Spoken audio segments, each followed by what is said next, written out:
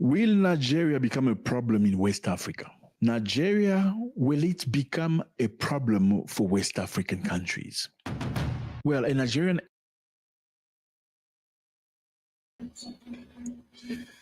Gentlemen, thank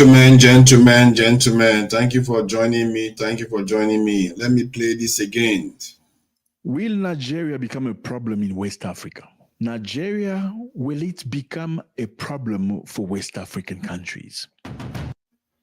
So this week, we are going to be dealing with the news that has been going on, during the week.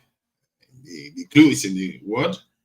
And we are going to be covering the Nigerian aircraft that landed in Burkina Faso, whether by fault or whether by,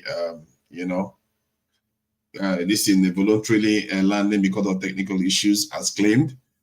And we're going to be covering the coup in Benin and how the Nigerian government intervened, whether it was, because of the French or it was because the Benin president invited the Nigerian military to intervene, or it was just Nigeria that decided to do it solo. It could be Tinubu decided that enough is enough with these rascals trying to ruin democracy for us, and decided to kick them out. And there is also the issue of Remi Tinubu berating Adeleke in public. Of course, we all know as Nigerians, we have this our "do you know me" culture. I'm bigger than you. I oppress you. I talk to you anyhow culture. Not that Adeleke himself will not do the same, but we know we Nigerians do these things. It is what it is. That's something we'll cover. Some people will enjoy talking about it. Personally, I can't be asked about things like that. These are some of the traits we need to kind of wean ourselves off. And the Lekki massacre never happened. Somebody appears to have said that. So it's something that will be covered too. And we're going to be covering other areas, other news happening around the world, because we can't ignore the world. The world is larger than Nigeria, and events sometimes happening around the world are actually, factually, more consequential than what is going on at home. And I would like to welcome all of you that have joined us so far. And the discussion that we're going to have today is going to be based mostly on, bringing people together, no matter how it comes across, especially from me. Take it that I'm trying to understand. If you want me to, understand your position, don't try to provide evidence-based discussion. That way, you find that some of the most, ardent people are likely to change their opinions. And sometimes when I push back, some people misunderstand it for being stubborn and stone-headed, because you are speaking without evidence. Try to understand that you are speaking without evidence. If you provide coherent evidence, I will move. Why not? I'm not here to save face because you know more than I do. I'm sure I don't know as much as most people do. I am sure of that. That's for sure.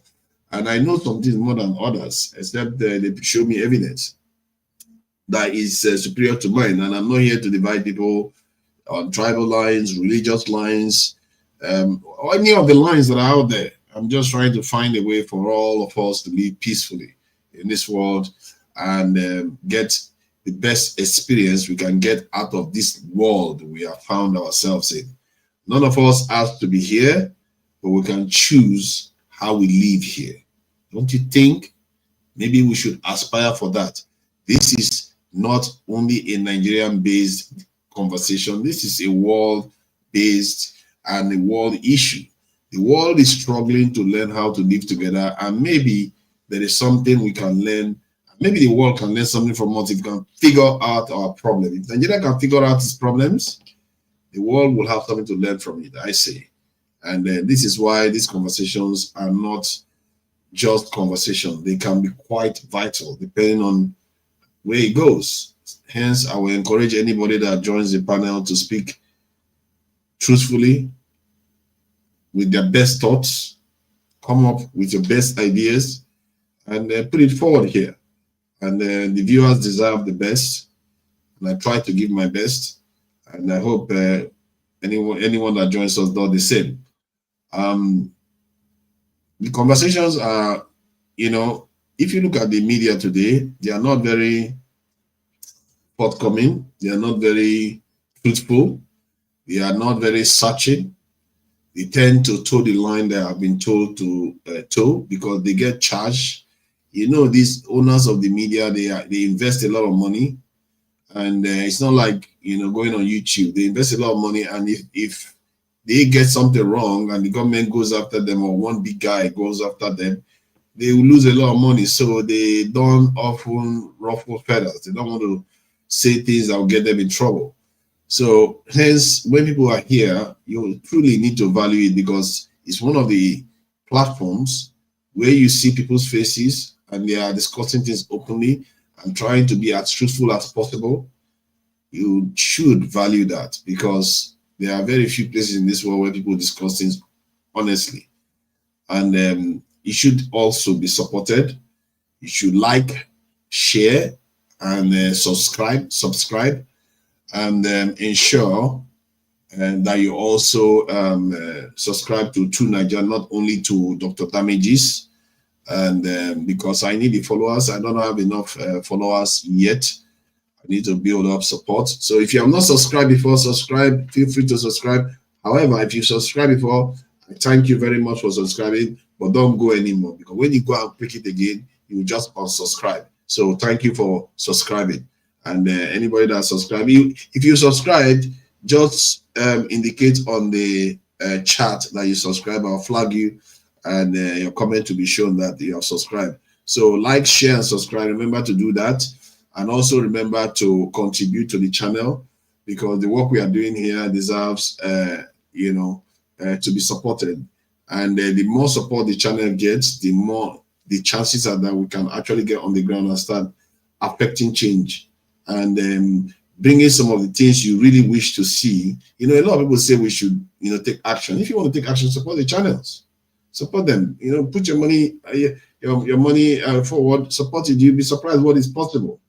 You know, the people are being hired to maintain the channel, and the same will happen. You have people going on the ground and researching information that we are discussing here, because sometimes we say things, but we don't have any evidence on the ground. And then when this channel is supported enough, you start seeing people being on the ground in Nigeria, investigating these things and bringing you more quality information. And the more quality information you have, you'll be that is so vital and so important in life, to have quality information. Information is power, serious power. If you have it, you have wealth. In other words, you are bringing wealth to you. So subscribe, like, and you know, contribute as much as you can. Nobody, if you don't have, you are fine. It's fine. Just like, share. That doesn't involve any form of contribution in terms of finance. You just have to just like and share. All right. So this week we are going to be in part of the culture, because I'm doing every Nigerian culture, you know, one by one. So we are going from the south. I think we've cleared in kind of the Niger Delta now. I now want to go to the Edo culture, which is one of the richest in Nigeria in terms of the greatness of their kingdom. The kingdom was one of the most advanced kingdoms in the entire Nigeria before the British came and did their thing there. So they were manufacturing guns, and they had very advanced work of art. And today, they are one of the most revered and recognized these African kingdoms. They literally controlled an empire at the time, at their height. So I'm going to be covering them, and they will be the last group I'll cover in the South before I go to my brothers in the Southeast. I think the Southeast is they do have a very rich culture and a very rich history.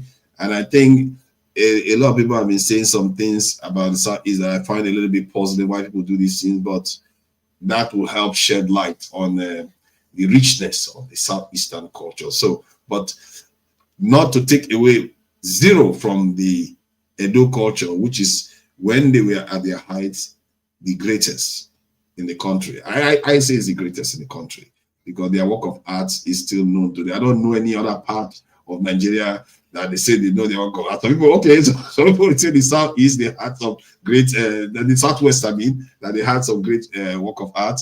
And all that. That's true too. It's a fact. And we're going to go to the southwest after we do the southeast. Then we'll go to the southwest, then we'll go to the middle belt. I'll keep going further north until we get to the Sahel. Not. All right. So let's cover the news today. The news is that Fubara is now singing on your mandate. You know, now it's on your mandate. Everybody is going on your mandate. I don't know where this is leading to. Is it one party government? If that is a one-party state, I mean, not one-party government, one-party state. If it is going to be one-party state in Nigeria, what that means is that the Sahel states and the military regimes in West Africa will become the opposition. This is becoming interesting because if those states do better, they advance better than the democratic ones, it will be a referendum on the democratic ones to either change. But if the democratic ones start producing results and start advancing their countries, securing their countries, then people will be like, who needs these khaki men? They need to get out of the way. Let's replace them with proper Democrats that can do the job. But these Democrats have proven themselves to be very, very responsible in West Africa. Extremely, and maybe in other African countries too. The Benin one wanted to extend his time in office. I think it's already extended his time. He said he was going to stay for one term and he just wants to stay there continuously. Why do they always want to extend their term in office? They are abusing democracy. And ECOWAS should be calling that out. I don't know why they don't have a law against that. You can't come into office and extend your term in office while you are there to benefit yourself. And you don't see other democracies in Africa condemning it. But when there is a military regime, then suddenly jet fighters fly over and start looking to intervene. Why? Don't you understand that when a sitting president decides to alter the constitution to extend their term in office, that is a coup? Make no mistake, it is a coup. It's the hijacking of the state. And that should be treated as a coup. And ECOWAS should take that into account. If they want to survive, if they want democracy to survive, they have to stop democratic leaders from abusing their position, jailing opposition party members from running for office, removing the potential rivals from contending against them. You can't do that. Trump was an ex-convict when he ran for president. The people are sovereign. Give them the chance to select whoever they want. Stop jailing opposition leaders. Stop intimidating them like the way they do in Nigeria. They are intimidating a lot of opposition leaders in Nigeria, or opposition members even. Because if you are not in the government's good book, they will threaten you with EFCC, threaten you with all kinds of stuff, or bribe you, whichever way, so that you can side with them. That should not be happening in a democracy.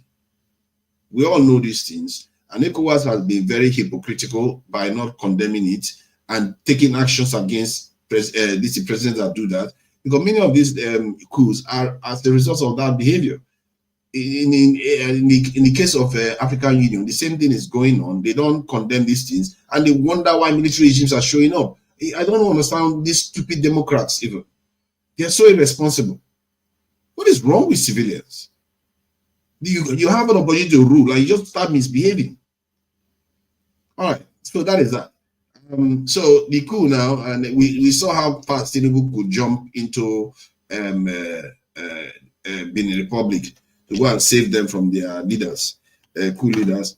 And I think the reason why they really wanted to go there very quickly was because the last thing they need is Benin Republic joining with Niger and Burkina Faso to have access to the sea. That would be a game changer.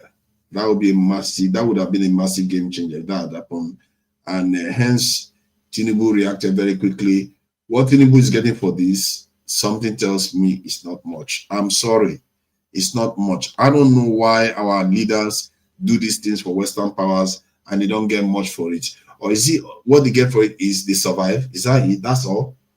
They don't get anything in exchange.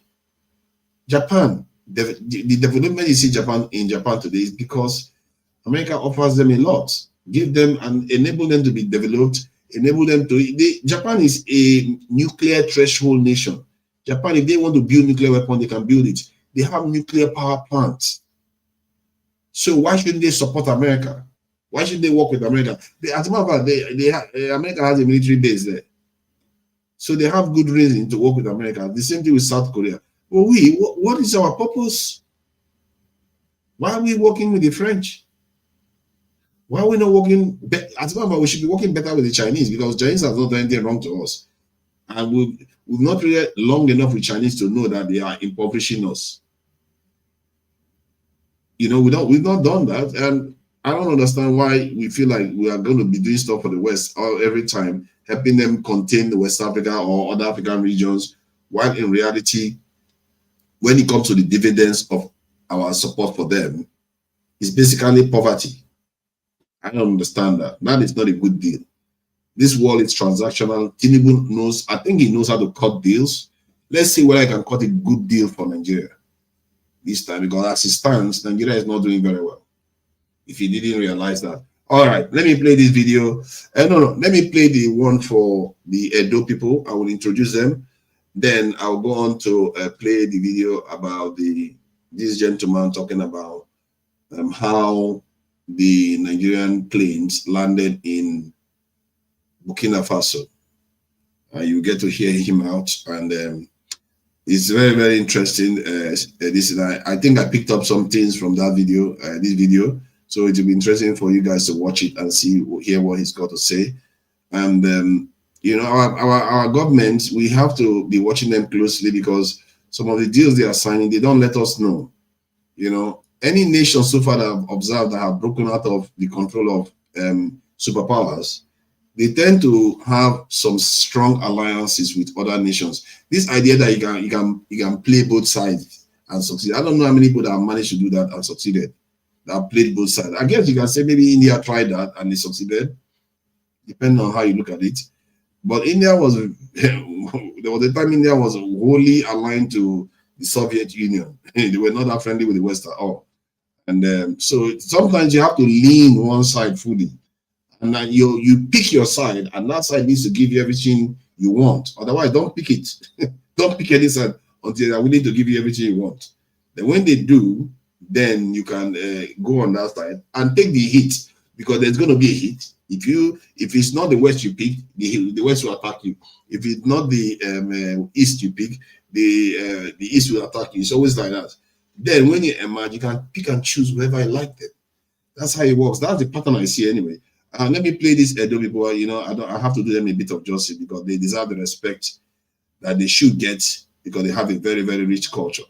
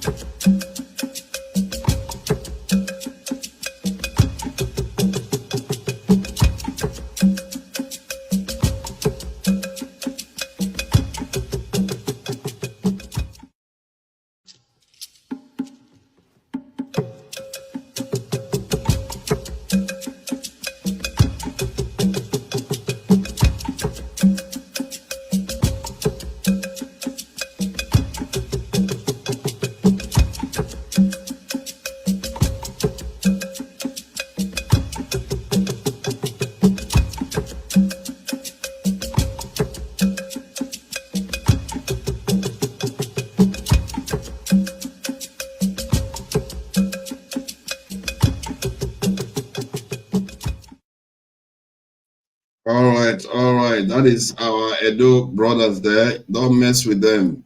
These are some of our richest traditions in the Nigerian space, and they have contributed a lot to that area that they call Nigeria. Very, very rich history, and we are just touching a slither of what you can find in just that southern region. All right, let me play this gentleman's video regarding the Nigerian plane that landed in Burkina Faso. What kind of aircraft? A C-130, which is known for its viciousness. Military airplane was flying in Burkina Faso airplane. Let me start it so that everybody can watch it from the beginning. Sorry. Will Nigeria become a problem in West Africa? Nigeria, will it become a problem for West African countries? Well, a Nigerian aircraft has been stopped by the Burkinabe government. Why? Because the airplane was flying over Burkina Faso without an authorization. What kind of aircraft? A C-130, which is known for its viciousness. Military airplane was flying in Burkina Faso airplane, and it was urged by the Burkinabe defense, you're going to land or we're going to blow you away. Let me just remind you here that Nigeria doesn't necessarily get along with Burkina Faso. I mean, matter of fact, these countries right here, you see these countries, ECOWAS, they don't get along with Burkina Faso.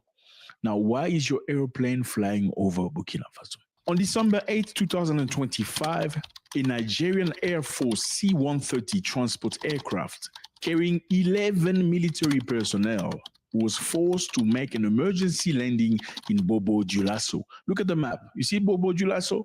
Look how far this is. I mean, you may find excuses saying that, listen, I flew over here by mistake. Okay, or maybe something occurred, there was wind, and we found ourselves in your ground. Look at Bobo Dioulasso. Now look at Lagos on the map. Look at Bobo Dioulasso. Bobo Dioulasso is the second biggest city in Burkina Faso. Look at Lagos again where the aircraft took off. Look at Bobo Dioulasso. Look at how many countries. From Nigeria, you get into Benin. From Benin, you have Ghana, you have Togo, then you have Burkina Faso up there. Or else you can go on the north. Look at the north. You can go into Benin and go through the north into Burkina Faso. Now, can this happen by mistake? Let me continue reading. It was forced to land at Bobo Dioulasso Airport in southern West Burkina Faso after allegedly violating the country's airspace without authorization. Let's put an emphasis to without authorization. The Confederation of Sahel States informs the public that an aircraft belonging to the Air Force of the Federal Republic of Nigeria, a C-130 type, was forced to land today, December 8, 2025, in Bobo Dioulasso, Burkina Faso, following an in-flight emergency while it was flying in Burkinabe airspace. The military aircraft was carrying 2 crew members and 9 passengers, all of whom were military personnel. An investigation was immediately launched by the competent Burkinabe authorities, which revealed that there was no authorization for this aircraft to fly over Burkinabe territory by this military aircraft. The Confederation of Sahel States strongly condemns this violation of its airspace and the sovereignty of its member states. In response to this unfriendly act carried out in disregard of international law and of international rules governing civil and/or military aviation, measures have been taken to ensure the security of the Confederation's airspace, the sovereignty and territorial integrity of these same states, as well as the safety of the populations of the AES Confederation. So the aircraft was there without authorization. Now, let me put it this way for you. A few nights ago, there was a coup in Benin. You remember? Some of the guys went to TV and said, listen, we are the new authorities in Benin. The president is out. He's no more president. We are tired of him. He's a dictator. He's enriching his own family and doesn't care about the people. Why? Because that president is pro-France, a great friend of France. Now, a few hours later, we saw the president come on TV and say the coup has been foiled. Everybody can get back to their stuff. The everyday life is back. Finally, I would like to reassure you that the situation is completely under control and therefore invite you to go about your activities calmly as early as this evening. What had occurred? I mean, you don't just pass on TV and say, listen, we've taken over, then all of a sudden you're out again. What's happened? The reality is the Nigerian government was asked to intervene. Nigeria sent aircraft, we're talking about fighter jet, to go and bomb where these putschists were located. They bombed the camp, they bombed the TV, they bombed the radio, so they can dislodge these people. In other words, had it not been Nigerian force intervening in Benin, the Benin situation would have been different. So Nigeria intervened in Benin without authorization. Obviously, the president of Benin asked Nigeria to get involved, but Nigeria intervened. Now, one night after the intervention of Nigeria in Benin, you found an aeroplane from Nigeria flying from Lagos all the way to Bobo Dioulasso. How come? Look at the map. How do you explain this? Look at Lagos all the way to Bobo Dioulasso. What was the aeroplane doing there? What does Burkina Faso say? Initial report from AES, Burkina Faso, Mali, and Niger claimed that the aircraft had violated their airspace and was forced to land. What is a C-130? You need to understand. A C-130 is not just any other aircraft. A C-130 is a 4-engine turboprop military transport aircraft designed for technical airlift mission. It is one of the most versatile, widely used military aircraft. What can you use this airplane for? Because it's important so we can understand. You can use this airplane for tactical airlift, like transporting soldiers, vehicles, supplies into combat zone so they can deliver stuff. You understand? It's not a flight that just fly. It's also a cargo. You can deliver supply to military stations somewhere. You can throw parachute, you can throw people, you can throw food, medicine, weapons. Now, you must remember Burkina Faso is fighting people, okay? Fighting people that are not necessarily lacked in the country. Burkina Faso is fighting people, I'm not going to say their names. Could this aircraft go there and do something negative? Would you be surprised that people think that the aircraft from Nigeria may have gone to Bobo Dioulasso? Look at the distance again. Look at Lagos, all the way to Bobo Dioulasso, to drop maybe things to the people that are fighting Burkinabe. Did they go there for espionage? Question mark. I mean, we can understand this. Look at Nigeria. We can understand that the aircraft tried to go on the north between Benin and Burkina Faso. You see, the border between Burkina Faso and Benin I think he has made his case, his point clear, I think. I don't want us to labor it too much. He has made his point clear. And who was first? There's Ojoro people. They've shuffled themselves. No, I can't tell who. I think Massacre was first, actually. And he's in Nigeria, so let's give him the due. You know, we have to care for our Nigerian brothers, the ones that are on the ground. So welcome everyone, Massacre, Tony, Simba, long time, Jide, as always, thank you for joining us, everyone. And remember to like, share, and subscribe. That is important. It's free of charge. And if you want to also support the channel. Okay, so let's get to this issue. As you can see, people are talking about President Tinubu intervening in Benin Republic, how fast he was able to intervene, and why he was able to respond so fast, but in a year he cannot respond to anything. And then you hear about this incident in Burkina Faso. So what do you think the Nigerian military was up to? Do you think they were doing something, or they were just on their way to, as you can see on the map, it didn't look like they needed to go through Burkina Faso at all. So, Marcy, what do you make of it?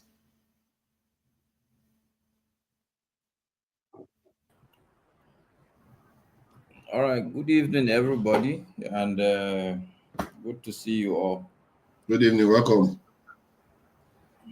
You know, I don't like too much speculation, but it's a bit annoying, sincerely speaking, because there's no way you can, there's nobody you can convince. Even a 5-year-old, this aircraft is a large aircraft.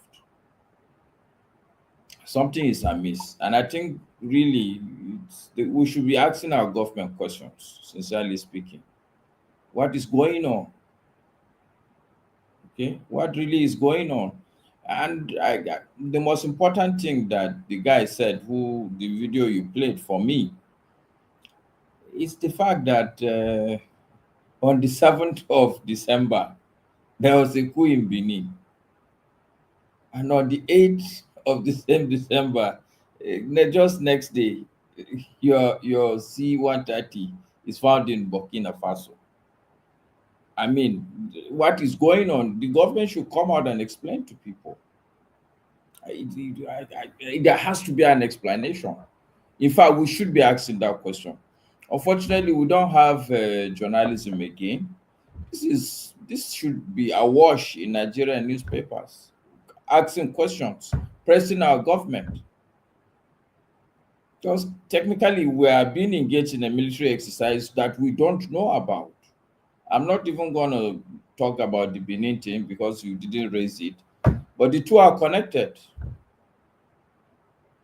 Can our president just wake up, forget who invited him or who called him? Can the country just wake up and go and intervene in another country? Is that legal? Is that okay? And to cap it all, after you've done that, the next day you're also found in Burkina Faso. I'm not even looking at I just find this, honestly, it's very annoying. It's upsetting, sincerely speaking. Because it looks like, like, I don't even know the words to use. Like, even if, okay, well, you want to go, why can't you do it correct? Don't you know that people will bring this plane down? Like, what is going on? But anyway,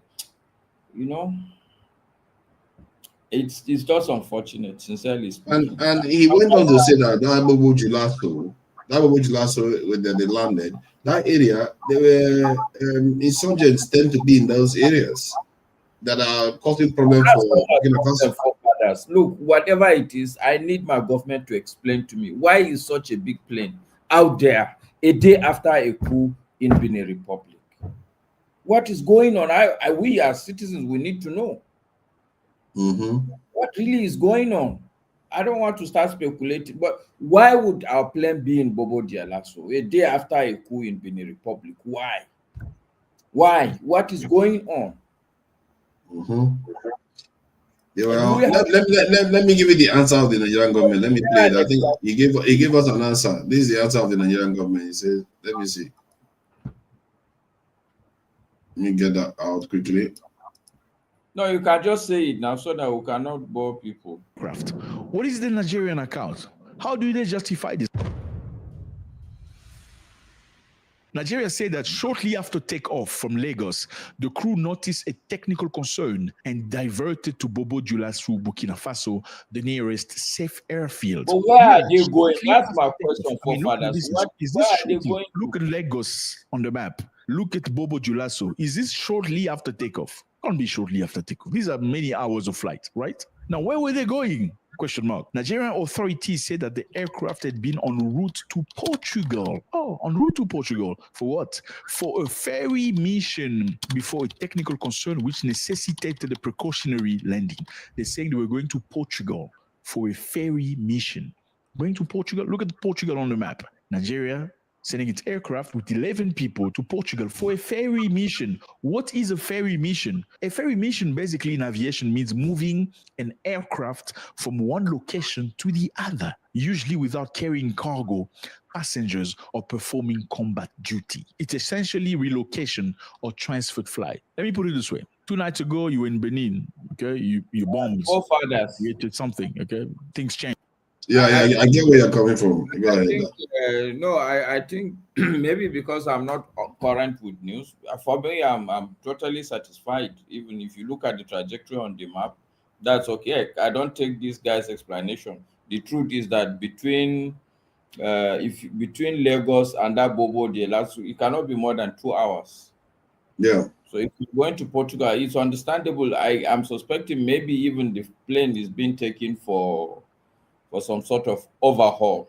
For me, that's the only thing I would. So I think that explanation for me, it has calmed me down. But I think it's the only part that I don't really like is the fact that we wake up and we just go and intervene in another country without any sort of. But why go through an enemy territory that you know you're not supposed to fly through without authorization? No. Well, it's maybe because they think they're military. But you see, do you know that if they are lucky, that was not African country, they will shoot them down because the Sahel nations. But okay, no, forefathers. Perhaps so. Me, I like to always investigate and ask questions. It is possible also that was not the flight plan.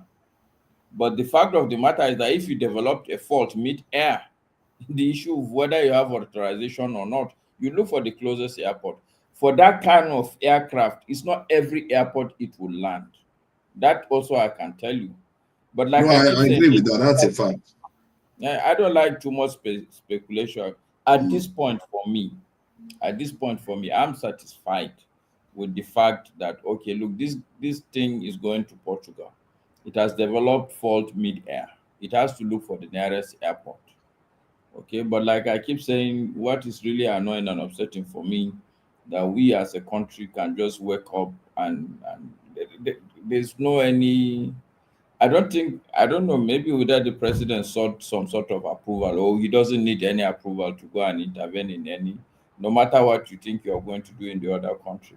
But I think for this C-130, I think I will rest my case. I, at this point, don't have any serious issues. So they just give you an explanation, you accept it. That's it. I will accept it because what is it? Look, I can put 2 and 2 together. That look, it makes a lot of sense. Nine military people. If really it was a military, you can't carry that plane and carry only 9 people. Do you know why it's a little bit something you can question? Is because any military knows that if let's say an American hardware fell in the hands of enemies, it's a very serious thing. So you wouldn't even fly near the borders of a nation. But that means you are not listening to what I say. My theory at this point, which is a theory, is that I don't think that perhaps flying through Burkina Faso was the initial flight plan. I could decide. Normally, most of these people, I see what they do. They could probably plan to fly Benin, Togo, maybe on the outskirts, and then they fly through friendly countries. Obviously, no fool. Nobody's going to tell you that Nigeria and Burkina Faso are very friendly, especially if you can't call the man in Burkina Faso and say, my military plane is going to pass through your country. And you might say, okay, no problem, let them come. I don't think that is possible. This is what we are talking about. See what we are talking about here. Cote d'Ivoire is right here. No, start from Lagos. No, take from Lagos. Take. Yeah, from Lagos. I know. I'm saying because I'm excusing you by saying the issue was what my suspicion is that they are going to fly through Burkina Faso, but if they developed a fault around inside the air of Burkina Faso, They were not able to go in. They were not able to go here at all. They were supposed to go through this side and find their way out. Let's take the theory. So it's my theory. Like I said, it's just a theory. So let's say the plane is inside Cote d'Ivoire. Put your cousin in Cote d'Ivoire. It's not moving. Not moving. Cote d'Ivoire is here now. Cote d'Ivoire is here. That's it there. Okay, what's the next big country I'm seeing? Is it Ghana? This one is, I think it's between Sierra Leone and Liberia, if I'm not mistaken. So let's say, okay, so just put the cousin in the northern part of that country. That's Ghana. Okay, so it's in the northern part of Ghana. This is Togo. This is Ghana. This is Cote d'Ivoire, Ghana. Yeah. So I'm saying Cote d'Ivoire. You're saying no. Put it in Cote d'Ivoire. Okay, Cote d'Ivoire then. So it's in Cote d'Ivoire. Go up a little bit. Yeah, No, don't enter Burkina Faso. Just towards. Go up a bit. Forward. Go forward. No, you like to. So let's assume that the plane developed a fault there. What do you think as a pilot you will do? You literally go somewhere in Burkina Faso. This in Cote d'Ivoire. Cote d'Ivoire. So guess where the biggest airport will be in Cote d'Ivoire? It will be around the coast, down. Depending on where it is, because so this is what we should do as Black people. Let's find out which is when assuming is there, what is the nearest biggest airport? Okay. Then somebody something making noise. Sorry. What's that noise? There's noise coming through. Let me see. Oh yeah. So the issue is, say this is Cote d'Ivoire here, and this is Bobo Gelato. Bobo Gelato, for one, is how do I describe it? There's no guarantee the airport is the best one, because the airport is probably going to be Ouagadougou. Landed there. So this argument is the argument. The plane you're not listening. You're not listening to me. My point is that if Burkina Faso that is less developed than Cote d'Ivoire can have an airport in an area that Nigeria can land, what makes you think that Cote d'Ivoire doesn't have it? Cote d'Ivoire is more advanced. I'm not thinking I'm saying let's do the little bit of work. Let's investigate. We can find out. Is that you can Google it. Let me find out. Let me find out. Yeah. So that if it's just a theory. I was upset. I agree with that. It makes sense if they didn't have anywhere to land. But to me, the way I look at it is that Cote d'Ivoire should have even more airports. I don't think so. Or airfields. Most of us African countries, you find out that, and I don't think it's only Africa, most of the cities will be around the coast. I can see them. Hold on, let me see. Whether it to show. Ooh, that's a lot of airports. Okay, let me see. I'm gonna pull this up for you to see. So now these are Cote d'Ivoire airports. I see Cote d'Ivoire, and see Bobo Dioulasso here. You see all the airports around this in Cote d'Ivoire. So what I'm saying, forefathers, is that for a C-130, it will not land in every airport. It's not a small plane. It's true.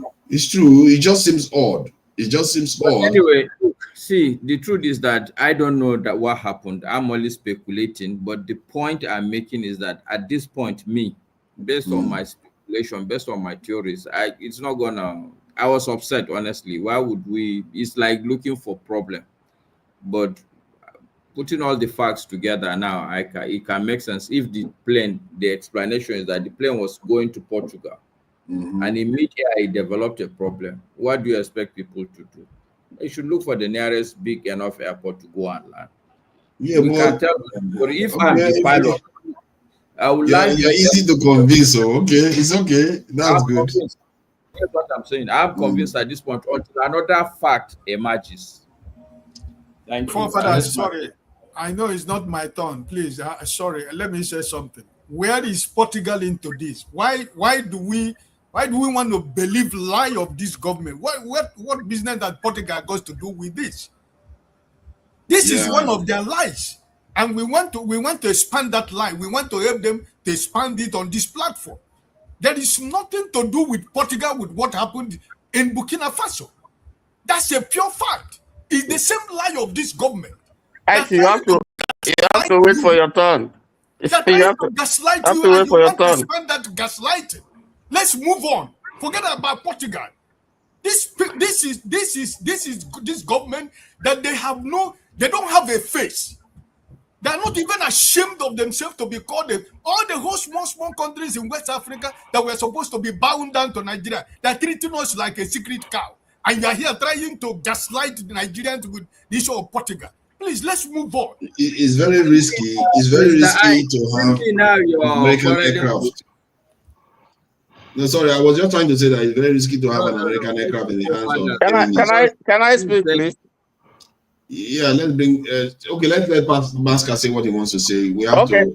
Okay, Masca, go ahead, finish. Mr. Ike, whether it's me now is having issues with. No, I don't think it's having issues. Don't mess with Ike. I'm just trying to. Not you. I wasn't talking. My reference is meant for you. It's meant for the government, the so-called government in Nigeria. What I'm trying to say, this platform should not expand this gaslighting, because there is nothing to do with Portugal with what happened in Burkina Faso. And that's my point.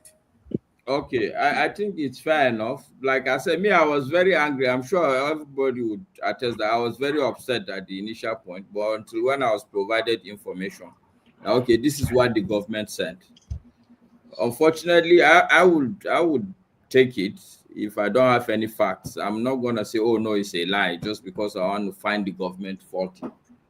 At this point, I don't think you should call it a lie. You should just say, okay, because you look at the circumstances surrounding it, you say, okay, this doesn't seem, maybe you will need more information to pass judgment, but you will accept, okay, this is what both sides are saying. I understand that. I will accept it. I will accept it at this point. Thank you, Masca. Next one. Yeah, Tony. So you've seen the video. What do you make? You are a Edo man now, isn't it? I'm Delta. These people, I don't know. It's all right. I am Delta, not Edo. You are forgiven. Your sins are forgiven from Delta. But Edo is my brother, so no problem. We used to be one. Yeah, this is the Edo week now. I'm showing off the Edo culture here. If you say Midwest or Bendel, yes, we're one. Which part of Delta are you from? You don't have to say. Don't worry. I'm worse at this. Okay. All right. So what do you make of this? People know which part of Delta I come from, so they know. Anyway, greetings, everybody. Greetings, viewers. Forefathers, greetings. Well, I fly Delta when I go to Nigeria. And I fly past Bobo Dialoso, the airspace. So Bobo Dialoso is within the flight path internationally. It's within that, you can fly through there, through Bobo Dialoso. Now, the issue, what worries me, yes, the Nigerian government has given their own excuse, where they were flying to Portugal. But you see, you ask yourself the question, you have 9 military officers in that plane. What were they going to do? 9. If you're going to fix an aircraft, would you have 9 military officers there? It was a ferry mission. A ferry mission involves no officer. Good. Check the definition of what a ferry mission is. Good. Now, 2. Even if you have a situation, it does happen, you can have a mishap or something. The plane was not crashing. So they would have had time to contact the tower to say, listen, we have an emergency. Could you permit us? Could you authorize us to land? It is done internationally. Could you permit us? They can ask a few questions. Who is there? Where, blah, blah, blah. And they give them permission to land in Bobo Dialoso. That was not done. And that's the critical issue. It's not whether we are good with Burkina Faso or we're not good. That's not the issue. And the point is that once you don't get authorization, that's a violation. Okay? Now, as to whether it is closed or it would have gone to Ivory Coast or would have gone, listen, like the Yorubas say, the Igbos also say, the witch cried at night, the child died in the morning. Who killed the child? Nigeria has just been used by France. Macron called Babati, our president, can you run this errand for me? That one said yes. But I don't want you to do it like you did in Niger, because you took some time. You were going to go to the Congress, the Senate, to give you approval and the debate and all that, and you have the powers. Just go ahead and do the stuff. You can go to them later on and get permission. So they did what they did at the prompting of France. Why didn't they call Ghana?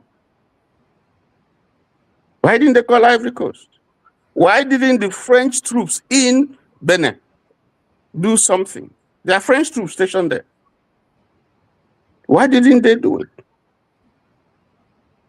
But you see, when you begin to look at Benin and the position that it occupies, and you begin to draw the map of AES, and the fact that you have had a failed coup in Nigeria, and now this is a coup in Benin, and both of them are pro-France, it begins to make sense to you what is happening.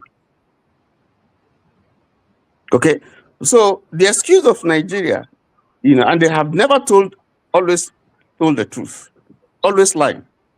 And what Ike is saying is correct. They always tell you, they've always told lies. So public opinion, they have a truth deficit when it comes to communication with the people. So the Nigerian government has not explained what happened. Now, if they have given a satisfactory answer, those 11 guys would have been released. I hear they're still in detention. Okay, so maybe they're there in France. They know that it's France that is behind Nigeria, is telling Nigeria to do what it did. And they're saying, oh yeah, let's see what France is going to do. France is probably going to lead Nigeria into a relationship problem with all its neighbors, because they are French speaking. And a lot of them are saying no to France. We're tired of you. We're throwing you out. The enemy of my friend is the friend to my enemy is my enemy. So Nigeria is putting itself in a position where, or whatever God knows, whether it's the injection that it goes to go and take in France that is the thing, or there's something else that we don't know. But of course, France has its own interest, because having lost so many of those African countries where it's losing, the economy is going down now. The fact that it has lost a lot of its colonies.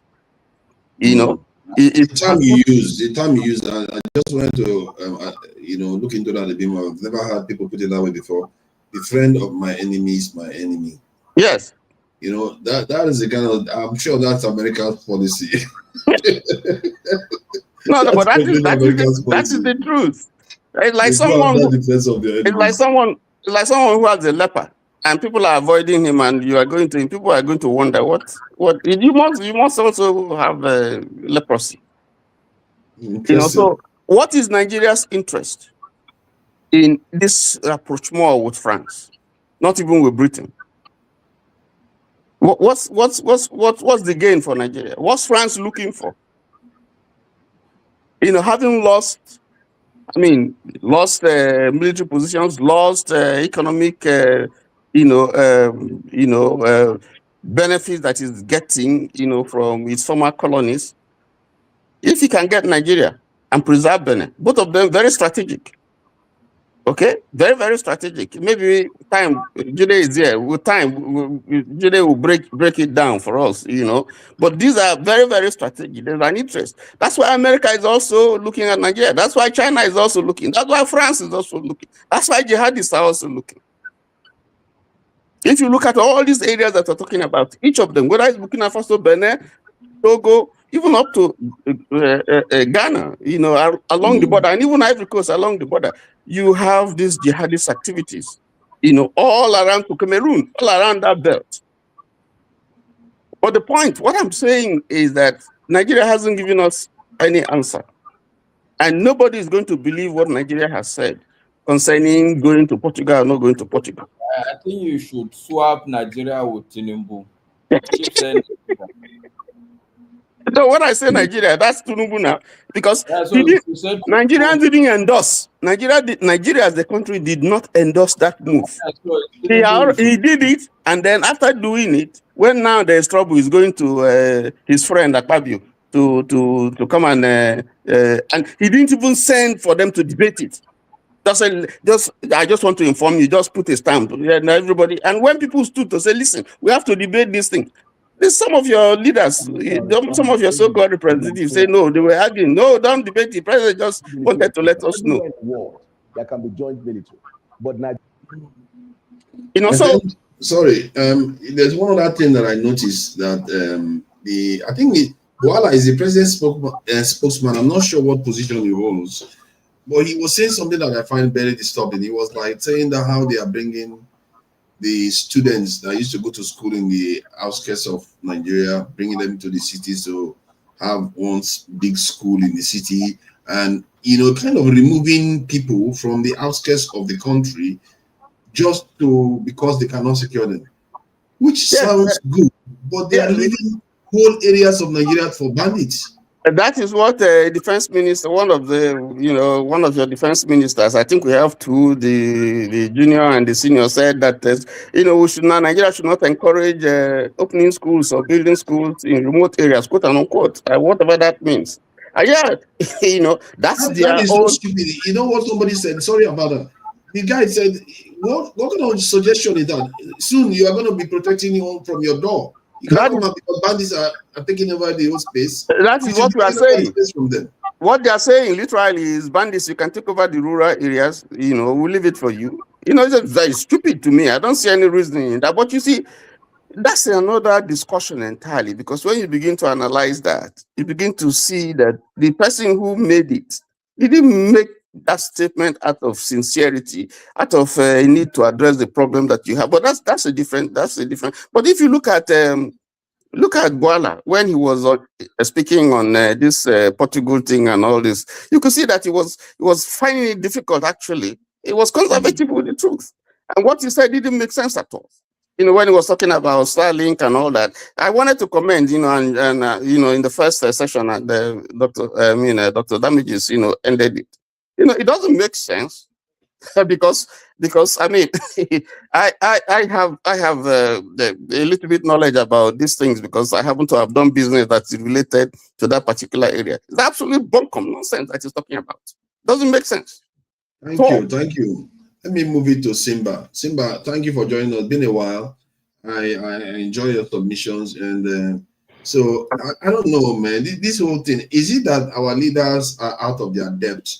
Because you can see a scenario where Trump, that's Tinubu, could do deals with France to benefit Nigeria and maybe African countries too. There is a scenario, if he was brave, like the way Lengwa people like Mao Zedong, he would go there and say, France, I will be your best friend. I need your nuclear technology and missile technology, like the way other leaders do. But even fellow Nigerians will not believe that it's possible to do that.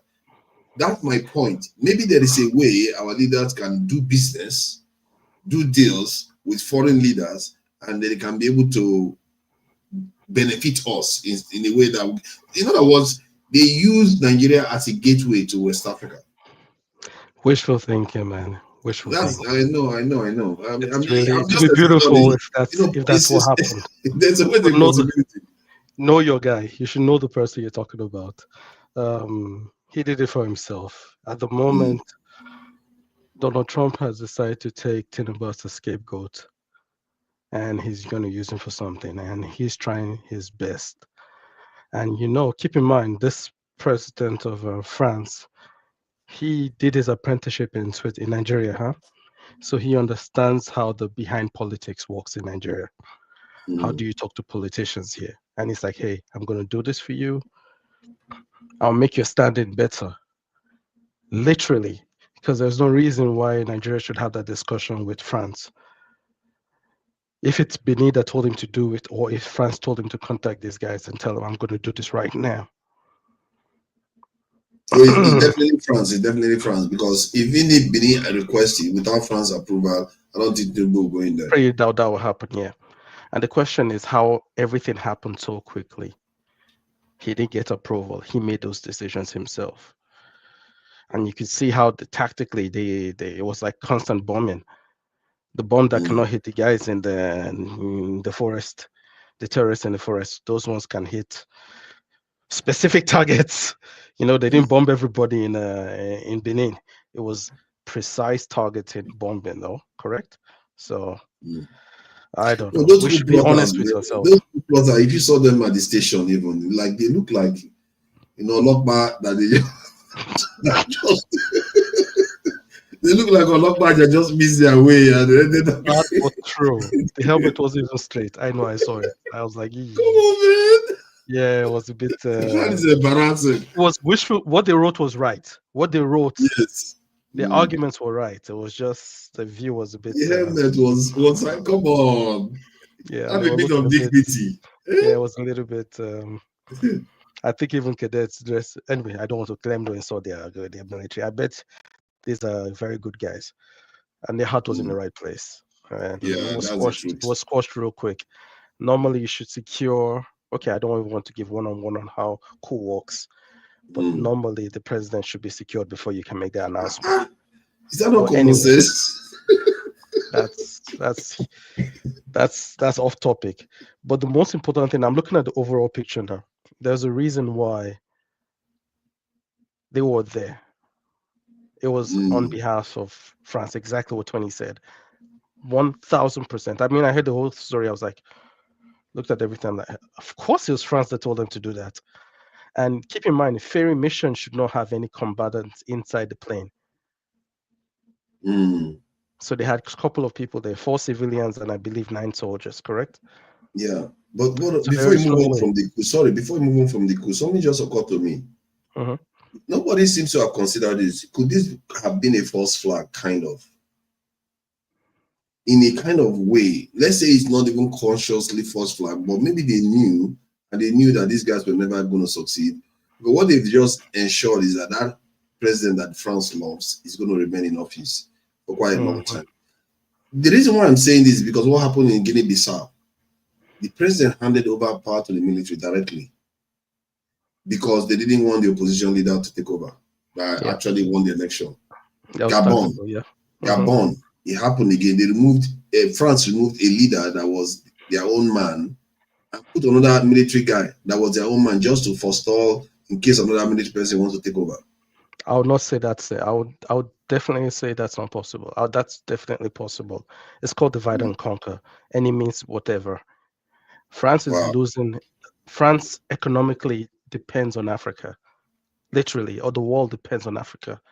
And the fact that France has lost so much ground, it's obligated to do whatever it has to do to save its country. And that's exactly what's going on now. If you're the leader of Nigeria, is that not leverage? I mean, I'm going to use, it's called divide and conquer. I'll use these people to go against themselves. If I can get a scapegoat, and I know how to sugarcoat it. But no, if you're a Nigerian leader, what would you do to take advantage of the situation? France is losing ground. What would you do? If I'm a desperate, selfish Nigerian leader that has bad run-ins with America, that America can actually put a ban on my ticket and I can't go to other countries and take medication, I'll do whatever I can to save my ass. I mean, not me, but that's what I think. If you're a selfish person, to play the devil's advocate. Okay, what if you are a reasonable person that wants to do the right thing by the nation? Hell what would you see? France will even bother. They'll be targeting to kill you. No, hold on. Before they want to kill you, you must have hated them for one reason or the other. Let's say you meant well for your nation, but you see that France is suffering right now. As a person that is not necessarily enemy of France, what would you want to do to France? Let's give Tinubu the benefit of the doubt that is somebody, he means well for Nigeria. He's not compromised in any way in Washington or anywhere. What do you think you want to demand? That's assuming France wants to be fair. France doesn't play fair. Yeah, but don't worry about France. I'm saying you now. What would you want to take advantage of now that you have an opportunity? Because now France is running weak. You think that maybe you can help France one way or the other. So what would you demand? I would say that's the last country to help because they want to take more from you. You can take from. It's better to get it's better to get training from North Korea. Honestly, it's better to get training from there. No, you have to look at your enemy. You have to know his tactic, Tell me one country that France has helped. I think France, from what I gather, they did help Israel, you know, to an extent get their nukes. I don't know how That's true the that wrong is. word. Don't raise that word. That's it. I don't even want to go to that topic right now. That's a different Oh, ball. no, Israel is a nation now. They helped kill. Yeah, but yeah. That's another topic. Yeah, but you know what I mean. France has hardly helped any nation actually. Real, I think from what I can remember, I don't think they helped any of these like India, countries. Pakistan, none of them, no nation. Francophone country, they kill them, they just finish them off. But that's my point. We are black. They look at us the same way. I don't think they'll look at us like they look at Asians or something. You have to look at it. We have to be realistic with this. And well, some people say Cote d'Ivoire is not doing too badly though. So what? Some people say Cote d'Ivoire is not doing too badly. They are just relatively because they retired there. They have their wife, the guys from France go there to retire. It should have a little bit of infrastructure, but everything goes directly there. Your vacation place, you make it a little bit nice. A little bit nice, yeah. Duh. They retire there. The retirement home is full of those guys there. It's cheaper to retire there than to retire in France. That's true. That's true. That makes sense. I didn't know about the retirement thing, but it does make sense when you put it that way. Yeah. I don't know, man. African leaders they need to learn how to cut better deals. African leaders need to learn how to cut better deals. If they but you have to cut deals with someone that you know wants to eat and you eat too, but not someone that just wants to kill you and take everything from you. Yeah. I can't agree with that because you can't make a deal with you can't make a deal with the devil when you know if the devil says, "Oh, I'll give you a wish." You know, okay, man, if I make a wish, it's going to find a way to use that thing to burn me. You have to be realistic with stuff like this. Anybody out there, if France has helped any nation do well, because I know America helped Japan, helped Germany, helped South Korea, helped Taiwan. Which country has France helped? Can anybody come and bail France out here? Because I don't know any country France has ever helped before. And it's for their own good. They have to do it that way. They're trying to rescue their country. That economically, they've lost so much money that they're getting. So he has to do whatever he has to do. I understand where France is coming from. I have no beef with all these countries. I have to be realistic with this thing. You have to do the best for your country. And he's doing his best for his country by manipulating dumb leaders. That's how we do. That's how you do it. I agree with that. And they are doing what is good for their people. Yeah. Our people need to do what is good for our own people. Thank you for that. You know, let's hope that our leaders are learning and hearing some of all these things our people are saying. They need to learn how to put our people first. So, Jide, what do you make of this whole? Sorry. Giving you guys, please. I want to go home, right? I wish you. Thank you for joining us, Ike. Yeah, I appreciate it. I would like you to go and meet your father in Venezuela, Maduro. Maduro. Look at that. He's just looking for trouble everywhere he goes now. But forefathers, you know the sad thing is this is a man who is about the age of Tinubu's first son that is pushing him. Tinubu is almost 2 times his age. Yeah. And that's the guy that is pushing our president about on, right on, left on, about on, sit down and he sits. It's a big shame. Yeah. The guy is an art. Is quite desperate. And remember, it's not just him. There are forces behind him. It's not just him. He might look young, but these are people that are extremely powerful. They shape the world. They mean business, and they are not in a good mood right now. Everything you see from Trump is similar to what they are doing behind the scenes too. It's just that they tend to quote it in niceties, make it look like they're not doing anything nasty. They are. After all, Candace Owen, an American, is worried that the French may even be linked. There's no evidence so far, apart from what she said that somebody in the French Legionnaire told her that they may be linked to Charlie Kirk's assassination and threatening her too. So you can see that there is a lot of stuff. If that is proven, man, then I'll just feel sorry for African leaders, because it means that these are the kind of African leaders that are up against. If they can do this to an American person, what chances have African leaders got? So, but we'll see anyway. And it turns out that France and the US, they are very close. People don't know how close these nations are. There are towns in the US that France owns a lot of buildings in those areas, because during the Civil War, the French supported America, so they had a lot of close ties. They say with America. So I didn't know that because of that investigation that is going on recently, a lot of things have been open up. But we know they are linked in NATO anyway, so we already know that. Jide, so what do you make of the entire episode? From the coup, landing of plane, and what direction are we going here? And do you see any potential, path? Let's say you're advancing the president. What would you advise him to do? Because there's only, we can criticize him all we want, but we have to start coming up with ways. Maybe, you never know, he may be seeking for ways, and he might come up with something that he might listen to. So what do you make of it? First of all, as Nigeria stands right now, we are heading into further destruction. Nigeria is going further, heading towards an inevitable destruction that Nigeria may not be able to recover, and all of us will bear the brunt, unfortunately. Nigeria is currently going to be used as a direct proxy, not just by the US, but by France. Not just by the US now, or by Britain, but also by France. So right now, Nigeria is heading towards an inevitable destruction. If I'm going to advise Tinubu, President Tinubu, knowing that he probably may not implement it, I'm going to let him know. Maybe if I'm going to advise him on a personal level, maybe not professional now, but on a personal level, that what does he want his legacy to be when he leaves power? What does he want his legacy to be? That Nigeria is a country that is being used as a proxy to attack other neighboring countries, a country that is left us far worse than it was when he came to power. Like, what legacy does he want to leave? That's my first question for him. Like, is it just about keeping power? How long is he going to keep power? At some point, he's going to die. At some point, he's going to die. I'm not wishing for his death in power, but at some point, he's going to die. So what will be his legacy? If I'm even going to ask him, it's quite unfortunate, But yeah, I've been talking about this for a very long time. Nigeria, when I talk about things... No.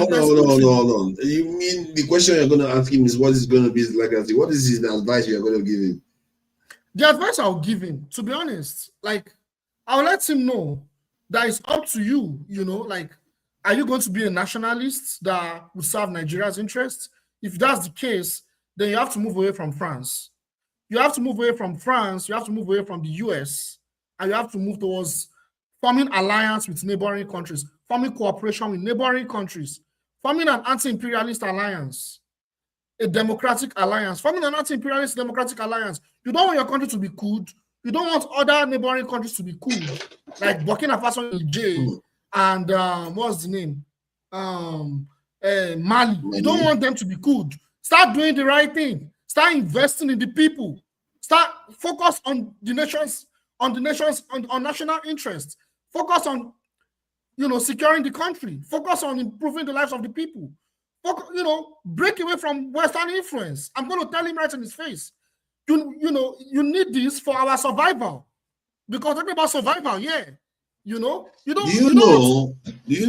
that what you just said just now, before you said it, it never occurred to me fully until you put it that way, because it looks like it's not, if Nigeria decides to go, let's say, rogue and go with the Sahel nations, that could be a big decisive move against the West. Maybe the West will lose the entire Western in Africa because of it. And if Nigeria decides to launch towards Russia and BRICS nation, let's put it that way, BRICS nation, man, that could be hard to surmount. That could be hard. It's not like one government now where you can just overthrow. Guys, if Nigeria joins them, they form an alliance. So that could be hard to surmount. You see, there are some certain countries. When I talk about geopolitics some weeks ago, I talked about the fact that there are some certain countries the West can never allow them to unite. The West can never allow them to be stable. They can never. And Nigeria is one of them. I was talking about India and Pakistan and Ukraine that day, Afghanistan, all these countries. Nigeria is just like those countries. They can never allow Nigeria to unite. They can never allow people that are running Nigeria to serve Nigerian people's interests. They will never. If Nigeria start doing that, they will wage war on Nigeria. But what you said now, okay, you are right though. They could wage war on Nigeria. Maybe that's the reason why Trump is doing what he's doing too. See, we don't necessarily know. Maybe Tinubu saw it and said maybe he was tempted. The French, the Chinese, and these are nudging him go that direction. But that when Trump saw it and decided to threaten him the way he threatened him, because remember at the end of that message he said, "Act fast. You need to act fast." There's a message they were sending to the president of Nigeria, and because it might seem like speculation, but there is a lot of movement going on behind the scenes. And if you look at the way Trump is behaving, Trump is revealing a lot of all these things openly. I don't think it's national resources. Nigeria will give away national resources, except they fear that Nigeria is moving towards the Sahel nations in one way or the other. Because if Nigeria decides to go rogue, they will form an alliance. Yes. The Sahel nations, once you join them, they are going to be looking to form a military alliance. And once you have that, Algeria is already thinking of supporting them with any war that anybody fights against them. That will be difficult to break. Yes. And the other African nations will have to fall in line. Yes, in fact, I'm going to advise Tinubu that, look, maybe you don't see what's going on, but I will let you know. France is trying to use Nigeria as a military proxy against any neighboring Francophone country that is willing to move away from French influence. It's as simple as that. They are because France cannot go directly. Because we need to understand this. France cannot go directly to go and attack those countries. And I think they're going to go and fight to restore democracy in the years. They need to use one of those countries as a proxy. They can't use Ivory Coast. The military power of Ivory Coast is not as good as Nigeria's. That's even if they even want to do it. Or Ghana. No, they cannot try Nigeria. They cannot try Nigeria. That would be too much. You know, but on the other side, like I asked Simba though, knowing that Nigeria has this leverage, that's why I say it's leverage. Nigeria has this leverage against the West, and especially France, that needs all these countries to be in line. Why are we not leveraging it? Why are we not saying, you know what, I'm supporting you now, but I need something in return? You can't tell me to support you for nothing. We need mega megawatt of electricity. We need ballistic, Mr. Do you know France, the same France we are talking about, make no mistake, because we like to think that this is above our head. They offered India nuclear submarine for free. They offered it to India, like take. You know why they're giving it to India? Because they feel that India is going to use it to check China. That's why they did that. So I don't even think India bothered to take it, because India have their own already. So they have their own nuclear powered infrastructure. Like, so sorry, go ahead. Yeah, we need to understand these people in power in Nigeria and all these African countries. They don't really care about the interest of the countries that they are serving. They only care about themselves staying in power and their family. That's the legacy they want to leave behind. That is what they care about. That is their priority. So they'd rather die on the throne and keep power than for them to develop their people. They can't. And for them to do that, they have to align with the West. They have to align with the West. They can't do that and align with Russia or even China fully. They can't. It's about their own interests. They don't see humanity in the people they govern. They don't see any humanity in them. That is why it gives them pleasure that the country is divided. That's one thing we need to understand. All these people in power, all these Wike, Peter Obi, Tinubu, they don't see any humanity in us. They don't see any humanity in us. That's why they can go and consult America for security aid, for security assistance. I must say, Goodluck Jonathan, former President Goodluck Jonathan, sounds very fascinating, because when I hear him talk, for once, as a leader of Nigeria, he's one of those people that came across as if he actually sees the people. I'm not sure why. And he seems like a believer in democracy. Like, when he came back from Burkina Faso, he was like, they have to let the guy that won the election rule. And then he went on to talk about how democracies will have to compete with the military regimes in the Sahel and all that. The guy, and he was serious to say the Democrats needs to get their act in order. He is a believer in democracy. And he's one of those leaders that I've seen have actually come out passionately to defend democracy. It's very rare you see Nigerian leaders talk ideologically about anything. They are so bland and dead in the eye politicians. But Papa, don't forget that it was the same democracy that took him out of power. That same democracy that you're talking about that he loves, that was what took him out of power. Because when I talk about democracy, the liberal democracy we're talking about, it creates an open society. In fact, this open democracy is creates an avenue for instability. The only country that is democratic that I know of, that they change leaders frequently and it's anti-imperialist, only one, and that's Bolivia. And that's because the military, they stand with the people and the leadership. But if you look at other countries that are anti-imperialists, they call them dictators. That's why they call them dictators, because they are not open societies like that.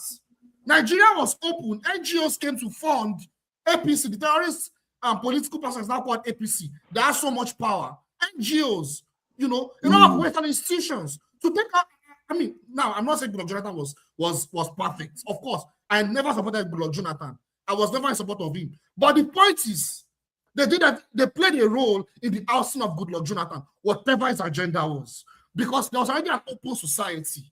That's the point. That's exactly the point. If we want a democracy, we want a democracy that would what? That would further our own interests. This liberal democracy that we are, it is democracy for the rich. The rich will always they will always pull the strings through their institutions, through their political parties. I don't call them political parties. Let me show you. Let me show you what I was talking about. Within the West African bloc, don't worry yourself. Even if 5 countries remain in ECOWAS, so be it. It's costly to do the right thing, but ECOWAS must not bother. If Guinea-Bissau want to join the military camp, they should. They should. Even if 5 countries are committed to remain in ECOWAS and develop ECOWAS, the only thing is that they must modify the protocols or create some other protocols to make sure that ECOWAS do things that will endear them to the citizens, things that young people will benefit, things that business class will benefit, things that students will benefit. Let ECOWAS be attractive to citizens of the community, not just talking about political issues. When ECOWAS continue to do those things, these countries, they will come back to join ECOWAS. The military, it will not be forever. You carry gun today, took over government, with time, society will be tired of you and will ask you to go. It will not take more than 10 years for all these countries to go back to civil rule, and they will join ECOWAS. So for now, even if only 5 countries out of the 15 are ready to carry on with the ECOWAS, they should. We should not bother about that and begin to change their position. ECOWAS must stand firm. We cannot accept military in ECOWAS. So you see that he's a believer in democracy to the extreme. I agree with him. Okay. Yeah. I see his reasoning. So the question then is, that's why I keep saying that it looks like what he basically describing there is what I was saying earlier on. I've been saying this for weeks, that it appears these Sahel nations are the true opposition to democracies, because within democracies themselves, apart from maybe Ghana, the rest have been sabotaged. Yes. Maybe Liberia, they did change government in Liberia too. So the rest have been sabotaged. The rest, look at Biya. Biya has gotten himself elected again. This Togo one is going to be elected again. Ouattara is going to be elected again. And he's already changed the constitution to suit himself. It's like continuously they keep doing this nonsense. What Jonathan is saying that democracies are going to function, I don't think they will. The way they are behaving right now, maybe I don't know. Nigeria one, I'm not even seeing that much change in Nigeria apart from Dangote. I don't know. Maybe if democracies can behave, yes, those countries will return. But what if those countries start advancing more than democracies?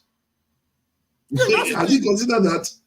Yeah, like that's exactly the point he's making. Like you are use ECOWAS, these ECOWAS member states, they are complaining that a lot of their neighboring countries are moving away from democracy, but they're not serving any good example.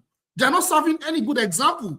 So for you to come out and say that, okay, Burkina Faso is a dictatorship or Mali is a dictatorship, you need to serve an example for your people. You're not serving any example But at the same time, you're criticizing other countries that are following a different route, a different direction. It doesn't make any sense. It doesn't. But that will tell you the way they think. That will tell you how these people think. These people, they do not have any good intention for their people at all. They don't.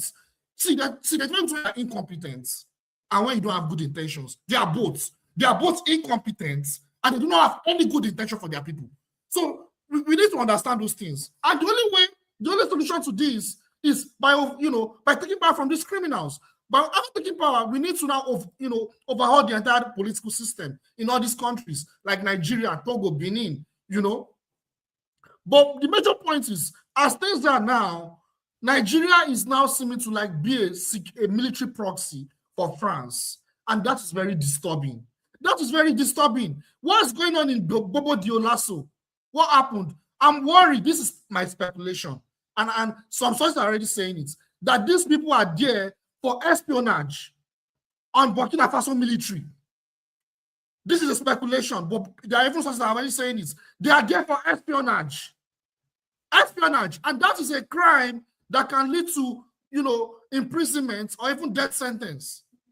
Yeah, but why would they risk getting captured? Because the aircraft is not exactly that well camouflaged to go and risk their Nigerian lives. Do you think in a way, I'm beginning to think like massacre to an extent, because why would they, except they would actually want to go and, because they didn't find arms with them.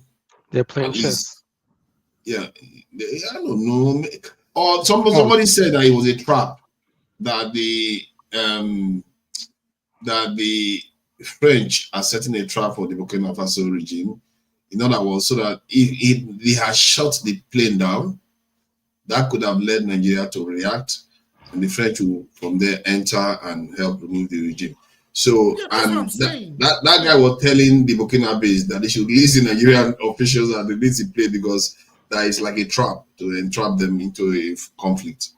But I don't know that. And I think this guy, whenever Dexter is beginning to look me from that corner of his eyes, I know that it's about time I need to get. But either way, we both agree clearly that this is an operation. This is not an accident. From what you're saying, this is definitely an operation, a planned operation, using Nigeria as a proxy.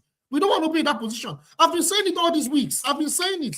And it seems like the more I'm saying it, the more the Nigerian government and the Nigerian people, not all, are leaning towards the enemy, towards destruction.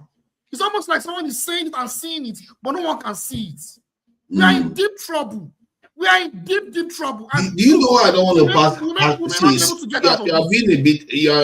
Are you not jumping to conclusion? See, I don't want to conclude, because we don't know. Maybe there's something the Nigerian government is getting from this. We don't know. Maybe the Tinubu asked for something big for Nigeria. We don't know. Maybe that's why Dangote Refinery says party for We don't have a clue, because if Dangote Refinery keeps going forward and we keep advancing, maybe that's the path forward. Who knows? See, all I'm saying is that maybe we should just hold our judgment a little bit. Let's watch the space, because everything I've seen so far is not looking good for Nigeria. But I know you are. Tinubu hasn't given any reason to trust him. I don't even know why I'm even giving benefit of the doubt. But I feel like it's an own goal. That if they don't take advantage of it, it's the stupidest thing ever.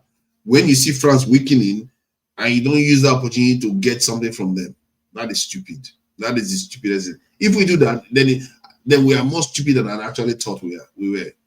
That as a nation, we are more stupid than I thought we were. But let me bring. Let me bring the 30 seconds, please. Yeah, nevertheless, you still do not create tensions with your neighboring countries. You don't. No matter what the plan they have with France, you don't create tensions with your neighboring countries. You already have instability already. They are fighting, and you're trying to create tensions with your neighbors. How does that make sense? Man, I don't know, man. I'll stop there. Thank God is Burkina Faso. Burkina Faso is 2 countries removed from Nigeria. If that was Benin Republic, all those cousins of fellow northern Nigerians will come and trouble us. I have a question though. Can anyone confirm that Nigerian military actually killed some civilians in Benin Republic? Is that true? We'll check that out. There's no confirmation of anything like that. Dexter, let me say this. Next time, pose like this. I think that your pose today is cool. It makes you look tough and cool with your music instrument behind your back. The other time you just pose and sometimes you freeze in the guy. It's not the best. So pose like this. This is the right pose to come with. So what is happening? Although, okay, let's forget about it. Let me move on. Although you want to rotate that guitar the other way around. And that said, what do you make of the headline? I think, thank you, forefathers. I think Jide is being alarmist. Yeah, you think so? Yeah, it depends on how you try to support. I think it's been alarmist. I'm not pro this administration, but I think one thing we can do is analyze everything based on the facts we know, not based on conjectures. Okay. What I've said is never based on conjecture. I don't know how you see it, but if you can't see let me speak now. Allow me. That's very, very disturbing. I'm sorry. They allow me to speak. I said I think you are being alarmist. Okay, and we should approach this thing. We should, as analysts, analyze it based on facts first. What do I know? What's the information at my disposal? Rather than make conjectures of things that are not, I think that's the least we owe ourselves here. There can be suspicion of, there's a possibility of something, but that doesn't prove. First of all, the story goes that the information is that the Burkinabe did not even know that plane landed. For like 2 hours, they were not even aware that a plane had landed in Bobo de Lasso. Can I respond? They were not aware. Can I respond? They were not aware. How you know that? The military have a contrary opinion position. They actually said they actually forced it to come down. They did not force it down. They actually forced it. Okay. You are getting it wrong. That's why I say when you start listening to all kinds of things, you won't get the facts. Dexter, where's your source though? The plane, when the Burkinabe reported about the plane, when they were trying to make name, they said it landed with two pilots. A C-130 doesn't go with two pilots. Where's your source? Where's your source? Where's your source? Please go and listen to the news. Listen to the news in Nigeria. But you know what, Dexter. Listen to military experts. Go and listen to Captain Blade. Captain Blade is a non-entity. I don't listen to that guy. I'm not talking about. But Dexter, I agree. I understand what you're saying. I have a question. I have a question. Okay. I will ask you that question. Ask me questions. Okay? 4 people fly that Charlie. Go and listen to military experts of how the Charlie operates. So when the Burkinabes gave the first information, they were just trying to make name for it, first of all. But the experts say, look, it can't be 2 pilots flying that Charlie. It's not possible. Okay? Then the information came out that, it's 4 pilots actually. You have 4 pilots flying the Charlie. And then the crew that were with them. Now, whether that crew was going to Portugal for anything, I can't say they were going to Portugal. I can't confirm or deny. Secondly, if they were planning to go to Portugal, why didn't they inform the Burkina Faso aerospace, what do you call them, ministry or whatever? Because if you are flying through somebody's airspace, you are supposed to inform them that I'm going to pass through here. Please grant me access. Now, the excuse Nigeria is giving is, there was a plane, there was a fault, and so we had to land. It really doesn't add up also. Coming today when Rufai Oseni posted that there has been that the Nigerian government has actually not officially reached out to Burkina Faso that, look, this is what was happening. So, of course, there is some lack of clarity. But think about it. Forefathers put up the map. Where Burkina Faso is, where Benin Republic is, and where that Charlie is landing. So that's a very, very, I mean, that is very far.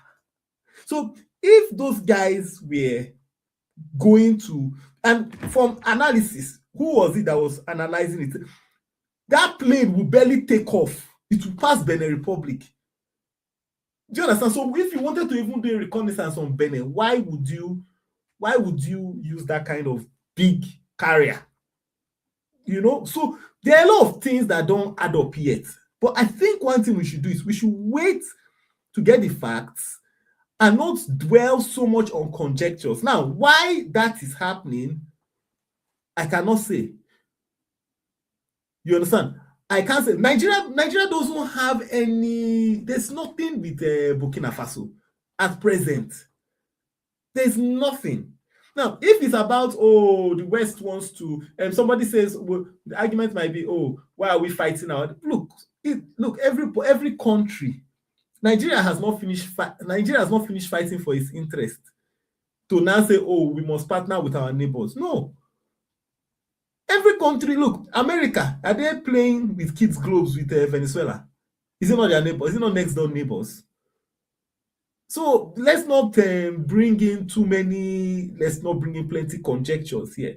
Based on the facts of what I can see on ground, there can be some suspicion of why that Charlie is going there. The government has to come out. The Nigerian government has to come out and report exactly. Now, the truth is that the officers that are being held in Burkina Faso, if care is not taken, they have been held for a long time. Now, the Burkinabes have not said anything. They've said it lots. That's I will respond. Where don't I respond?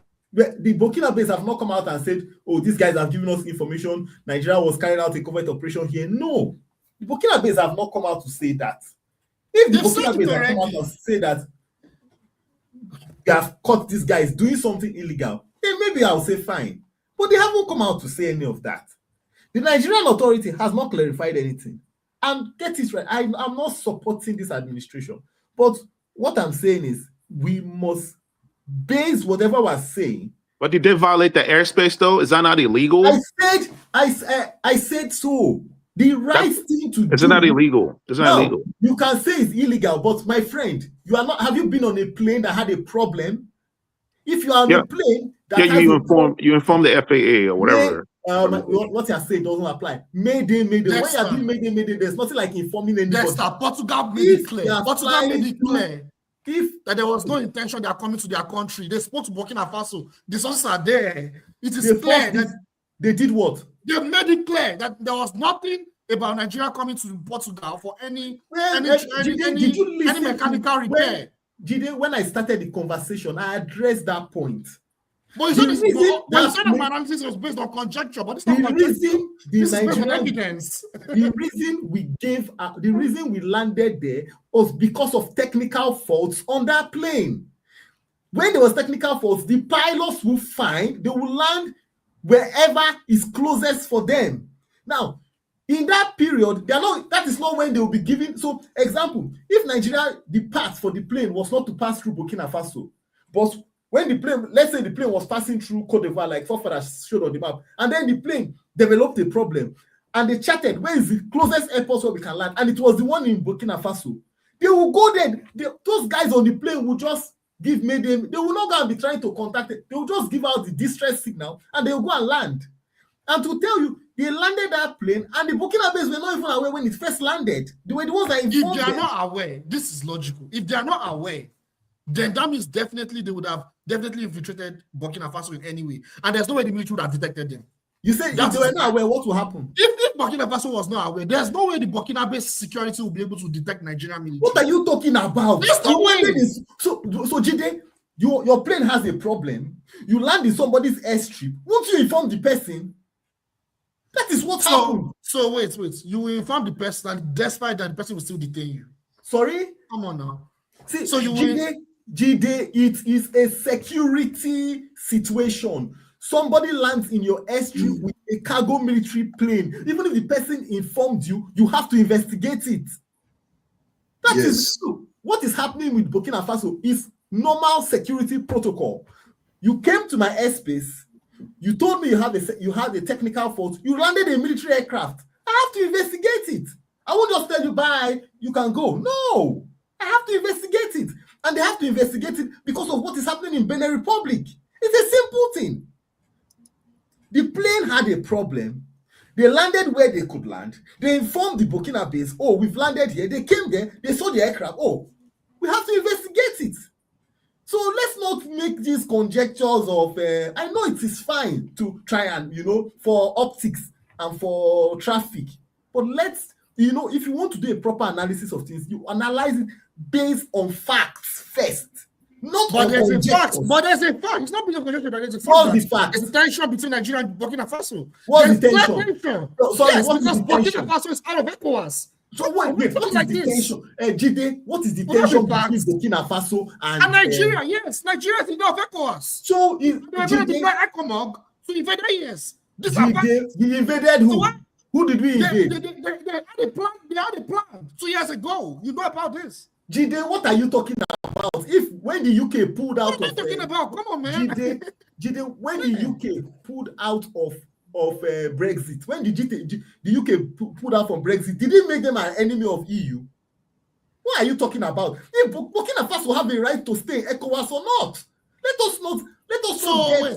Wait, Dexter. Okay. Sorry, let me just share this information. There are people that are saying that the aircraft may have been forced down, and on the other side they are saying they forced the aircraft down, and on the Nigerian side they are saying they landed due to a fault. So if you look at the post this guy posted, it says there's no real evidence for this, but it's a post nonetheless. It says the grounded Nigerian C-130 was no ordinary aircraft. It was equipped with highly sophisticated geomapping systems and technology. It was transmitting the information in real time to the French military agencies in the region. Had the aircraft not been intercepted and grounded, the French would have been having all the Burkinabe military bases and coordinates. The highly trained Nigerian military personnel are likely to face espionage and terrorism charges. Death sentences will be appropriate. I'm not so sure about this. I did not read this. I did not read this. And this is what I said. That is a did not read this. This is what I said. Let me tell you, this is what I said. I did not read it. That's that. Hold on.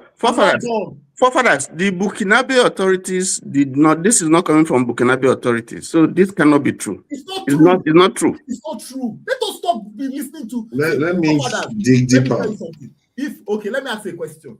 If the French want to get surveillance over Burkina Faso, why will you be using the Charlie that is supposed to be carrying cargo to get surveillance? Why? Let us be with all your intellect. Don't fall for all these cheap. First of all, Jide, I told you are alarmist. So you are trying to push whatever. I was in a alarmist. What are you talking about? You've never provided any evidence that I'm an alarmist. You've not provided any evidence. I said I'm an alarmist. Just to cover let me provide evidence. Let me provide the evidence. You keep on pushing the narrative of pushing the narrative. America said they want to come and invade your country. I'm pushing a narrative. I'm ashamed of you, man. That we are moving towards the west, we're moving towards the enemy, we're doing this one, and then and I've been proven time and time again. Let me speak. Now, any news that comes out, you always find a way to shape it into your narrative, and you don't analyze the news based on its merits. Now, get my point right. Don't think I'm not supporting this administration. I'm not supporting them. They lie. Their spokesmen lie. They lie a lot, so I don't support them. But it will not make me to analyze things from a biased point. I have to analyze things based on the facts and on the truths available. I can't analyze it to shape my own narrative. No. This is your version of I have black friends. That's your version of I have black friends. Like, come on, man. So the point is this. Let us not create any that Nigeria is at war, Nigeria is having contention with Burkina Faso, Niger. Anybody can. ECOWAS is not compulsory. Nigeria has a problem with Benin Republic that they invaded.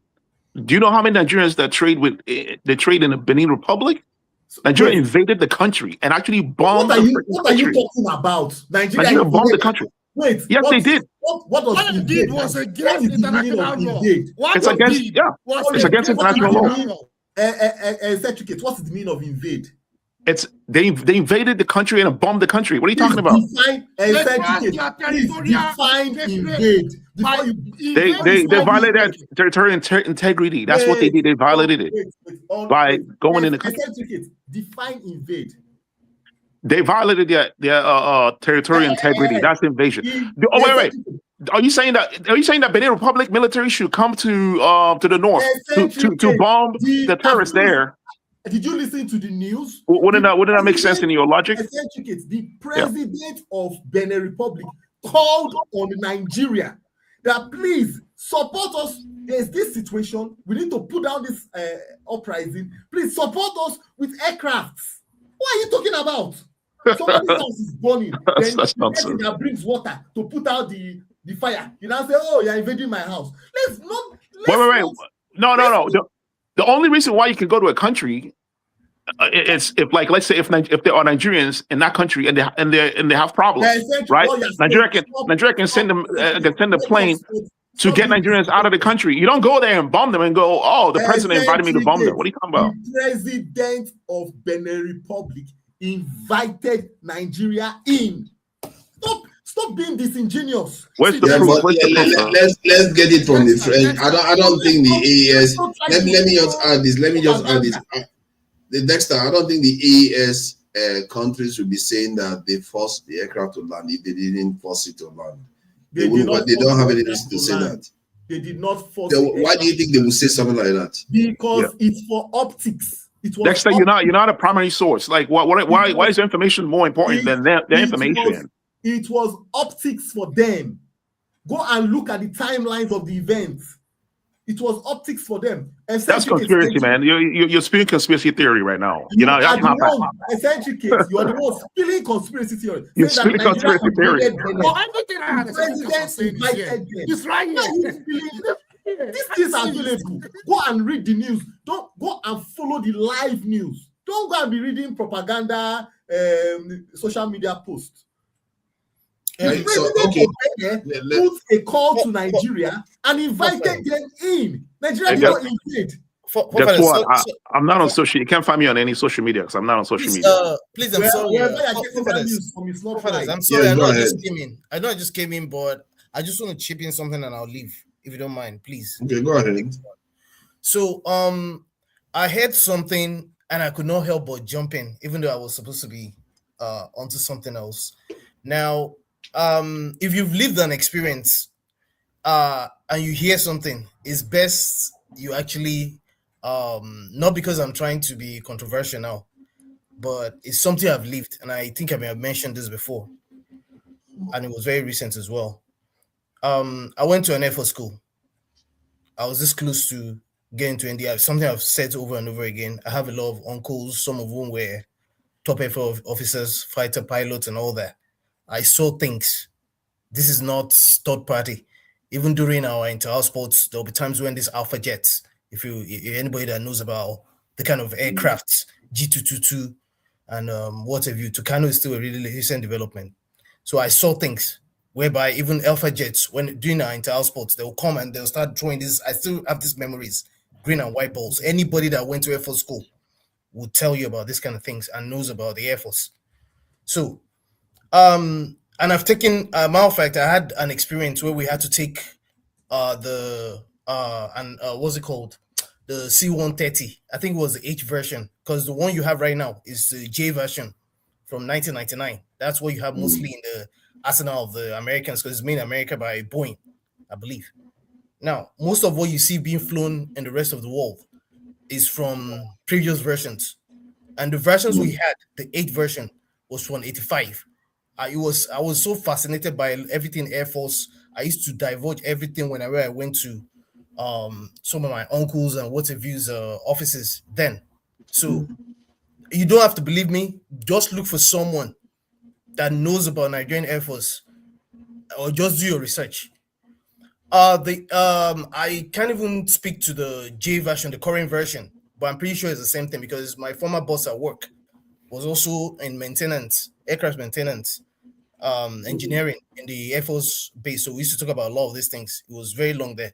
I wanted to lay that premise first before I say what I want to say. And again, go do your research. Come back and tell me that I'm lying.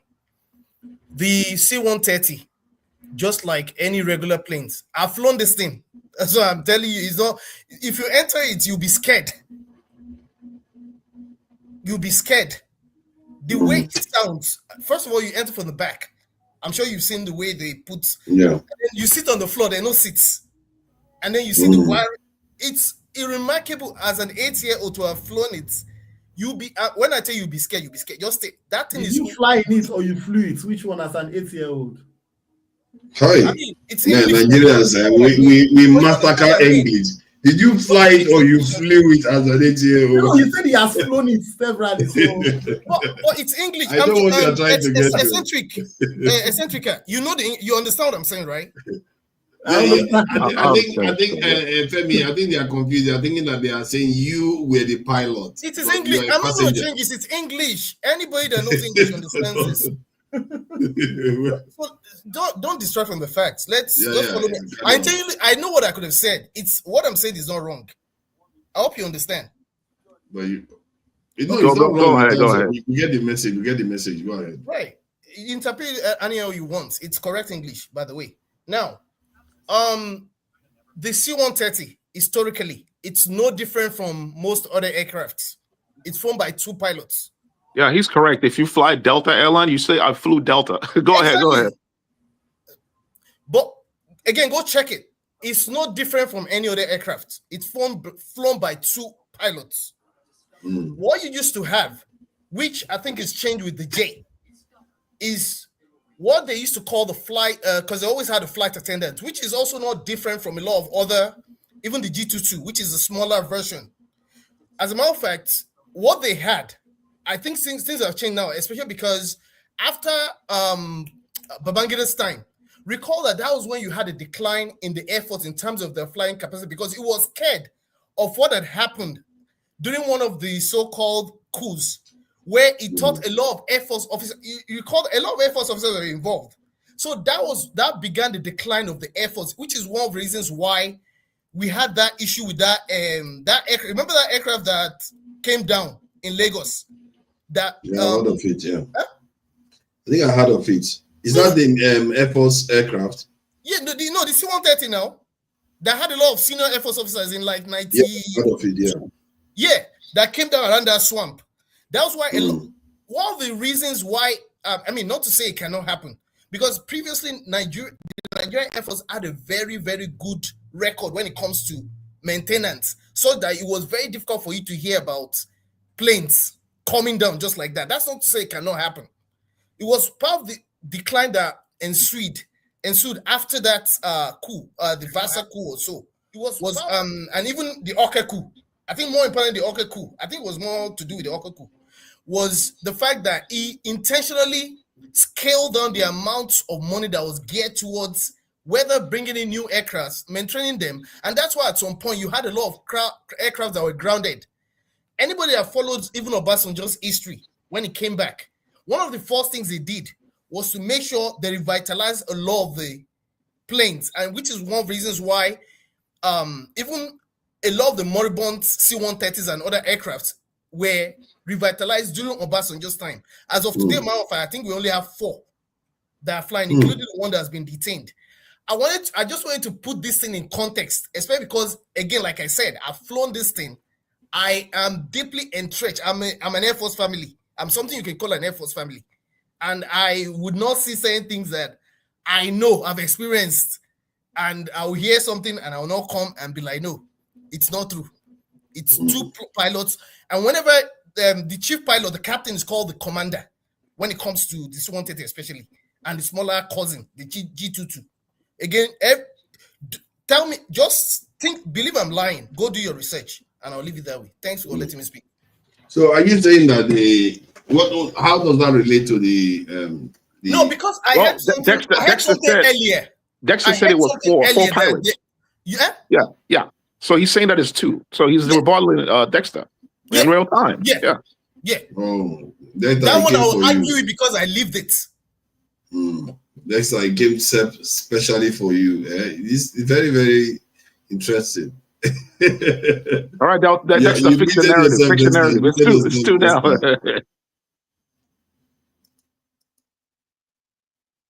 You still muted, Dexter. So what I'm saying is not conjecture. It's not. No, it's not. No, it's not. You're speaking facts. I'm not going to go into. I'm in the aerospace, so go ahead. Arguments with him on that, okay? Because another thing, what he said was that he also said that when he flew, it's not recently he flew it, but when that incident happened, on Arise TV, there was a military expert that came in, and he said that Charlie. It's not for. In fact, I'll send you the video. It's an Arise TV video. I'll send you the link to the video where he gave an interview on it.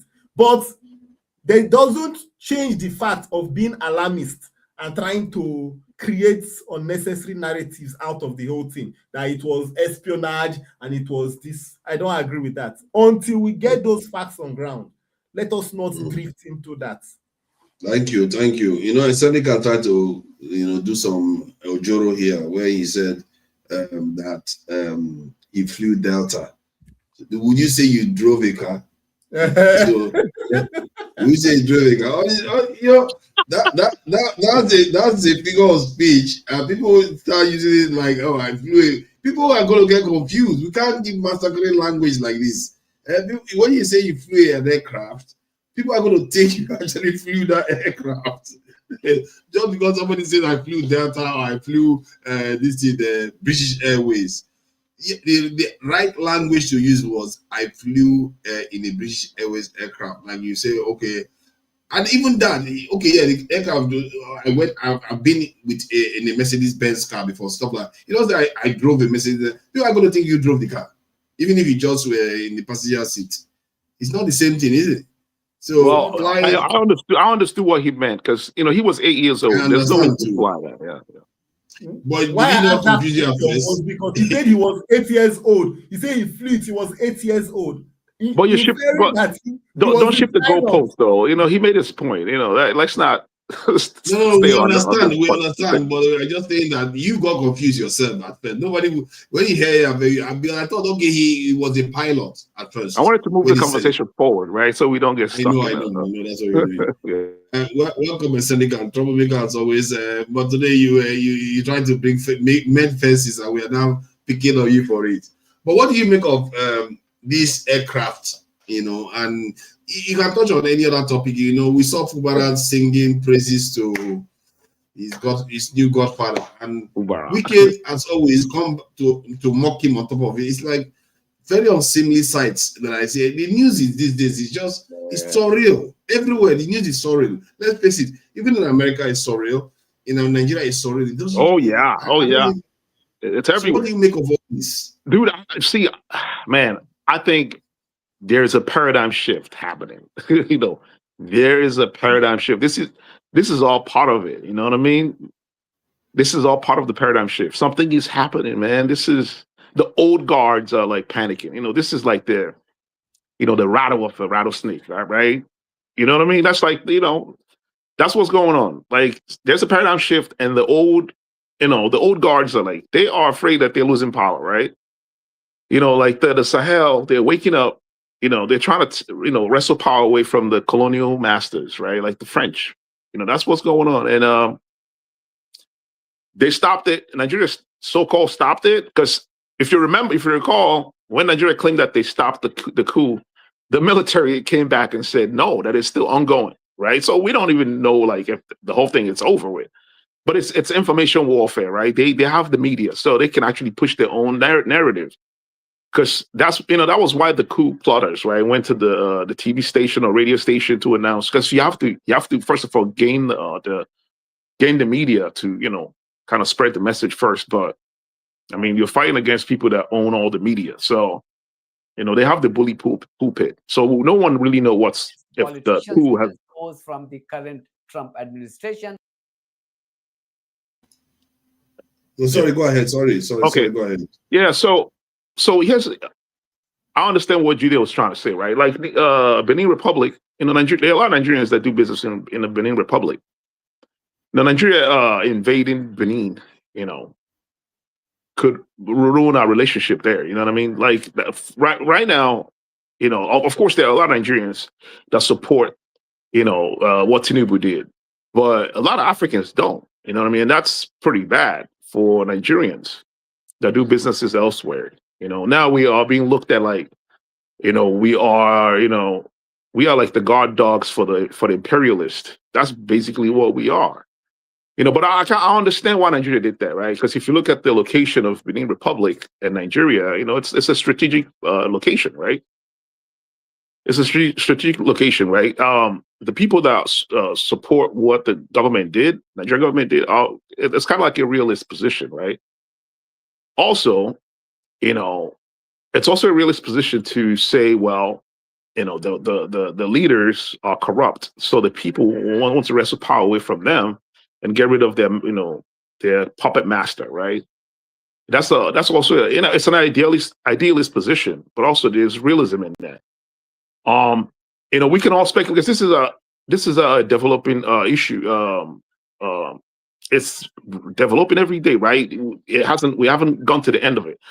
So who knows? Tomorrow something else will come up to, kind of go contrary to what we believe or what's out there in the media, right?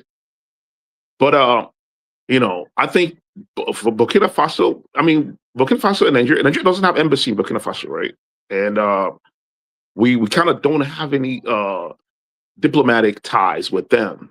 So if you fly your military plane over to the country, that kind of, after you did what you did in a neighboring country, that kind of looks like, it's kind of suspicious, right? So it's funny because I was thinking, man, what if like those Nigerian military are in a black ops, some kind of black op operation, right?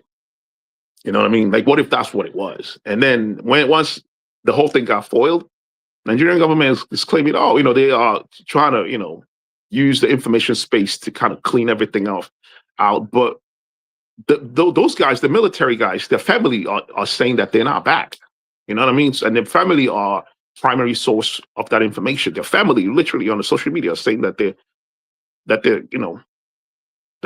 guys are not back. The military, they're still held up in Burkina Faso, right? So that's the fact right there. No one knows what's going on. Like the investigation that's going on. Usually, it's something that you do diplomatically, right? The president calls the president, and then they speak on it and clean things up. But no one has come out. The leader in Burkina Faso hasn't come out to say, hey, everything is under control. This is fine. That shows a rift, in the diplomatic rift, right? That's what it shows. No one has come out to say succinctly, this is what's going on, or to quell all the, all the confusion, right? The Burkina Faso leaders haven't come out to say, hey, it's okay, this is fine. We just this protocol, everything's under control. There's no problem. They haven't said that, right? So that you can deduce from that something is really going wrong, right? Something ain't right. You know what I mean? But do you think that they will lie about forcing the aircraft to land? I don't think so. Let me correct something. Nigeria has diplomatic relations with Burkina Faso. Nigeria has an embassy in Ouagadougou. So that's what you said. Centric is not correct. Okay, they do have diplomatic. Okay, well, that's good, but it's kind of, even if they do, we haven't heard from the embassy, right? We haven't heard anything from the embassy saying that the situation is under control or whatever. That's why we are speculating. You don't have an ambassador there. You don't have an ambassador there. Maybe they're going to send Reno there. We don't know. Or they can send me there. I sent you a video. They can send me there. Okay, let me see that and see it. So, like, we have covered this area. Let's move on to other areas. I'm trying to check the link you sent me. Okay, I can see it now. You played for 12 minutes. Yeah. Yeah, let's move on to what else you want to move on to? So, like, I thought the Somali pirates thing was a thing of the past. Piracy is over. We shouldn't be having piracy on the high seas anymore, only to discover that America has taken up the profession now. Uncle Sam, all right. They are now going to seize. They now hijacked this in Venezuela's oil tanker. Oh yeah, and they want to keep it. Funny enough, though, Venezuela actually sells oil to America, right? They have oil tankers that bring oil to the United States of America. The whole thing is insane. If you watch the news, you might think, oh, it's posturing, man. It's posturing. Like, they sell oil here. America's one of their biggest customers, literally. And it's funny enough, Trump was saying that Somalis in Milwaukee, what was that? Is that Minnesota? That they are, Minnesota, yes. Minnesota, yeah. He called right. them pirates. They all they do is piracy, right? Kind of talking crap about them. But the next few days, he went in and did his own piracy. Mm-hmm. I don't know, this type of contradictions, man. It's crazy. The contradictions. These days, I can't even keep up. The whole world is, dude. Trump is setting everywhere on fire. Now, something is developed every day. ISIS seems to have attacked American soldiers in Syria, killing them. And the president is ISIS, and the president is a friend of Trump. The attracting it says no more problem these days. I don't even know where this is going to go. What the hell's going on? Yeah, the United States military retaliated and bombed the ISIS location. I forgot the region in Syria. The whole thing is a mess, dude. It's a mess. It's a whole mess. Let everyone don't forget that the reason why ISIS is in Syria today, the United States orchestrated it. So it's just whatever goes around comes around. No. So here's man. You don't even want to go back to that whole conflict. It's a whole mess, right? Like people talk about the Uyghur from China. The Uyghur from China, they were, Uyghur. What is this Uyghur? It's Uyghurs, man. It's Uyghur. That's the proper way to say Uyghur. It's not Uyghur. Uyghur is what the hell is Uyghur? Uyghur, right? That's Uyghur. That's what the Western media call it now. The Uyghurs. Right. Okay. Just like how they call Iran. Yeah, there are some Uyghur, fighters fighting with Syria, right? Engage in terrorism. With China, wanted to deal with, but the West kept, doing propaganda, using their what is that? Voice of Asia, exactly. Genocide on Uyghurs, Uyghurs, genocide on Uyghurs. Oh, yeah, exactly. You know what I'm saying? That Uyghur spelling can't be right, man. Why would anybody call themselves Uyghurs? Actually, it sounds worse than Uyghur. Like, I'm saying it with an accent. It sounds worse than that. It sounds more crazy. Yeah. Right. So this Uyghur, terrorists, right, joined the Syrian army. Syrian ISIS to fight the Syrian president Bashar al-Assad. President. Bashar al-Assad. Yeah. Most of them couldn't even go back home, right? And of course, who knows how far the agenda goes. Some of them are probably in Africa, doing dirts down here. Yes, and when they get caught, it's funny, it makes you wonder, like, what's the agenda there? Because like, some of these Chinese Zendigans, it is Uyghurs. And it's just in case you want to tell some other people we got. You said Uyghurs? Yeah. That's white people, man. That's white people, man. White people are Uyghurs. Yeah, you have to say it the way they said. You can't just keep changing it to Uyghurs. It's Uyghur. It's Uyghur. Dude, you know the guy that owns TYT. What's his name? That's his last name. I forgot his name, man. Yeah, that's Uyghur. He's Uyghur. No. I hear his brother. His brother calls him, isn't he? Is that what you call him Uyghur. Yeah, but his brother calls him the proper way. I forgot his brother's name. He's on Twitch. He does Twitch. So when he talks to him, call it Uyghurs. Okay, Uyghur, whatever. The Uyghur, whatever. You don't want to go out there, but also say after you have this conversation, he goes over and say, Uyghur. It's Uyghur. Okay. God damn. What's going on today? Anyway. God damn. But it's good. Anyway, We are here to here's- learn. We're here to learn. Yeah, Even yeah. when you try to correct me, I tried to take it. Then I said, let me confirm. Look it whether up. I Yeah, had confirm wrong. it. Confirm Yeah, it. check Look that it up. it was the right way. Yeah, So okay, go yeah. ahead. So, you know, man, I lost my train of thought. Anyways, there's a lot of stuff going on, man. It's, Yeah, I mean, the Uyghurs. We're talking about the Uyghurs press in Africa. And yeah, how some of, even yeah, pres- some of exactly. President Africa. You know, it's funny because when the Chinese get caught in Nigeria, you know, doing illegal mining and whatnot, you know, they flash them on screen. Oh, China's involved in yes, I explained this on this show. They were Yeah. saying it on the Chinese. I explained this on this show. It's funny, man. It's crazy because I mean, these guys were fighting with freaking ISIS in Syria, right? And they couldn't go home. They could not go when China was dealing with the internal problem. That you go or your internal problem, everyone was screaming. You know, freaking what was that? Obama's presidency and his predecessor. They were all screaming. Look. China was against freedom of religion. Exactly. They're practicing their own religion. Exactly. You know, just like what they're doing in Nigeria too. That's like what they're doing in Nigeria. Exactly. Like these things are connected. Like they're all connected. They're all connected, dude. They're all connected. It's funny if you go online. Chinese are in our country. If you go online, dude, if you go online and look up Europeans doing illegal mining, nothing is going to come out. They're not going to give you names of, because come on, man, these guys are good, man. They're good. But guess what? Interpol have caught so many Europeans doing illegal mining in Africa.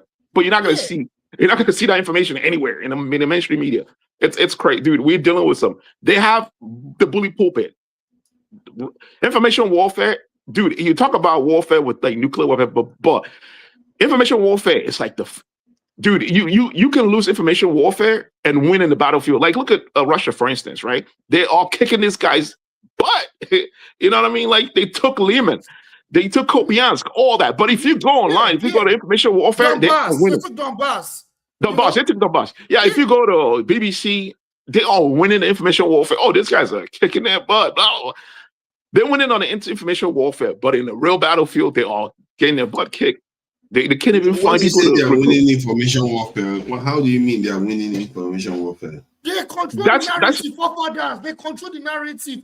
That's what. Most people understand. Most people already understand. To me, anyway, in the West, most people feel like Ukraine was never going to win that war. It was a stupid war.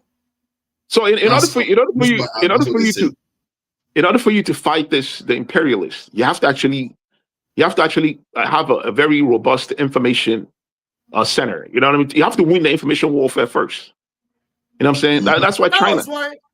China is looking at disbanded RT. That was disbanded RT. That's what exactly. They were first. They went for the media. They went for the media first. You know, look at China, for instance. China has a very bad rep. If you hear China in the Western media, you might think China is like way back in the 90s. But if you go to China, you'd be like, what the hell? This is a futuristic country. They live in the future. But if you like, and like whenever BBC does documentary about China, they will put a what's that color? What's that color grading? People that know, people that do video editing. They'll color grading. Is it like red or something? Yeah, no, they'll make it a little bit brownish. You know what I'm saying? Kind of make it a little older. It's crazy. It's insane. So that's sad. They are doing that. Yeah, the West is falling behind China right now. I saw a video of them yesterday, and I was like, "Oh God, these people are so." This is the mistake Nigeria actually makes with Boko Haram, right? Boko Haram, they give him a lot of publicity. And America came up with a system where if someone does something, commit atrocities, right, do like mass shooting, they don't promote the person, don't put them on the screen because that's what they want. You know, they want publicity. So they learned that. That's why anytime you hear anything like mass shooting, you don't see any person, you don't see the perpetrators on screen. Nigeria needs to learn that. You know, stop promoting Boko Haram. Stop putting their members on the screen. You know, stop flashing them on the screen. That's why they are not targeting celebrities. Because when you don't post it, it's not targeting celebrities. No, they are cheating politicians. Now look at Adeleke now, and this is the Democrats. Yeah, who knows? Maybe exactly that. You know, Charlie Kirk. It's all information warfare. Those guys, you know, the conservative, when it comes to the using the media, conservative are pretty good. They are better than the Democrats in terms of the media. Like They got Charlie Kirk. They Very got appreciative. Candace Owen. They got freaking all of them guys. That Tucker Carlson guy. That's that from Tucker CIA. Carlson. Yeah. Whatever. Tucker Carlson is PBD, good. I have to give it to him. That guy is good. PBD. He knows Yeah, his stuff. PBD. One Iranian guy sure. like that. PBD. I can't remember his name. Oh, There are a I lot know of what you're talking them. about. I know you're talking about something to infotainment or whatever. I forgot his channel. That's comeback. Yeah. No, Infowar. Not Infowar. Of course, you have Infowar. What was that name again? Is it oh no, it's not Glenn Beck. What's the name of that guy? I can't remember his name too. Yeah, that guy is, sometimes he's almost losing There's his so mind. many of them, man. There's so many of them. They got millions of followers. Nick Fuentes. You got the Nick Fuentes, right? And it's funny. They would talk about freaking what's his name? The freaking senator from New York. I hate that guy. He was talking about passing a bill in Nick Fuentes bill. He named the bill Nick Fuentes. That's what the kid wants. He loves that stuff. Like it's like Joker. You put Joker on the screen. What was the bill supposed to do? He get membership. You know what I mean? That's like I said, information warfare. What was that bill meant to do? The bill, it's like some kind of anti-Semitic bill, whatever. He called it. He called it Nick Fuentes bill. That's the name of it. That's stupid. His popularity shot to the moon after somebody that is happy to be anti-Semite and he want to promote not even just that. He's a confessed freaking neo-Nazi. He called himself. You're not ashamed now. You think you're ashamed now? He was. They're not ashamed anymore about that now. They are willing to stand on it now. They don't worry about it anymore. So, but even though he's Mexican, yeah, go ahead. I originally had submission earlier on because it ties to almost everything that is going on in Nigeria. It feels like everything we do is pedestrian and it's not serious. Because when I look at the relationship we tend to have with other groups, you see how many people complain that President Tinubu is doing the bidding of France. And if you look at the way we operate, like many of our leaders, none of them are complaining about what is happening in Sudan. Something that they're supposed to notice. Trump, nothing is happening to white South Africans in South Africa. But he's already officially a genocide. Whether it's true or not, he doesn't care. And it's bringing them over as refugees. But our leaders, you will see black Africans that are Muslim being slaughtered because they are not Arabs. They'll keep quiet as if they don't see it. And then if you go to Kenya today, there's a sizable minority of Somalis in Kenya. So all these bordering populations that don't often see black. So they have a large population of Somalis here. Yeah. So they are there in Kenya and they have political power. They give them access to power and everything. But the Bantus, like the Kenyan kind of people that are in Somalia, they don't give them any power at all. They stifle them. They discriminate against them, all kinds of stuff. So I'm like, and this is next door to you. How do you do that? Why is it that our people are like that? Why we don't perceive that in time this is going to come back to bite us? Somalis are a little bit different. They don't view themselves as black or as Africans. Some of them, not all. But that's my problem. If they don't see themselves same thing in black Ethiopia, the same thing in Eritrea. They really do believe this. It's no joke. They really, truly believe they're different. They are mixed. They are mixed. And they have the right to be mixed. But my concern is that they discriminate against us as if we are less than them. Yeah. But when they come into our spaces, we elevate them instead. It's like, why do we do that? Why do we do that? Because in the end now, based on projection, because I had to say, okay, it's one thing to see this thing and say it doesn't look good. It's another thing to say, okay, what does this mean 30, 20, 50 years from now? And based on the calculation, the Somalis are going to get, even because they have higher birth rate in Kenya, because they are Muslims, and they have more children than the Kenyan Christians. So they are going to get more and more foothold and power over the Kenyans, while their compatriots in Somalia, their power is going to hardly change at all, or maybe even diminish. It's like, why do we have this negative relationship with every group? They're still going to be manipulated by the whites regardless, and they're going to play us against each other. I think, the reason I wanted to talk about Burkina Faso, the reason why Burkina Faso wanted Benin or Nigeria, the coup didn't fail, whatever. The reason why they wanted is because they're landlocked. And that's on purpose. There's a reason when a country is landlocked, it's quite expensive to maintain whatever they're doing. Okay. And having access to the port is fundamental. There's a reason why. Yeah, that Benin Republic would have been a big problem. Yeah.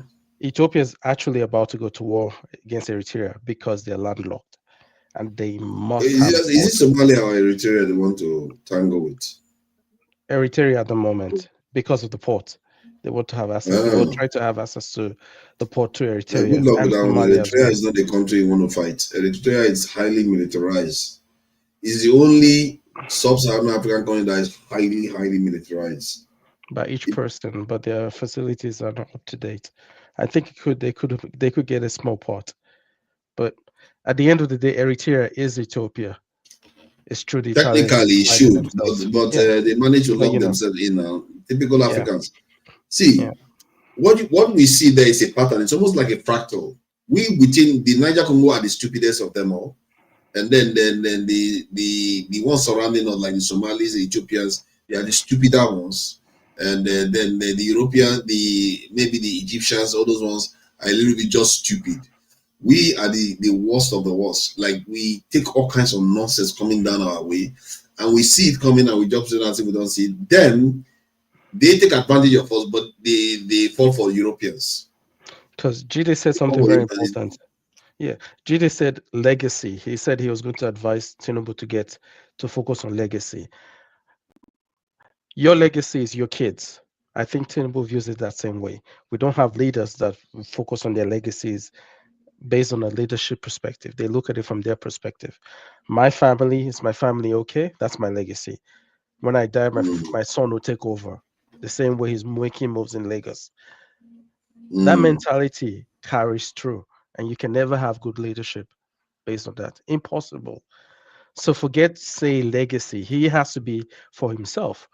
The discussion he's having with France is based on what's he going to benefit from it, not what, or Nigeria or France. If I help you, France, would you give us electricity? He doesn't care about that. Yeah, he so never cares about that. That's the problem with the Western system. Like there's a name for that. It was from John Locke, right? The whole liberalism system, right, where individualism is elevated over the community. Right, and you can find it in a religion, in Christianity, of course, in the Islam. I don't know about Islam that much, so I can't say that. Yeah, in Christianity, Calvinism, Protestantism is connected to individualism. Yes. Yeah, it's cons. That's what you're seeing right now. You know, that whole individualism and the political system as well kind of has it's fancied that way too. You know, it's kind of shaped that way. Right. I mean, like, if you look at other systems, like the communist system, I know, it has a bad rap, but it's the people, like, look, the name itself tells you what it is. It's community. It came from community. It's the people, the working people, a system of the working people. Communism, you know what I mean? Is a fantasy that sounds so beautiful, but the human element will never let it work. No, I don't think humanity is evolved enough to actually practice real communism. But I think it's a future system. I mean, like, China hasn't even matured into communism. They are still a socialist country, right? But you may have a point there. The only context that it's not just capitalism. It's capitalism is backed up with sorry for father. Go ahead. America has capitalism with communism, with a socialist system in place. You bribe certain people, you give them welfare, food checks or whatever, that helps keep the people quiet. If it's just based on pure capitalism, it will fail. Totally. Don't get it twisted.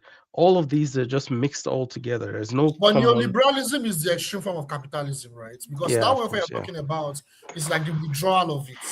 And that is what they are putting on our throats in Nigeria, right? That's what they're putting on our throats in Africa. To be fair, when people say the world is not ready for communism or even socialism, because the way Karl Marx wrote it, he knew it was going to take a while for the world to get there. It's not something that he just imposed.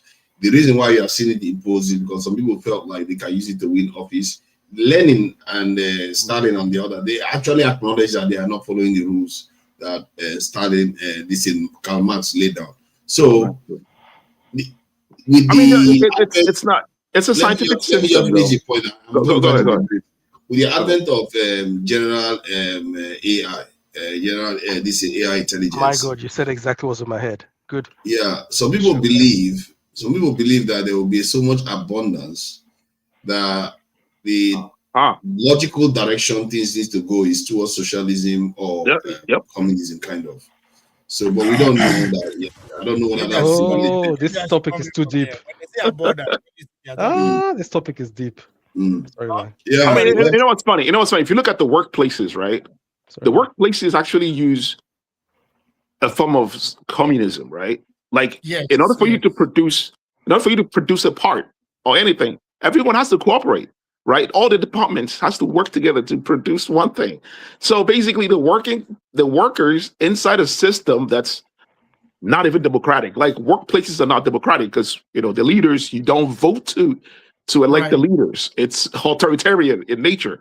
But then the workers have to cooperate to create something. We can look.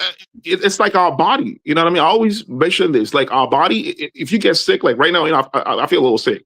If you get sick, all your body, like everything just work together. They all turn their whole antennas on and start working together to get rid of that problem. You know what I'm saying? Like, if you get cold, your body start going this way to generate heat. Your whole system just focuses on that. Why can't we create a system that mimic what we already do? You know what I mean? Or like what nature already does. It sounds simple until you put the human factor. Do you know me? And attitude and hey, how dare you? Who are you? When you put the human factor in there, suddenly it ruins everything. Talk about this AI stuff because I think it has to do with. that shit. Also has to do with like things that we learn even like growing up, right? This individualism thing that we learn growing up. You know what I'm saying? I mean, like, I was talking to my pops. I was like, the reason why Nigerian politics is all messed up is most of these guys, when they go to school, they join the same fraternity, and then when they graduate, they put their own fraternity members in their own businesses, right? If they become bank managers, they will hire their fraternity members.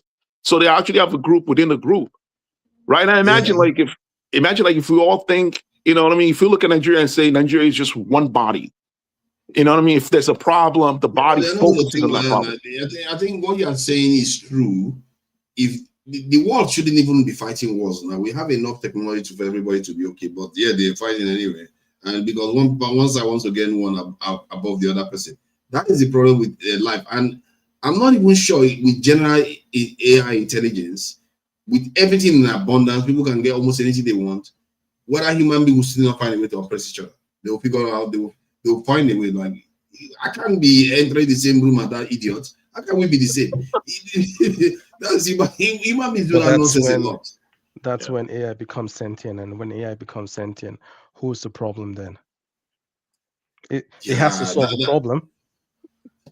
The danger is that AI might see us as a problem that cannot. We are not evolved to a point where we can accept that others don't understand live equally with us. Yeah, but look at this, right? Anytime there, like for instance, when there was World War, right? The Hitler emerged.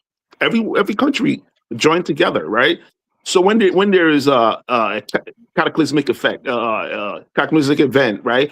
Humanity joins together. You see what I'm saying? Like for instance, this climate change thing going on. Imagine, you can see that, like, when there's earthquake in some countries will send their military to aid, to help rescue people. I think the consciousness is there, but I think there's something that's like there are elements kind of stopping it from stopping humanity from getting to the point. That's the whole point. One egg ruins everything. Sorry, let me bring Ekwegolo in before we ignore him too much. Go ahead. All these people that lack education, you know how they can jump to conclusion. Welcome. Thank you for joining us. So we've been talking about, from Burkina Faso to how we even relate to each other, the way we relate to even fellow African countries, this in the countries that are not necessarily black, and compared to even Europeans, we seem to be the way we relate to the world, the stupidest in terms of strategic advantage. we don't even give ourselves any advantage. We always are in the disadvantage all the time.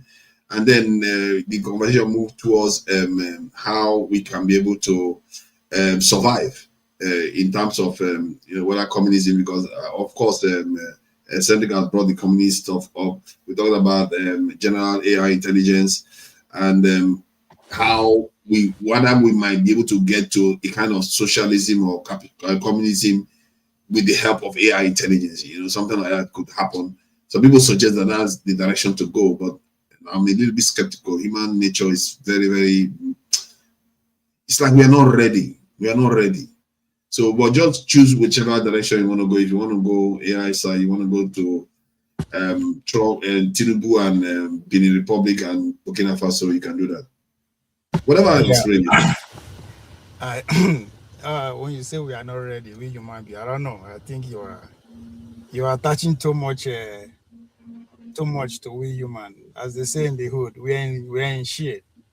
I don't think we are special. I don't know why we see ourselves as more special than every other organism out there. We are not. Are we more special than goats, chicken, elephant, and every other thing? I don't think we are special. We just decide to claim it that we are more special than them. Maybe because our collective sense overpower, every other mammal organism out there. I think if that's the claim that we have to claim superiority, okay, I'll give it to us. But other than that, what we come, we go, just like every other thing. So, but as AI goes, you talk about the age of abundance, and I don't know. Maybe I could be wrong, but I think we are misunderstanding what they mean by the age of abundance. I think right now we are already living in that the age of abundance. If you think of where we are coming from, maybe like 100 years ago, to Nigeria as you are now on your own, maybe you get more than 20 shoes. That's abundance. that's like the King of England 200 years ago. So imagine then those days. That's how they talk, right? Especially in terms of the country you are, the British, when we were able to merge machine with oil and industrialization take the different stage. You're talking about, we are going to industrialize. We're going from leaving the field to factories. Everybody has to have a love to eat, a love blah blah blah. That was the conversation then, but what's the reality today? Billions. There are still more people starving. See more people not living in that abundance that me and you are enjoying today. So fast forward to the age of AI abundance, it's still going to be like that. It's still going to be few people who will be living in that abundance, whatever that may be. Because if you live in a big city, I don't know where you live in your city. If you live in a place like San Francisco, live like Austin, you think you are living in the future already. Just by mere taxis on the road, or pretty much 30% of the vehicles are moving by themselves. A lot of autonomous things going on. It's serving specific class of people, right? The likes of Elon Musk, and they just decide to just stay home and not doing anything and see having abundance, see get whatever. So those are the level they're talking about. It's maybe me and you, right? Because of we are so eager to actually be part and parcel of the system. Maybe we take advantage of that, but again, look back to where you are coming from. Right, the situation, the change is not going to be trickled down to that level. So this is the age of abundance. It's been overblown on over soon. So as I said, we're already living in that. Then but hold on though, hold on. Well, okay. See, the idea of general intelligence AI is that it will start administering many aspects of society, because human beings seems to be the problem in the cog of the machine, isn't it? So if you start administering justice, law, kind of a limited law enforcement roles, because robots will soon be on the roads and stuff like that. Don't you think maybe, because what I find, there's one evidence I found recently that, like, when they have speed cameras on the road, it catches everybody, isn't it? It doesn't care whether you're black, white, and all the rest. And you find out that those big cameras, they tend to be either slightly more forgiving, especially if the area is Europeans that are there, it's slightly more forgiving. And then or other time they will replace them with patrol police officers. So when the police officer patrol, they have discretion now. So it's like you tend to find that when human beings get involved, discrimination creeps in. So what if AI start doing the administering, and AI that is actually, not biased, not the type that behave like Grok and decide to go racist? What if AI is administering society? They are not susceptible to tribalism and all the rest. Could that not lead to a true society of abundance? The way I understand human, I don't think we will ever get to a point that we will build something that we cannot control. Oh, the people that own AI right now don't fully understand the tool. Because we are still don't fully understand it. We are still in the marketing process. They are trying to sell a product. Yeah, right? So there's go ahead. The human being that I know, there's our people say, "Oh, chrono the top aspects we plant them." We will never get to a point that we will lose the control of what we build with our hand. Don't be deceived.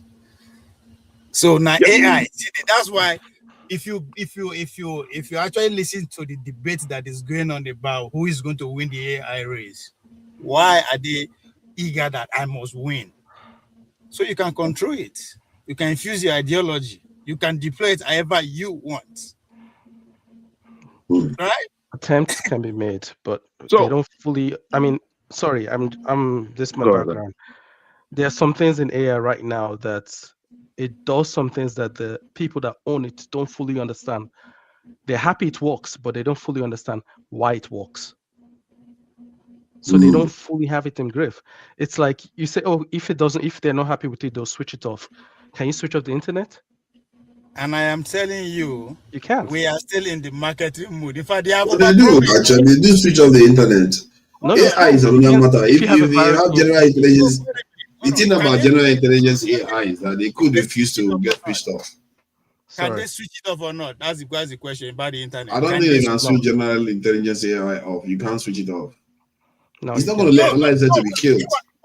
So what? The idea of general AI is not even in our periphery yet. So let us not even go there, right? That's why I said we are still in the marketing phase. So we are still far from AGI. Nobody will reach there. How long do you think we are going to take to get there? It's not that far. To Nigeria, as I said, we are still in the marketing phase of this new technology. Right? So we are still in, so anybody will tell you anything just to get accepted. Again, pay attention to especially the US Congress today, where as at a couple of weeks ago, every state want to regulate the AI, 50 states. But for today, let me bring another thing to attention that nobody has mentioned in our spaces. I don't know why nobody mentions it. This 3 AI atlas that has been flying around, I would have thought that some of our, Christian brothers would be saying maybe the Lord is returning and something is up. Something. Somebody would say, "Hey, that's why I said." Why is Jim shaking his head?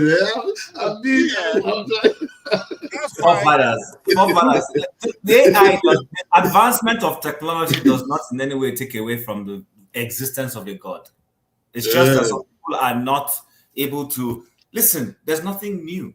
That same God Bible says that knowledge will advance, and knowledge is advancing. So it's only that people don't read things properly in context. I don't think there's anything. Well, forefather, I don't think we are. Don't read it out yet. No, did you look into that? What do you think is the prognosis? AI atlas, not artificial intelligence. 3 AI atlas, you know what I'm talking about? The comet that is visited the continent, that the solar system, and they said it's behaving a little bit weird, like so people are saying it doesn't seem like a comet. This seems a bit weird. It might take a left turn towards the earth on the 19th of December. Have you heard about it? So I have a hypothesis, right? It's that the human hasn't heard about it. Unbelievable. No, that's it's all over the place. So humans have we are very competitive, right? And that competition is an overriding mechanism, right? Think about it. Like when we create a nuclear weapon, Everyone knew how dangerous that was. But due to competition, we created it so that the need to compete overrides our need to control. You know what I mean? That's why there's AI race. But there's a need to control it. That need to control it does not override our need to compete. Because our need to compete actually supersedes the need to control things.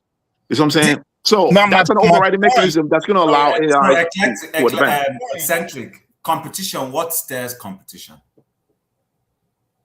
What's it again? What stirs people to compete? Why do people compete? Why do people compete? Yes. That's an interesting question. I better pass my neighbor. That's an interesting question. My neighbor is a bit too... China wants to be better than America? I don't Russia think wants so. to be better? I don't think so. It's fear, actually. Okay, It's fear. Okay. Yeah. People fear. Because let me be honest with you. If that's good. That's it actually pays more if we think about it to cooperate than to compete. It's the truth. Right. So where is it No. where is the fear coming from? Absolutely, you're right. So sorry, what because there's something always lies behind fear. So what is lying behind the fear? What is the only where is the fear coming interestingly, the only example I'm going to use is one of the most horrible examples, but you guys pardon me. In a family of polygamy, you notice there's something about polygamous families. They whisper a lot. People hide things from each other because of the fear that this woman from this hot fields, this other woman might poison her children. Then you find people, you see, I've noticed that if you're in a family of polygamous, you see people go outside to go and take phone calls, then they come inside. They don't, everybody's hiding everything. Everybody's hiding things. I've been with somebody who comes from that environment. While we're all trying to cooperate, he was always hiding. And then we took him on and said, why are you always hiding? We share our provisions. I went to boarding school in Nigeria. For those who did, our parents buy us provisions. And then we drink each other's provisions. Like if I drop my milk, my classmate can take my cornflakes. I can open his locker and take his own biscuits in the days of Oaking biscuits and all that. But we found this person was always hiding things until because of our closeness, we attacked him. Let me use that word. Why is that you see us? Then he brought on and started crying. He comes from a polygamous family where there's always mutual fear. So is that mutual fear that, forefathers is going to harm me? Then I begin to do things to outdo forefathers. But guess what? Basically, it's death. Death is the fear. The fear of death.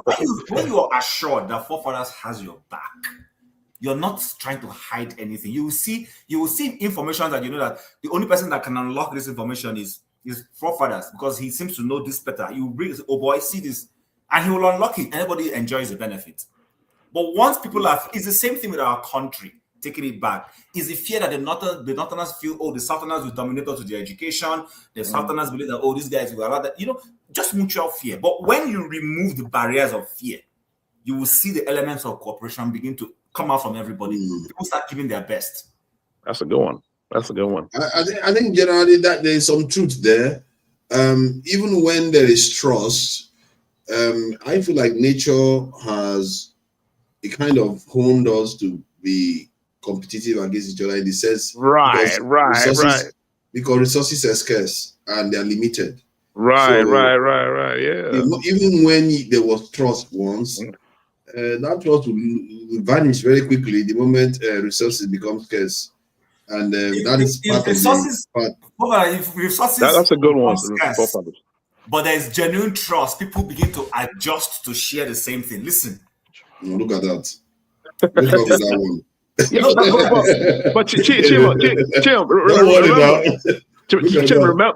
remember death, right? The fear of dying, right? That's what pushes competition. So what do you think is going to override that fear of dying? Because full hegemon. Because if you look at evolution, right, when we evolved, all the particles that evolved into life forms, right? There were a little bit left. So if they were eating all those particles, all those particles from freaking stardust or whatever until they run out of it, and then they start eating each other, eating all the life forms just to get get those nutrients, right? So it's survival. itself I take my time back. Yeah, you get your time back. I told you now, all these illiterates, they will always behave like this. Before you soon accuse us of trying to steal everything from me. So don't worry. We're just saying that nature is to be blamed. Nature is the reason why we don't trust each other and we have to compete for resources.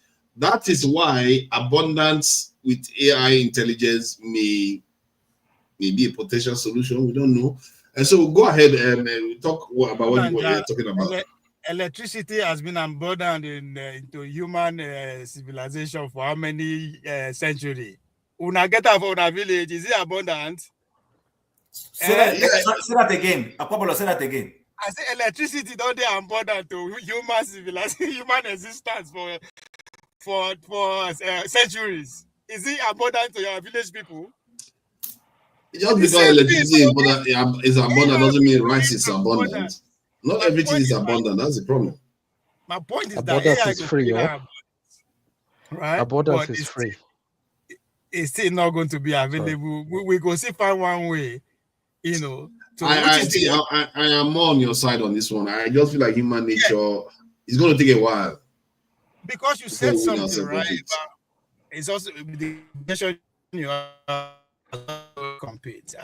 It's just them from a natural selection, survival pressure, right? Again, which that's what I started by saying. We think we are special. We're not. Now we decreed all these things, right? So in those ancestral environment, those days, individuals they compete for limited resources, which is the point we are trying to make: food, territory, mates, you name it, just to increase their chance of survival. Again, one will argue, and reproduction. So those who outperform others in securing high quality resource or attract partners, we are more likely to do was pass on their genes. So it goes on and on. So the interception rivalry continues. But again, that's where I still go back to the point of it doesn't even make sense. Why do we compare? Which is go back to the question Bob Marley they always refer to, right? It's a rat race. It's pretty much a zero-sum game. One will say because I think they have the hierarchy of needs now, because if we can meet the hierarchy of needs of everybody, then the rest can kind of be competed. Let the elites compete where they want to compete. I feel like we could beat this instinct of ours. You can't meet the hierarchy needs of everybody. You don't know what everybody needs. We're all different. What I need is not what you need. What you need is all I need. That's where fights comes in. Okay. I get what. Okay, what are we talking about here? Are you saying like, I need some people say I need 100 wives. So if I need 100 wives, that's not going to be afforded me. So I cause a problem for the system. No, please, before you start saying anything, realize that the woman is here. Don't just open your mouth and say you need 100 wives. Based on what? That was just an example. Okay, so what's your examples? Realize that Adama is here when you're speaking. I take it back. It was just an example. Thank you. Welcome. You're free to speak anytime, by the way. Go ahead. Okay, I just came in. I wanted to change the subject a little bit. We've been talking about the same thing, politics over and over, and I just wanted to hear our opinion on this trending issue that has been going on with Harrison, that helps family with kidnappers, and he switched the money, and he said he put the chip. He took out 5-point-something million to Nigeria. You know what I'm talking about. I'm surprised you're not talking about it. So I just wanted us to switch that up a little bit and to ask you guys a question. The question in my head is this. This guy took out almost close to 6 million from a rescue money. So now the question is, does he work for the kidnapper or is he working for the family? That's my question, number one. And two, to print that amount of money that is fake, what approval does he have to be able to do what he did? And now Very Dark Man is coming out saying all these things. Why is it that in a country where nothing works, where everybody gets to map out their own law, activists, advocates, whatever you want to be, just find out what you're good at marketing and push it and the people will follow you. My question is now, so how do we handle Harrison's case, given that it has come to public? The family that is being kidnapped, the wife was released. The man in question is still in custody of the kidnappers. How come everybody's worried about the money? Nobody is saying anything about the man that is still in the custody of the kidnappers. So that's what I would like for us to talk about, and that's what I came in. That's quite an interesting topic. Who wants to chime in on this? I think let's. You want to say something about this? I don't know. I don't follow the stuff like that, so I have no idea. Okay, so let me chime in on that a little bit. What I would say is, the question to ask is not whether the man works for the family or for the kidnappers. The question to ask is, why are we using individual channels rather than the government being the ones involved to solve those kinds of problems? Because it goes back to what you said somehow. All of us who have lived in Nigeria know that everybody is their own electric company. You're your own water board. You're your own, so it's beginning to cascade down now, because on a good day, I don't see why this guy should be the one negotiating with bandits or people who kidnap someone. The government, through is the instrumentality of the security forces, police or vigilante or whatever they call them, should have been the ones doing this. But now you've left that off. And the truth is, which brings us to this AI. You see, that's the thing with AI and technology. Any of you who has done processed passports in any of these foreign countries, maybe you have an American passport, Canadian passport, British passport, and you have to renew. How many people have had one-on-one contact with any passport office? The answer is 0. I'll answer that for you. And I've realized that the moment you remove the human factor from anything, you reduce corruption very well. So the point I'm trying to make is, if we had been dealing with some of these things properly, we won't even have kidnappers in the first place, not to talk of this individual stepping in now. Because the question that anybody should be asking is, how is he able to reach those people? What contact does he have with them? And he's been doing this for years. He didn't just start doing it today. He's been doing it for like 1 year or 2 years down the line. And they pass money to him. He goes and settles kidnappers and they release the hostages. It's been going on and nobody has questioned it. The government just felt it was okay. So at that point, maybe germanely, he was doing it properly the first time. He wasn't stealing anybody's money. Or maybe I don't know, for a better use of word, maybe if the kidnappers were asking for a ransom of, say, 20 million, he would say, okay, give me 25. 5 is for me for going to negotiate. And maybe the families were okay with that. I don't know. But the point is, because there was no proper accountability, everybody left him. And in a society where anybody just does what they like, sooner than later, greed steps in and this guy starts to do his own thing. If they give him 20 million, he'll take 10 million out, put fake 10 million and go deliver it. I will not be shocked that there will be some police officers working hand in gloves with him in this matter. Trust me. That's what I say now. I think when I heard the case, I was like, man, that guy could kill somebody with that kind of attitude, because you go and give a terrorist or kidnappers, a certain amount when they are expecting something else. They could go and murder the poor guy for it. And I think that was very reckless of him. And the case has so many ramifications on so many levels, like what you just highlighted. Then the fake currency that he claimed to have printed, that's another issue. Where did he manage to start printing fake currency? How could you be able to print? Oh, hold on, Father. My thing is, how could you be able to print 5-point-something million fake currency? And you said you planted a chip, a tracking chip on them.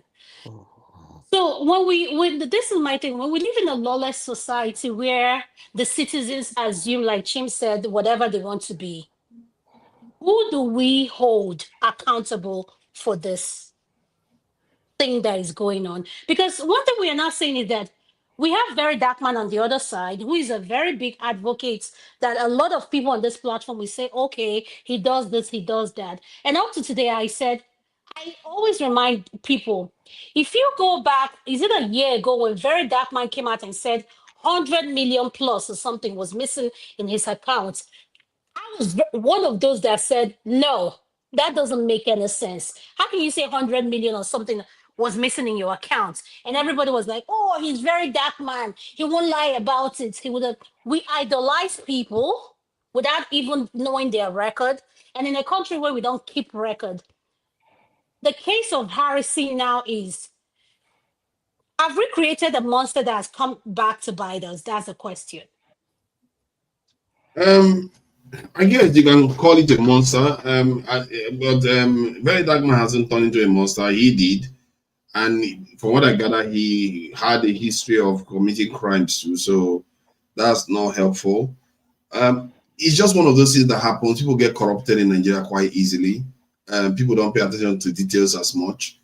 His own argument is that is the way he operates, that after the operation, he gives the money back to the family. If the family members come out now and say, like previous cases, they come out and say, yeah, that's what he does. After he rescued my family member, he decided to come and give us the balance that he took out. If that is the case, that will exonerate him. If no family member comes out and says anything like that, then he's a criminal and he should go down for it. And by the way, Adama, it's easy to print fake money. It's not. This isn't as been hard with technology now. He can easily do that. If back in the days when they used to call it people that wash money, they call it wash money. Yeah. Those who were paying attention back home, they used to wash it. Yeah. It was happening back when we didn't have technology in large scale. What makes you think today that you have machines all over the place? You can easily go on one Chinese app and order currency printing machine. Are you doubting me? Yeah, he can scan the currency and print it, I guess. But then the question that still arises: did he inform the police before he did it? Because if he didn't inform the police, that's a crime. Everybody's saying this. It's easy to print fake money. Do we realize that that's a crime on its own? It's a crime. It's a crime. You are not allowed to. It's a crime in a serious society, but it's not a crime. What do you mean the serious society? No one is paying attention. It's not a crime. Well, it's a crime, but it's overlooked. What do you mean it's overlooked? Why do we normalize things that shouldn't be normalized? I'm not normalizing anything. I'm telling you that it's overlooked. How is it? Okay, what makes it they normal? do prosecute people that even spray money now. So I don't know what somebody brings money. We're here on the platform saying it's normal for someone to print money close to 6 million. Are you kidding me? I didn't say it was easy. I didn't say it's normal. I said it's overlooked. When I mean overlook, I simply mean there are no appropriate checks and balances in those kinds of. There are checks and balances in the US, in the UK. Okay, I think it's accepted. Chim said if it was him, he would overlook it. I think it's. I didn't say I overlook it. Are you sure? I thought that's what I was hearing you say. No, I said it's overlooked. When I said it's overlooked, what I'm simply saying is the authorities who should catch you are in cahoot with you. So if police catches you now with fake money and you part some money with them, they let you go past. Why are we acting like these things are not happening? Yeah, but this one is serious though. Printing currency, anybody knows that's the serious thing. Even in Nigerian history, we know that. And not letting the police know that one. Listen, okay, guys. I once came back from a trip and I had dollars and I decided, okay, you know what, let me just change the dollars and spend them rather than sending it back into my account. This was back home. And then I went to somewhere in Ikeja, opposite the Ikeja Hotel. And I changed currency and I was giving, and they almost swindled me. If not that I'm fast, I asked the guy how much. He told me. I said, okay, give me the money. He gave me the money. I told my friend to hold my own dollar. And then I counted the money and it was short. When I counted it first time, it was correct. So this I counted it again. Then I took my time and counted it and it was short 100,000 naira. I'm giving them dollars to collect naira. And they're already trying to shortchange me. And I said to the man, this is not complete. He said, no, he counted it in front of all of us, and it was complete again. And I said, no. We took our time and counted it one after the other. It was short. What I'm trying to say is there's a way they count that thing. If you're not smart, they get Chim, you're sounding like one of them. You're like, this is your area of specialty. Because the way you're standing to sound, like the way you are, is that they counted it again? How am I sounding? No, I'm just saying now, just like forefather said, just like the kidnapper said, they said when they felt the money, it was light. And I'm saying now we're not just only negotiating with kidnappers. We have kidnappers that can tell what 20 million, how many millions, what the weight of the money. Like, how did we get here? These are people lives we're talking about. Let me ask you a corollary question. If you're a medical practitioner that has done certain things for a period of time and you spot certain ailments in somebody, you can easily tell. You don't need. Which I am. I am a medical practitioner, and I know. I'm just saying that by virtue of use, by virtue of consistent activity, there are certain things that are clearer to you that are not clear to a layman. So if somebody, and I'm not supporting them. I hear what you're saying. What I'm saying is they've been in the business of carrying money. They can easily tell. Chim is enough. Thank you. Don't please. It's a profession, I think. They've gotten so much ransom that they know the amount. We know they know how it right. weighs. Please, Simba, what do you have to say? I'm listening. Sorry. I think this kidnapping is a profession. And I think we should all try this experiment.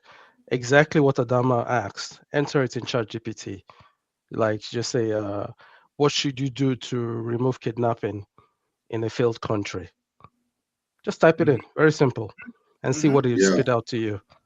Let me see. You see, I will not say in a failed country. That is just maligning the good reputation of Nigeria. ChatGPT. We're having a good. So that you didn't say you should type it in. We're having a conversation. Why are you like this? Sometimes I will think you changed, but you're still where you are. I will ask you, what would you do in Nigeria to solve the kidnapping crisis? All right, let's see what he's going to say. But we all know what the solution is anyway, if we want to solve this problem. The question is, when all this is happening, you hardly see convictions on anything. Till today, I think I heard Boala saying, yeah, it's true. We don't see enough conviction of terrorists and bandits, that we should do more about that. So I was thinking that there were actually a lot of convictions that were going on, just that they don't televise it. But it appears that they were not even doing a lot of conviction. Nigeria, the legal system, we keep calling our government, the legal profession in Nigeria, the judiciary, they really have a lot of questions to answer. They are not performing at all. They are really, like, I've used this figure before. In the UK, they have similar number of lawyers as in Nigeria. UK, they have about 1.something million convictions a year. Criminal convictions, not the other convictions, just criminal convictions a year. But in Nigeria, 30,000. So that how many of them be social media posts? No. Driving offenses. Yes, that's a very good all kinds of different things. So the judiciary is not performing. Social media. No, it's not social media posts. Most of them are driving offenses, all kinds of domestic different things that people do. Corruption. But for that, why I brought up this Harrison case, when I researched on this case, Harrison was known for kidnapping his former boss and turned rescue. Yes. Go and read up. We all know this case. If you want to just type it, I mean, it's all over the place. Harrison had a history before he said he's turned a new leaf. He's helping. But you know how they say you can't take the dog. All right, you can't take a dog out of it. Can't take a pig out of the. Wow, seriously, they're all mangling the whole thing. You can't teach an old dog new tricks. Jesus Christ! That's which you can't take a pig out of the field. He's a pig. Yeah, okay. Thank you. Harrison is the one now negotiating kidnappers, family rescue, and he's like this activist, philanthropist, whatever you want to put his labels on. And I'm fine with that. People can change. And I do believe that, yeah, there are people, when you give them the right treatment, everything, they will change for better. But with Harrison, when it comes to money and the situation in Nigeria and someone commanding, and I feel, I'm sorry to say this, all due respect to all the men in the platform, with men, I think is an ego thing with money. I feel like Harrison did not deal But with that. women are involved though. And I finish. I'm not saying women we don't have ego, but the kind of Anini had women in his gang, in case you don't know. no, we're not talking about that. The point I'm trying to make is that if Harrison had this past history and the public would trust him with all these things he's doing, he has a record of releasing how many kidnappers. It's that makes me questioning. Is he working? Is this something they created and they marketed and sold to everyone and we're buying it? The I'm problem not is so not sure the about problem that. is the people. You know what should bother you more? You know what should bother you more is that nobody is calling for the arrest and prosecution of Harrison in terms of why he was even able to exchange money with terrorists and this thing. But everybody's asking for the arrest and jailing of Sheikh Gumi. I don't understand that. Did Sheikh Gumi actually exchange cash with the terrorists and the bandits for kidnappers? Yes, if you probe further, you after all, Sheikh Gumi's assistant is He's one of them. No, but we cannot say this. Like let's call it what it is. What Harrison did, is against the law. He needs to account for it. Yes, he needs to be held accountable for it. I don't know the Sheikh Gumi case. And I don't want to speak on something I don't know Sheikh about. Gumi is just a guy that says terrorists are just unloved children that need care. That's all he said. And people just like, jail him. He deserves to go to jail. But no, tonight, this is a serious case because what I'm saying this is, I don't hear the Igbo people saying a lot about this. Maybe because Harrison is a Delta man. And I'm saying that being an Igbo woman, we need to look at ourselves and start calling out our own bullshit. Excuse me, with all due respect. He's not an Igbo man now. What has this got You to do with see exactly what I'm saying. Let me finish now. Chief, let me finish before you take the word out of my mouth. Okay, I'm sorry. Thank you. At the end of the day, all I'm saying is call things out for what it is. I have listened to different platforms where Igbo people will come in, oh, Harrison made a mistake, let's forgive him, let's do this, let's do that. All I'm saying, what is good for the goods is good for the ganders. It doesn't matter who does it. Crime is crime. It affects all of us. I'm not saying where they kidnap a family and they ask you if you're Christian or Muslim.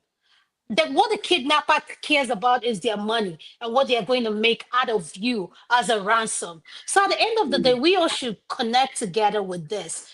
At the end of the day, my question is, Harrison has been doing this, and it will shock us to know that those that are involved are well-connected people. Because I've noticed now that kidnapping is a lucrative business in Africa. No, it's a very big time business. So for those people planning Dirty December, good luck to you. I have nothing against this Dirty December, but at the same time, insecurity is something we need to address because it's going to affect you one way or the other. And it took Harrison's case for us to realize that someone that we think has been doing a good this thing has been among the people selling us out allegedly. Let me use that word, allegedly. So at the end of the day, let's be careful who we idolize and who we entrust our money to. Let me put this slant to it. So when the US and Russia and China are into their espionage activities, you find sometimes people cross the line. You will find an American agent who will suddenly cross over and be snitching against America for the Chinese if they have been paid. Vice versa. We all see these things happen all the time. Now, I don't understand whether Harrison is Igbo or whatever, he should be held accountable. But some other person hearing Adama's argument now might simply say, okay, since you have brought that slant to it, why hasn't anybody arrested Sheikh Gumi? What did Sheikh Gumi do? Sheikh Gumi is on air constantly telling us that the only solution to dealing with terrorists is to negotiate with them. We should pamper them. He's here telling us that kidnapping is not as kidnapping children is not as what's the word he said? Is not heavy as shooting military men. Haven't you seen him run parallels? Yeah, but that's not freedom of speech, though. Oh, so where in that freedom of speech when Nnamdi Kanu was freedom speaking and he was arrested. What are we talking about? Nnamdi Kanu literally threatened Nigeria with violence. So it's different from, isn't it? But what Gumi is doing, are you sure he's not threatening Nigeria with violence in a subtle way? If he was, I didn't hear it, because all I hear him is saying terrorists are human beings, treat them like people. I don't subscribe to that, by the way. All this negotiation with terrorists is rubbish. Wait, Chim, hold on. Let me just say this, make this comment, and then you continue. Go ahead. A Nigerian senator made a speech in the Senate speaking against the way government handled Nnamdi Kanu's case. He was called for questioning by DSS. Sheikh Gumi has said things that you would say, no, shouldn't be said. I'm not against if he feels, okay, make me a middleman. Let me see how I can resolve this matter. That's fine. Whatever method will work, let's do it. Can we talk about this one, KJ's section? Thank you, man. Can we go back to our AI talk again, please? KJ will be like, jail him, even if there's no substantial evidence to jail him. It's not really a crime. Yes, his opinions are abhorrent, opinions that we all disagree with, but it's not a crime. All the politics. Finish your point. The point you were making earlier. Go back to that. Let me go to the those that are saying communism, capitalism, whatever. That is not going to work, right? So why? I'm not taking side. I'm just saying for those who are saying it's not going to work. The same part of those group of people are also envisioning the age of umbrellas of a thing, but they don't see the correlation between those two things. Now, a very classical example of where communism or however the experiment of Karl Marx work is Sweden. Hungarian, Southern Empire of those days. If you go back to 1848, when this just like what is happening now, with Mandela in New York, this whole revolution of socialism. So if you go back to 1800, eventually led to First World War, but the same thing happened. Now, why the Swedish own stand out is that is where the only place the communist revolution actually have a victory. They successfully brought the Hungarian Swedish Empire down. How did they do it? Because they were pretty much going all over the European nations, seizing factories and in the name of communism, seizing everything, burning everybody down. So when it get to the Swedish people, the governing elite of the Swedish Empire, they came out and struck a deal with the revolutionary. They say, you know what? Okay, we agree. But in the process of the process will take nothing less than 300 years. So they are not just going to switch to communism just all of a sudden. So it's going to be gradual thing. So the whole point is giving production back to the people. Let everybody that works in the production have a piece of another kind of thing. And they succeeded today. I think it's the only success story. I said that even when the financial crash, happened in 2009, they were the first people to actually get out of it. COVID-19 is the same thing. So China today. What did you say about Sweden and getting out of what? The financial crisis of 2008. They got out of it because they practice. They are the first people to actually recover. That's not true. That comes from. Why is it not true? Why is it not true? Well, that's not true. I'll tell you why. Why is it not true? No, go ahead. When you're done, I'll show you. I'll tell you why. Okay. The same thing with COVID-19. That's some of the best nations that actually handle the whole process. So today, talking about COVID-19 today, and the whole idea of abundance and how the AI revolutionaries are planning in Wuhan today, China, what they are doing, because in each autonomous vehicle you see on the street, there's somebody losing a job. That's somebody's job. Yeah. So now there's a kind of law that is in place to tax those autonomous vehicles, now pay back to the citizen, just like what Donald Trump announced at the earlier administration, that starting from 2000 next year, $1,000 will be paid to every child that is born in the American empire, right? So So now I am not saying it's quite impressive. I think you are quite right about that Swedish fast recovery. I just checked it out just now. So I think Sweden too, was it not the nation, the way they reacted to COVID-19 was different too. They were not doing the self-isolation and all that nonsense. My supplier no dey deceive me. Sweden has its fault as well. That's good. At least I thought you were not educated. No, my apologies. The whole point is that the transition is not going to happen all of a sudden. As I said, they went into 300 years agreement. It's still on.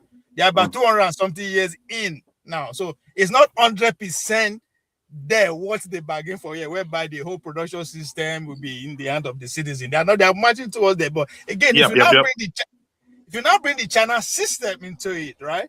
They embrace the open market of the West, but with some Chinese characteristic, which is where the communalism come into play, right? That's right. Subjecting everybody to pretty much one governance. Again, one would say technocracy, right? That's where we are headed.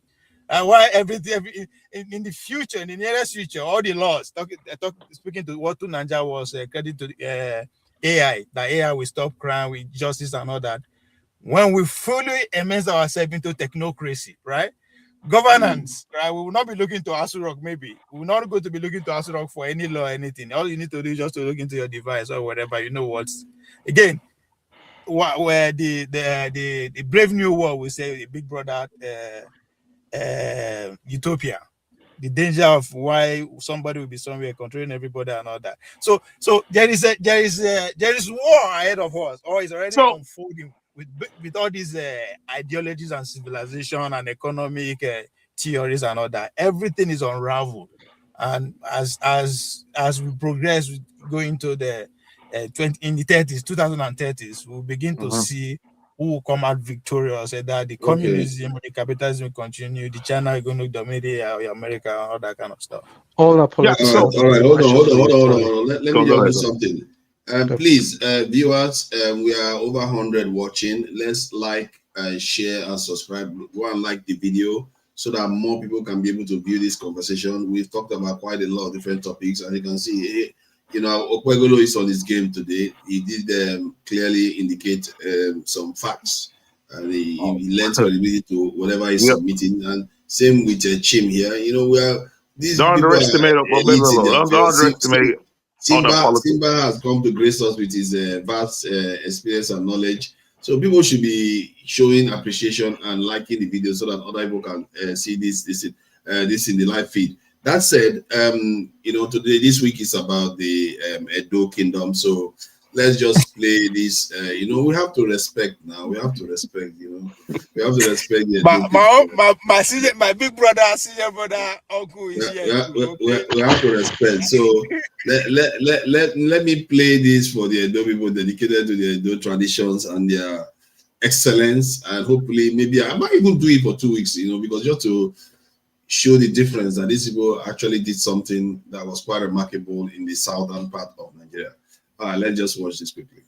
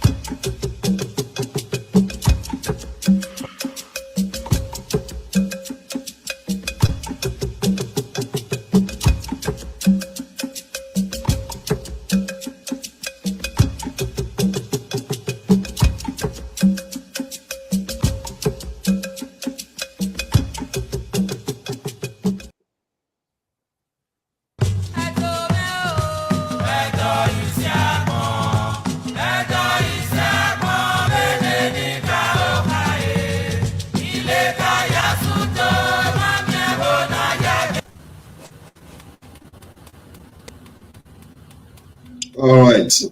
That is just a slither. It's not a tiny slither of the Edo people dedicated to our Edo brothers in the South, and more shall be coming. And I think they deserve 2 weeks. Let's face it, they deserve 2 weeks. Show our technology. Show our. That's why I say they deserve 2 weeks now. They deserve 2 weeks. That's what I'm saying, because they are one of the few that started manufacturing guns. It's just that people have Gatling guns and Tallons. By the time they were manufacturing guns.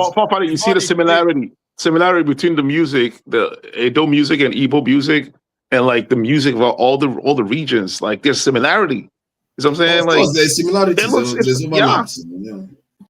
It sounds like overlaps with the dance. That's crazy, man. That's what I'm beginning to see. The culture is the same. Yeah, the food is the same. Music is the same. Like the music, I was feeling the music like it was speaking to my soul, to something inside me, right?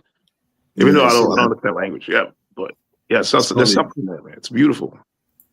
Thank you. Nice one. We all connected, man. We all connected. No more, fighting over. Guys, I'll see you guys. I need to sleep. All right, Chim. Thank you for joining us, Chim.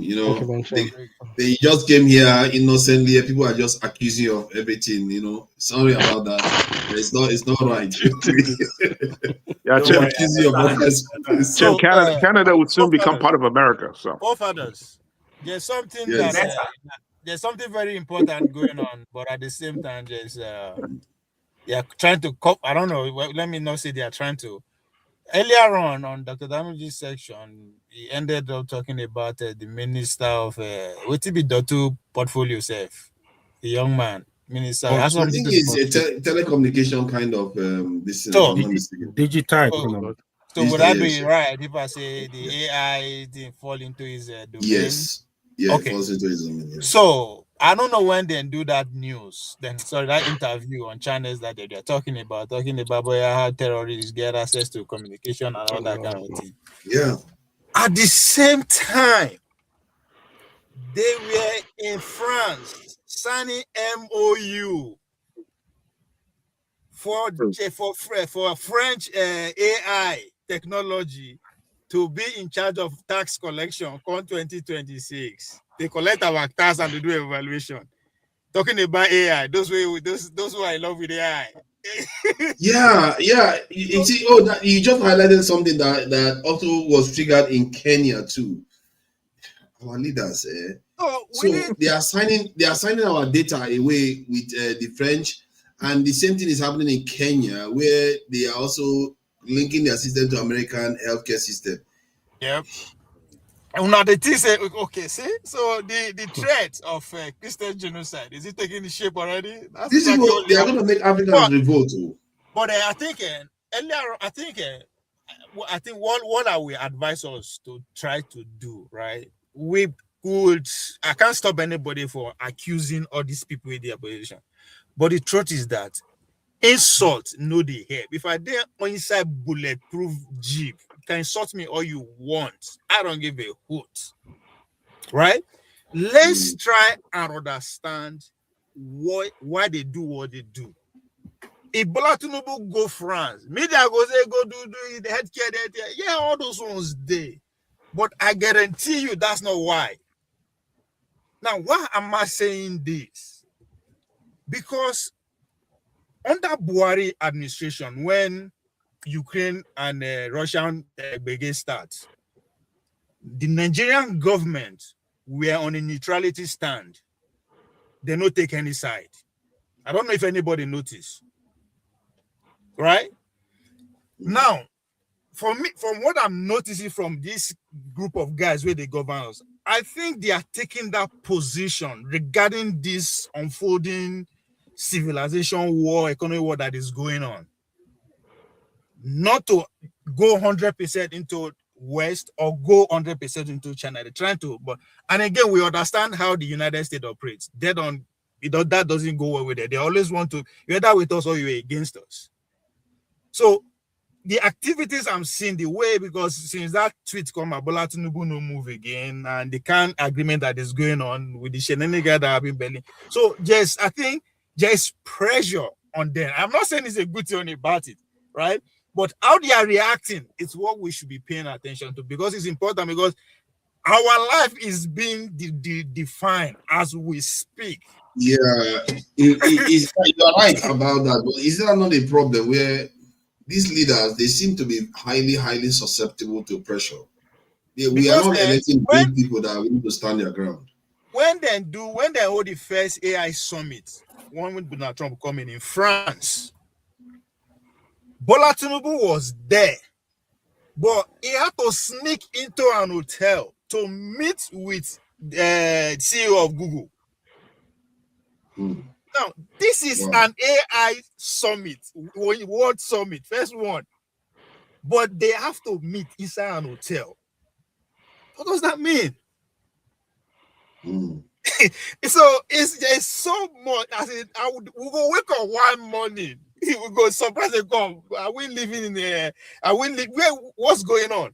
The way the world, especially those my brother here, who seems to have more interest on AI, things will change to a point that if you either be useless or be useful. And again, I try to discover that 3 tiers you go there.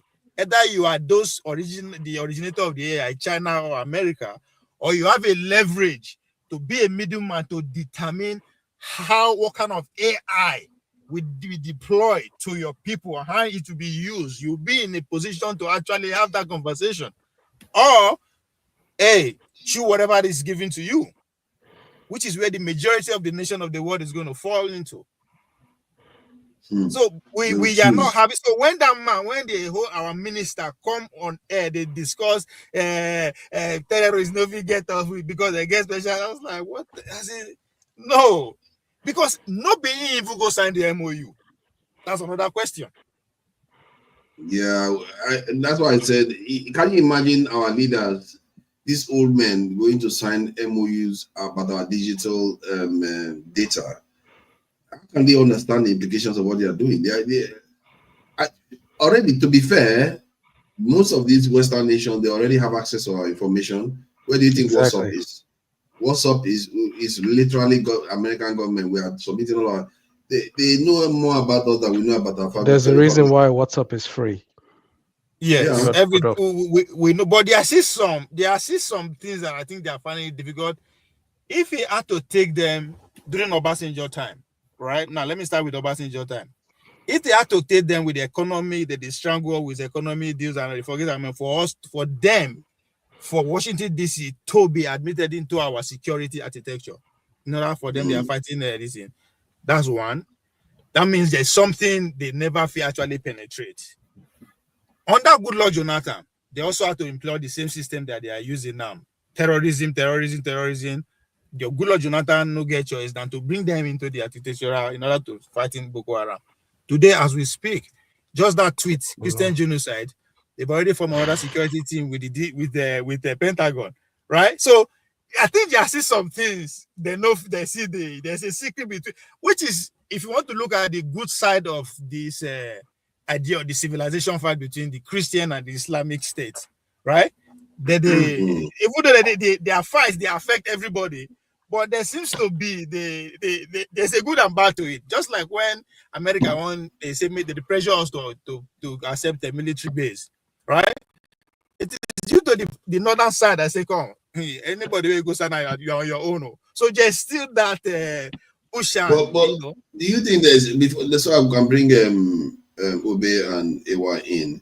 Do you think there's a strategy in this, in the sense that, because I find it odd that Russia and China seems to just be sitting this one out and allowing America to just be bullying all these smaller countries and making them, bullying Nigeria now too. Is it a strategy that they are taking that, you know what, we know they are going to do this, let them do it for now. When we are ready, all these people are going to still fall back in line with us. Maybe that's what they've already told them. The reason why I'm adding that is because there's an analysis report that came out, I think 2023, 2024 or 2, where they said that China cannot be stopped after 2027. That their estimate was that 2027 to 2030, China cannot be stopped anymore by America in terms of rising even above America. That's All part of Nigeria is part of Belt and Road Initiative, though. So Yeah, you guys need to add that into the context. And from what I'm looking at here, they are saying that they want to start a war next year. So there's something coming down the pipeline in the coming months that we face, because they don't want it to get to a point where they can't bring China in anymore. Please, let's watch space. On China and Russia, just like what Cedric has said, Road and Belt Initiative has been on for a very long time. They have already had a leeway in terms of what is critical to them, the resources they want, how they want in all these countries, especially in that of Africa.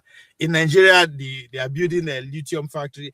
So we have invested about $20.5 billion into Chinese already. So what they are doing, they are just watching, right? In terms of Nigerian case, right? How is the Nigerian government going to respond? Are they going to say, okay, the agreement that we had is no longer, we are not going to honor it because the pressure coming from the United States is too much?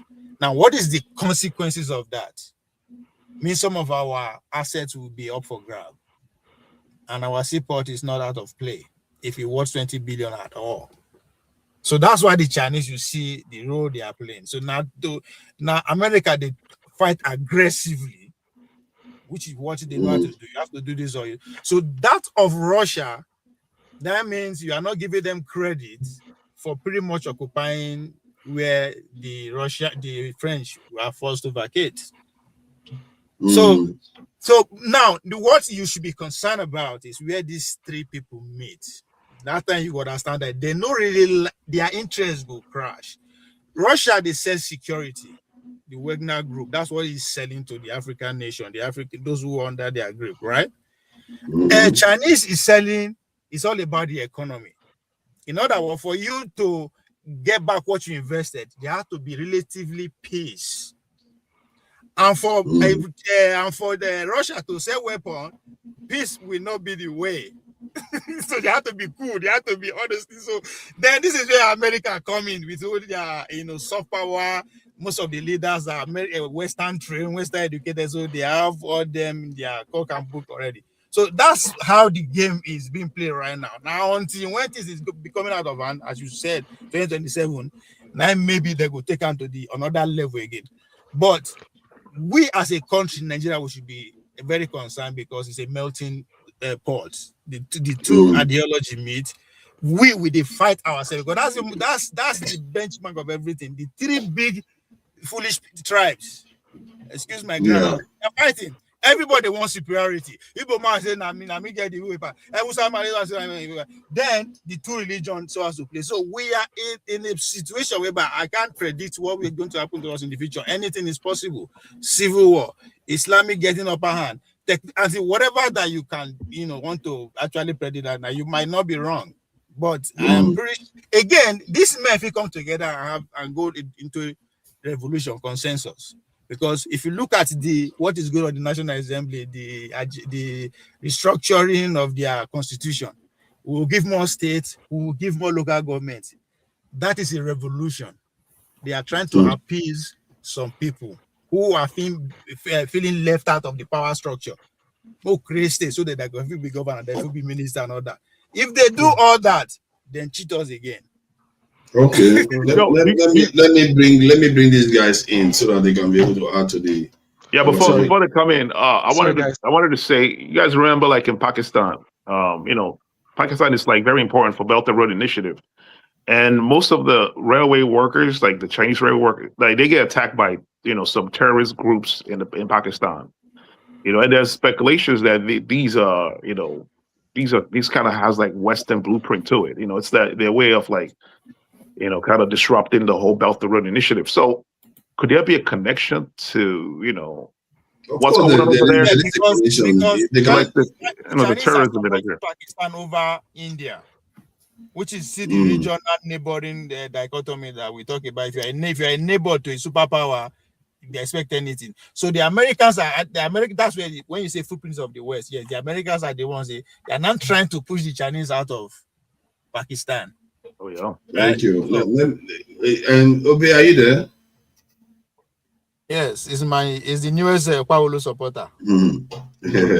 Thank you for joining us, Obe and OBE. So, what do you make of these? We were talking originally about the Nigerian, Nigeria going to save Benin Republic. This is president, and then Nigerian aircraft landed in Burkina Faso, and then there is also the issue of Fubara, singing on your mandate, and also I saw a video of I don't know if he was the person Wike was mocking. Wike was singing the same song, like trying to mock maybe Fubara. That's the implication anyway.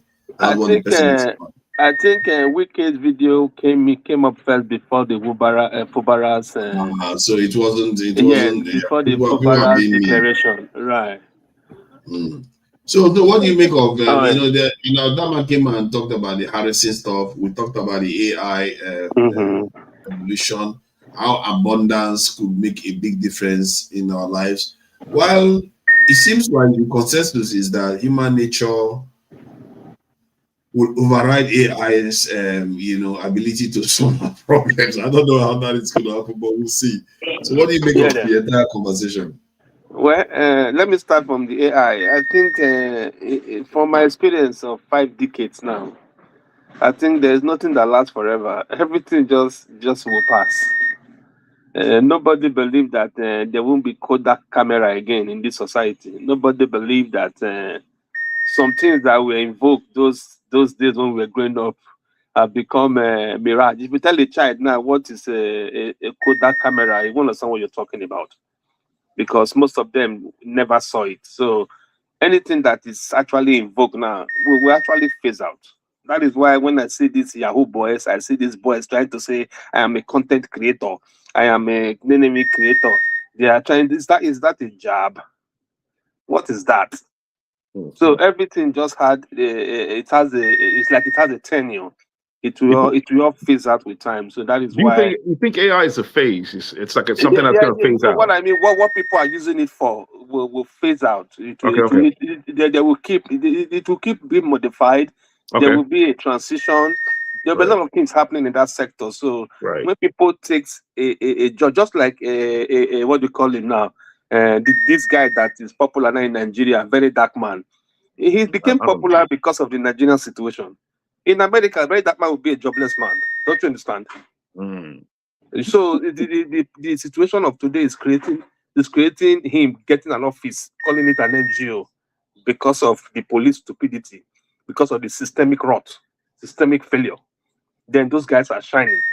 What the police cannot do, a one man will resolve it in the twinkle of an eye. So that becomes a kind of an institution as a country, creating a non-existent function for somebody to become popular in the face of the globe. It's a shame on us as a people.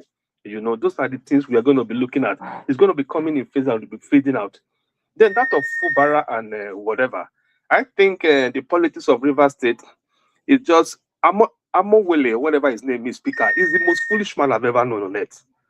He's very stupid. He doesn't even know the power he has. It's allowing wicked use him. By the time you are fighting governor every day, you're just being stupid. You're just being stupid because you don't know what you're doing.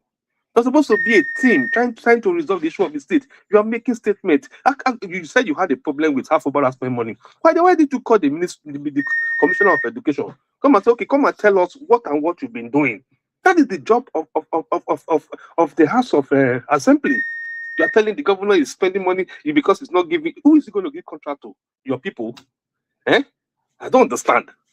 So those are the River State issue is going to continue to get rotten until that man called Wike clears off from the way.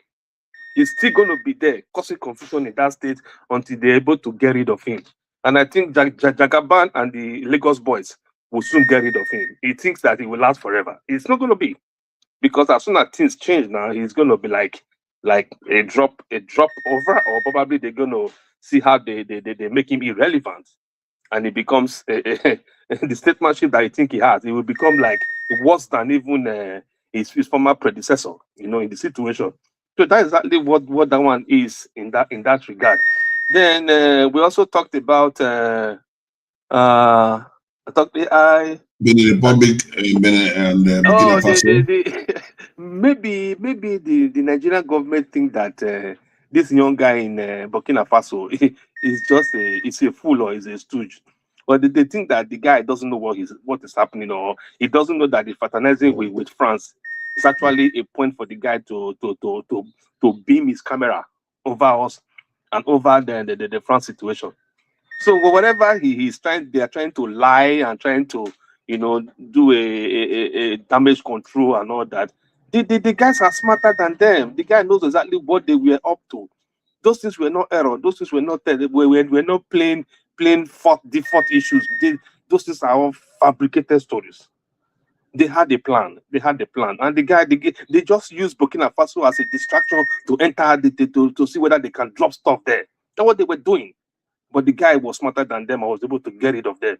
And that is why they are changing story upon story. They don't know what to say. Now we want to go and save this plane. The plane need to pass through here. The plane didn't tell this person is going to drop here. The plane developed fault. What is all that? What is all that? Stories. That's right. But okay, what does Nigeria have to do with Macron that this man always go to France? What's happening in France?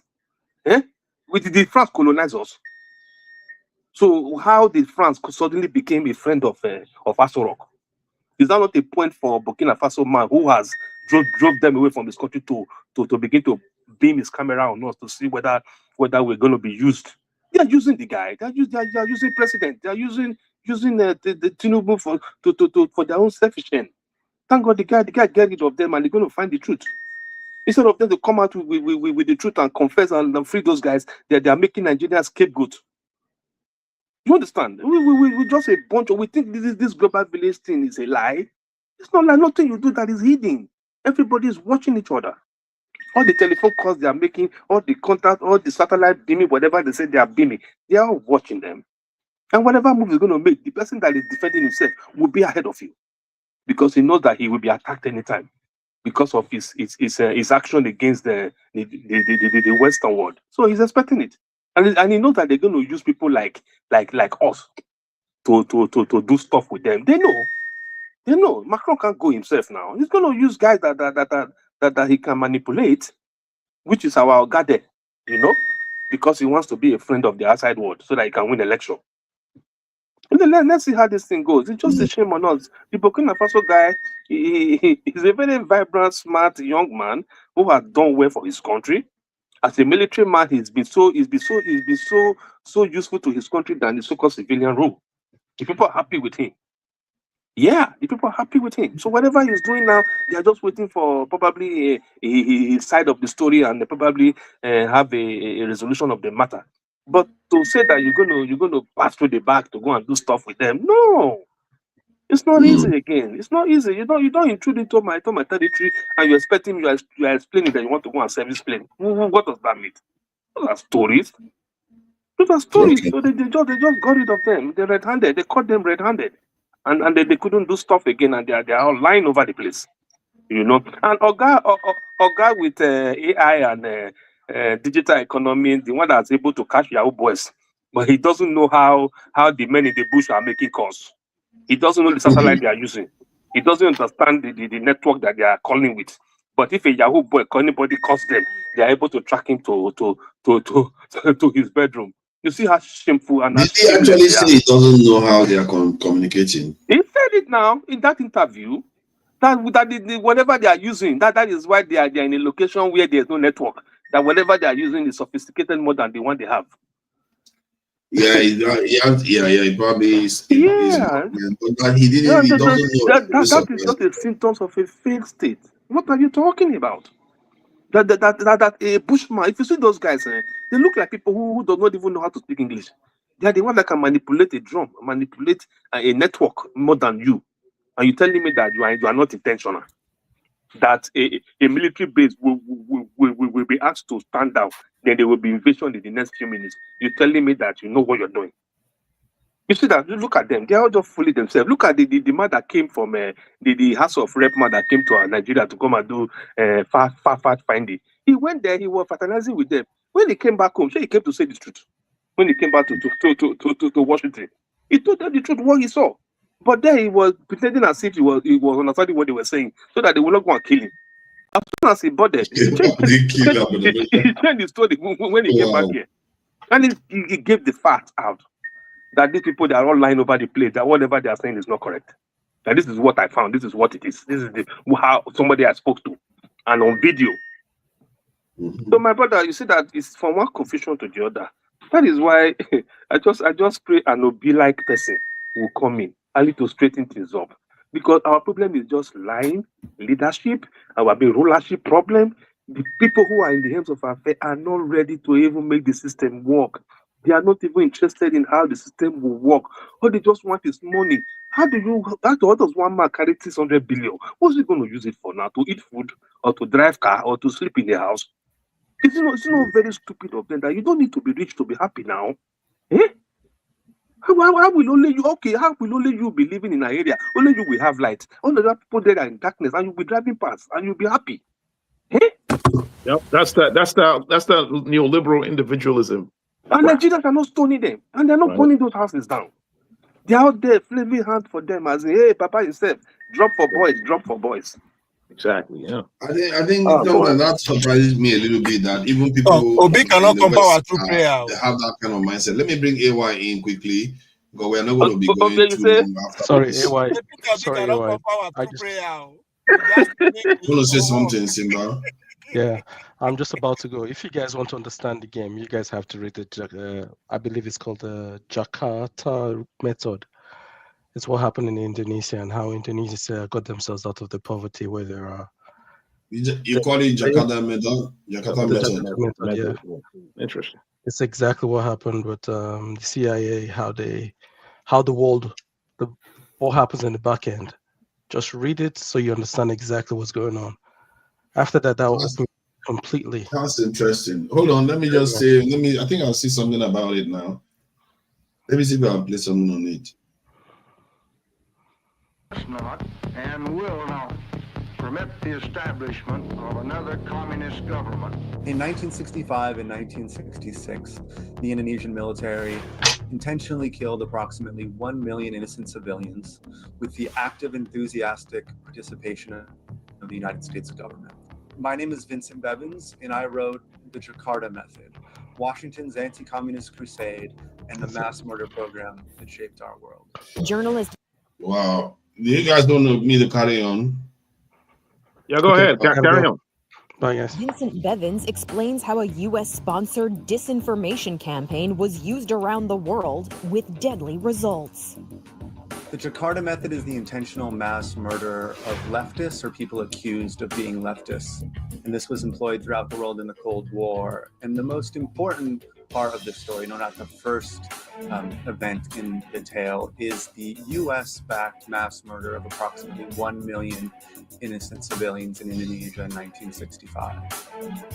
This massacre was one of the most important turning points of the Cold War, one of the biggest successes for the West and its allies. And it was such a big success that it inspired movements elsewhere around the world, specifically in Latin America, to copy the tactics employed there. And they used the word Jakarta to denote what they were going to do to their own leftists or accused leftists, which was to kill them. What happened in Indonesia began on October 1st, 1965, with a military coup. Some members of the Indonesian military that believe or say that they believe that their superior officers are organizing a right-wing coup kidnap some of them, and 6 generals end up dead. This is all very mysterious. But what we know very well is that immediately afterwards, a general named Suharto takes control of the country, ignoring direct orders from President Sukarno, and immediately gets the full backing of the United States, materially and ideologically, as he begins to spread a horrible story that the Indonesian Communist Party was responsible for this and had engaged in horrible torture of these 6 generals. Declassified documents show the U.S. government was not just aware of what was happening, it helped. The United States government immediately gave communications materials to Suharto that he used to coordinate his message around the country. Basically, I'm in charge. The PKI, the Indonesian Communist Party, is to blame for this, and they must be crushed. And also, the United States successfully pressured Western media outlets, including BBC, and ended up getting the supportive outlets like the New York Times and Time Magazine to spread this story that the Indonesian Communist Party, specifically the women's wing of the party, which was at the time one of the largest feminist organizations in the world, had taken these 6 generals and performed a bizarre kind of tantric, satanic torture ritual in which they literally castrated these Indonesian men and threw them into a well. The coup was just beginning. In the weeks and months that followed, leftists and members of the Communist Party were targeted. This propaganda story, spread with the enthusiastic help of the United States, was used to justify the mass arrest of the Indonesian left and people accused of being on the Indonesian left. At least 1 million, perhaps 2 or 3 million people were arrested. And then over the next 5 to 6 months, in the middle of the night, some of these prisoners would be taken out, executed, and thrown into rivers. In Indonesia, anti-communist riots shake the country. The violence took place in different ways across Indonesia. In general, it moved west and then towards the east, across the island of Java, the most populous island in the country, but then arriving in Bali, which probably experienced the most horrific violence and the largest number of people killed compared to the total population. So we think that probably at least 5% of the population of Bali was killed in 1965 and 1966. And this mass murder not only made the emergence of a tourist industry on this beautiful island possible, the victims are still often buried on the sand underneath the very hotels where Australian surfers or American eco-tourists are staying and sipping on coconuts, right? So this history is quite literally buried in this part of the world. They still are finding bones in the sand, just feet away from where people are posing for Instagram bikini shots. What happened in Indonesia would soon be replicated in other countries. Small countries in which outside alien hands have planted the seeds of subversion. It was very well understood at the time by US foreign policy officials that Indonesia was far more important than Vietnam. And this was, for the other side of the world's political spectrum, the side of the radical anti-communists and the US allied dictators, this was an inspirational achievement. This was something that they could do in their own backyard. Not only would it work, as it clearly worked in Indonesia, they would get the full backing of the United States as they attempted to launder their own reputations afterwards. Frankly, Mr. Ambassador, we lack the trained men who would be able to plan and implement operations in an area we think is vitally important. Because of this, we are also requesting that your team of advisors include a senior officer who is thoroughly experienced in psychological operations. Very well, sir. I think we can provide you with an expert on the subject. In the early 1970s, in both Brazil and Chile, you see right-wing forces in both countries using the word Jakarta, Jakarta in Spanish or Jakarta in Portuguese, to signify something that they were going to do to their own left-wing problem. In Brazil, you had something behind the scenes called Operação Jakarta, or just Operation Jakarta, which was a similar program to eliminate the left. And in Santiago, the capital of Chile, you had this a quite chilling terror campaign, which consisted of graffiti showing up on the homes of leftists or accused leftists, which said simply, Jakarta is coming. And for anybody paying attention in the Cold War at the time, it was very obvious what that meant. It meant, we're going to kill you, just like the Indonesians killed their own communists. In 1973, this is exactly what happened. Jakarta, very tragically, did come to South America. With the success of the US-backed coup that overthrew Salvador Allende and installed Augusto Pinochet, thousands of leftists and accused leftists were killed. And then Brazil and Chile got together to form a international mass murder network called Operation Condor, which identified and eliminated their enemies, especially on the left, but not only on the left. I find that in at least 20 countries, US allies employ the intentional mass murder of civilians in the construction of a US-backed authoritarian capitalist regime. And I find that this tactic, this Jakarta method, was such an important part of the way that the Cold War was won, that it profoundly shaped the world that we live in today. On a rainy day in Washington, pomp and ceremony attend the formal reception of Philippine President Ferdinand E. Marcos. President Marcos begins his state visit with high praise for President Johnson's firm stand in Asia.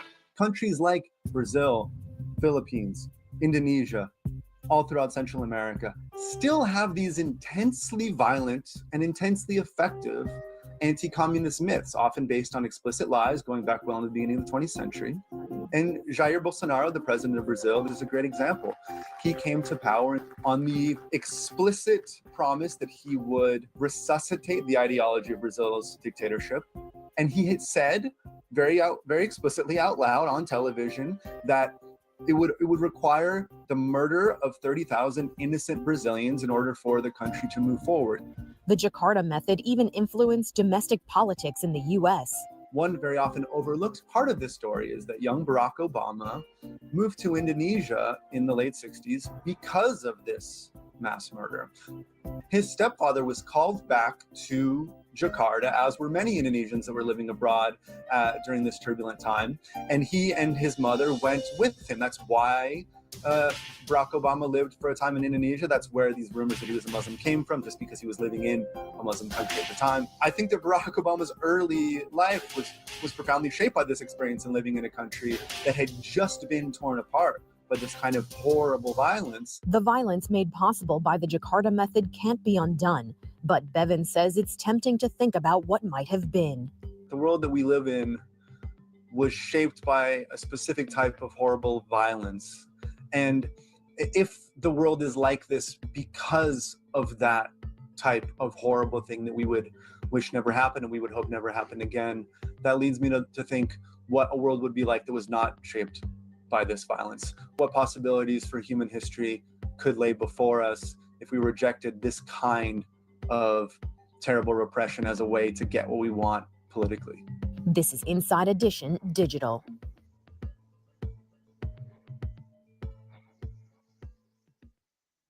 Oh boy, damn. Yep. So that book tells you the details on what the CIA did, what the meetings were. Just way too much information. And they could be playing that same game now. That's what they played in during the Biafra Civil War too. Exactly, that too as well, yeah. It's the go-to tactic. I think they did it recently in what's the place in South America that speak? Venezuela. That's isn't that what's going on in Venezuela? Yeah. And Same Cuba, tactics. same tactics, yeah. Yeah. All right, guys, I gotta go. Have a good day. All right, man. Bye. You too, man. Simba, thank you. Man. When you point things like that out, they say you are complaining. Once it's my turn. It's your turn now. Forefather will look for a way. Let me tell you what he does. He will look for a way to distract me, distract the whole thing. The guy don't sleep, why? I think he's sleepy, to be honest. Wow. He's tired. That's our leader. He's in the UK. It's late out there, right? Probably this guy never sleep, man. Forefather have a lot of energy. That's what I go carry us go go sleep. Yes, no. It's probably like 3 a.m. in the morning over there, or 4. It's even good. Adamaka come in, right? It's even good that he's muted. He don't do that. Oh yeah, maybe he did sleep yesterday. This guy, he never sleep. Maybe he froze. No, I think he's sleeping. He's sitting there now. I've not been there so. Yes, now, but he's sleeping. He's muted. Yeah, he don't sleep. Boy, he's not froze. I hope say not this serious, yeah, but I think he's sleeping. Eccentrica. Yes. Oh man, on the politics. You saw the documentary, right? That's what I've been saying over here. That's yeah. It's funny because people talk about how come capitalism, communism or socialism didn't work in other countries. This is why. This is the reason why. Their purpose is, they want to create a world where, they can have access, to everything, all the resources. They can bring in their conglomerate. I mean, think about it. If you have a mom and pop store in Nigeria, or if you have, like, let's say Mr. Biggs, if you guys remember Mr. Biggs, they cannot compete with McDonald's. If McDonald's come to Nigeria, they can't compete. McDonald's can run them out out of business. You know what I'm saying? So that's the kind of global world that they want, where they can come in, compete, and get rid of all the local businesses. Like, the conflict in. Yeah, go ahead.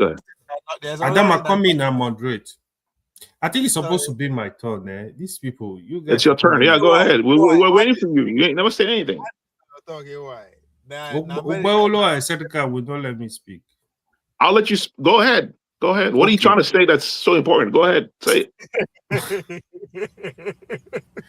Seneca, I thought you were a nice guy. Now you are not behaving like Obeolo, eh? No, yeah. This is my villain arc right here. It's my villain arc. I'm just kidding, man. Just go ahead. Oh my God. I love the video. Today, listening to people, to be honest, I'm kind of frustrated about our Nigeria pro issues and Africa problem in general. Because I was just really looking at it like, is there any country, any black nation really working on this planet Earth? I don't know of any, to be honest. It's all complain. We don't look at issue. Wait. On the politics, there's a lot of noise coming in. Okay, go ahead. I'm gonna remove it now. Don't worry. We don't look at issue objectively. It's really a problem. Even the issues we have in Nigeria today, like, I don't know who was saying it. Was it somebody was saying that, okay, it was Obe. He said, Fofana is up. He's awake. Welcome back. Yeah, he traveled through space. Go ahead, AY. So Obe was saying something like what the Minister of Digital Economy said, that they don't know the kind of technology the Boko Haram people are using or something like that. So basically, I think that is that tell us a lot. Who is giving them this equipment? These Boko Haram, these rat people running through the bushes, they don't have the capacity to have all this equipment. So these are questions we need to ask. But what you see, because we don't look at issue objectively, try to go looking for go to the root of the problem, all we do is blame ourselves. They try blaming this tribe, this one blaming this one. It's an opportunity to keep distracting ourselves as Africans. I think it's just a problem of an African man. I begin to look at it. I look at the whole of Africa. Which country is really working? Apart from the white Africa, called South Africa. The reason it's working at all, probably because of the white people that were there for years. Even when you go outside Africa, the other black Africa, the countries, are they working? No. Go to Haiti, go to Jamaica, everything is just messed up. You even come to America, you look at black-dominated area, same crisis we're having. So something must be wrong, though. I think we need to really look at ourselves and try to see how we can fix our problem. Even the way we behave sometimes, I begin to think like, is it that Africa, we are all traumatized? I don't know. People just tend to have a lot of hate within them. To me, it's problematic. I wish one day some of us will have opportunity to put this in order. I would love that opportunity. Probably I'll begin to have an ambition now. If our father is going to support it, I know Obe will not support it. It's okay. On the issue of River State, right? No, wait, stay where you are, dude. What ambition are you talking about? You make some great points about. Honestly, I want to see. To be honest, I sincerely begin to think, what can I do to help my country? What can we? Yeah, I want to make that sacrifice. Sincerely, I want to start to. I'm seriously thinking about it. Yeah. I can have a way to make a difference. I think I'm gonna do it. I think people need to. I think it's time we stop complaining. We need to be looking at solutions. That's what I see right now, you know. But I'm really serious about this. The other thing I wanted to discuss, Cedric, I need to move away from here. The Rivers issue, what is going on in Rivers, is still battle for leadership. So I think right now, Tinubu is playing the real dirty game in Rivers. For father, you remember we were discussing this policy. I told you the whole of South is going to be go to APC. I remember saying that to you many times. And today, South, the whole of South is APC. It's also very difficult. It's going to be, even if Peter Obi is contesting, it's going to be a very difficult terrain for him to win. It's going to be very, very difficult. The reason is that 2023 election is kind of different. So for the Rivers, for the Rivers State, now the Tinubu want to play. Tinubu want to have everything to himself. So I don't think Wike and Fubara, they're going to have issue. This is what is going to happen. They are never going to settle. So Fubara now, what I think he's doing, if he's not doing that, he needs to start doing that. I think he's kind of working with Wike forces from Abuja. If he can grab the Wike forces in APC, the game is over, because fighting a state governor is very difficult, especially somebody like a state like Rivers. It's very difficult. So the governors, they have a lot of power. Wike might fight, but he might not be able to win, because historically, the ordinary people are going to see him as the victim. I mean, Fubara. So in the next election, they will go on the street to vote for him. So when the people really are really interested in an election, historically it's very difficult to rig. So that is what I'm seeing, River. So calm down. So you said something about, like, what can we do, right? Do you think, like, there's something people can do, you know what I'm saying, like, outside of the government, outside of government policy, government policy nonetheless? Is there anything that people can do within themselves as a community to kind of help create a different type of consciousness, right? Because, like, what we talked about was this problem of individuality, right? And I'm like here thinking, there are things that we could do, right, as a community to kind of create this, kind of change the mentality away from this individual focused system, right? For instance, I mean, here in the United States of America, a lot, if you guys are on Facebook, I used to be on Facebook like probably 6 years ago. There are, some neighborhoods will create groups, right, where they will help each other out, right? And that could be expanded, right? Because, like, technology has already brought us together. Like, you guys, I never met you guys ever in real life, but we are here, right? So that could be a good tool to kind of change this mentality, this individuality mentality, where people can work together to help each other out. Like, for instance, something as simple as, you got 20 shoes. You don't wear all the 20s. You put it out there, somebody that needs shoes can get it, right? And there's some kind of, I mean, what would you even call that, right? It's there's a name for it. I forgot what it is. Some kind of, there's a name for it, right? People can do stuff like, give out things in the community that they don't have, right? You don't have to, like, spend money. It's just things that you have. I get your point. Yeah, I mean, we have been doing all this kind of stuff, right? I get your point, really, but if you really look at it, you need to have the political power to be able to make the kind of change that will be very effective in the country. The way the country is today, trust me. If you don't have it, anything can even happen to you.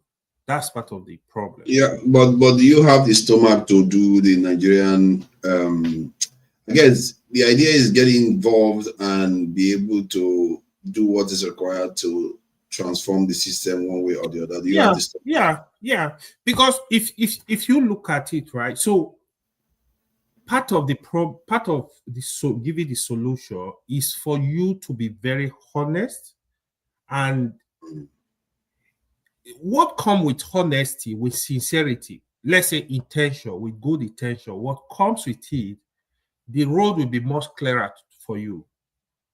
So there are people, for example, they want, my interest is to come here and loot money. It's just like when people are very tribalistic, they don't see anything good. So the way they think, they are programmed to think along that line, along tribe. So, but when you are open, you are able to see things more objectively. Same as you try to solve a problem, a complex country like Nigeria. If your intentions are good, some of the government, let me tell you what they do. They can, for example, just go do shabby roads. They just go there, push out. They just want people to say, oh, it's working, it's doing road. Without really say, okay, I need to do road that will last for 30 years at least. Contractor, this is what I want. You monitor it, you have a monitoring team, you want to fix Nigeria electricity problem. You should have milestone. For example, okay, realistically, I'm going to focus on this project. If I stay office for 8 years, I want to resolve this problem. So you should have milestones. Yeah, anyway, have you heard about worker co-op? This is a system where, instead of establishing your own business as an individual, you do it with people, right? Like a cooperation. Worker co-op. I know they have worker co-op stuff in America. Some businesses have worker co-op. They don't have that in Nigeria. These are like the things, that, you know what I mean? But he's talking about political kind of transformation or involvement, not necessarily community kind of. Yeah. So I'll give you an example. When you look at, no matter how we are going to criticize Tinubu administration, there are some reform he's doing. But the question is, this reform, how genuine are they? What are you trying to achieve? For example, the tax reform is not really bad, but you have to, if I'm to do tax reform, I will protect the poor. There is nothing that will not make me protect them.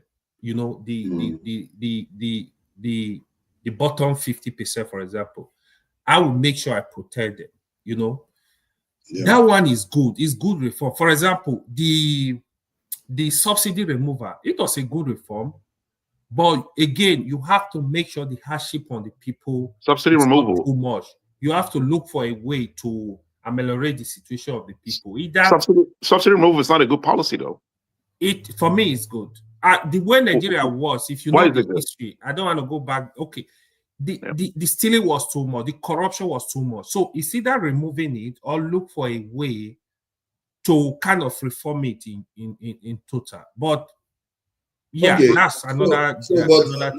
If you have the intention to do the right thing and you want to get involved in the Nigerians try to fix things, one, you're going to need resources. Sorry, forefather. Sorry to give you this point. Let me give you an example. Go ahead. Where I think Tinubu made mistake, he removed the subsidy. He's giving the money to the governors. These governors are looting more money. I would have removed subsidy. Listen, I want to build 3 refineries in the next 5 years. I will make sure those refineries will work. I will make sure we are energy sufficient. Look at what Dangote is doing now. Dangote has a refinery now. he's going to expand it to the biggest refinery. I heard he's even want to build a pipeline now from Nigeria to Mozambique or one country like that. Those are the kind of things NAPC is supposed to be evolving, but NAPC are not that they didn't do any of that. Dangote gave, I don't know if you also discussed that, is giving 1 trillion naira in the next 10 years for the education sector to support education in Nigeria. That's a good thing. It's a good thing, right? So we can build more people to come to support the system. That's what happened in America, even in other developed countries. You can see now, like an hospital want to close down, an hospital that is really helping the people. Somebody will come, we just give them money. Okay, what do you need? Even universities in America, people donate money for their company, individuals, they donate money to sustain them. So it's not, this kind of stuff are not out of place. But you, for Nigeria situation, you need to build the economy, you need to build the system, we need to do the background work first. If you are running a capitalist system, personally, like, they said Obasanjo wanted to create a lot of millionaires or billionaires, he said. I think that's something that any president should be aspiring to, like in any sector. Like, okay, they'll say this guy in health, I'm going to give you this, I'm going to give you all the support you need, but you better deliver for the country, and so you have to be advanced and really. It doesn't work. You're talking about trickle down economy. It doesn't work. We've seen it in America. It doesn't work. What do you mean it doesn't work? They are ruining the world. Trickle down economy does not work. They've used it to rule the world. Trickle down economy doesn't work. Look it up. Look it up. It doesn't work. Giving money to the rich so it can trickle down to the poor does not work. That was what Obama did. 2008. It doesn't work. I don't think Fofana is talking about that though. That's what he said. He said he's talking about making new millionaires. Like by giving them government. It's not really like the rich already. You give them. See. Even if a rich person let's say somebody that is rich, you want to help. You want to assist them to become, let's say, capture one industry. The reason why I'm saying it, because in capitalist systems, what I've noticed is that the private institutions, they are used as a kind of way of leveraging power and developing the country. If you look at Google right now, Google is not American government that owns it, but technically it's American government that owns it.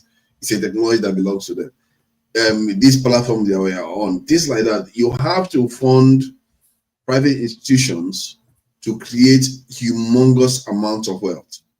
That is, and with the backing of the state, that is how almost all these capitalist systems became as strong as they did. The Dutch were the first to start it.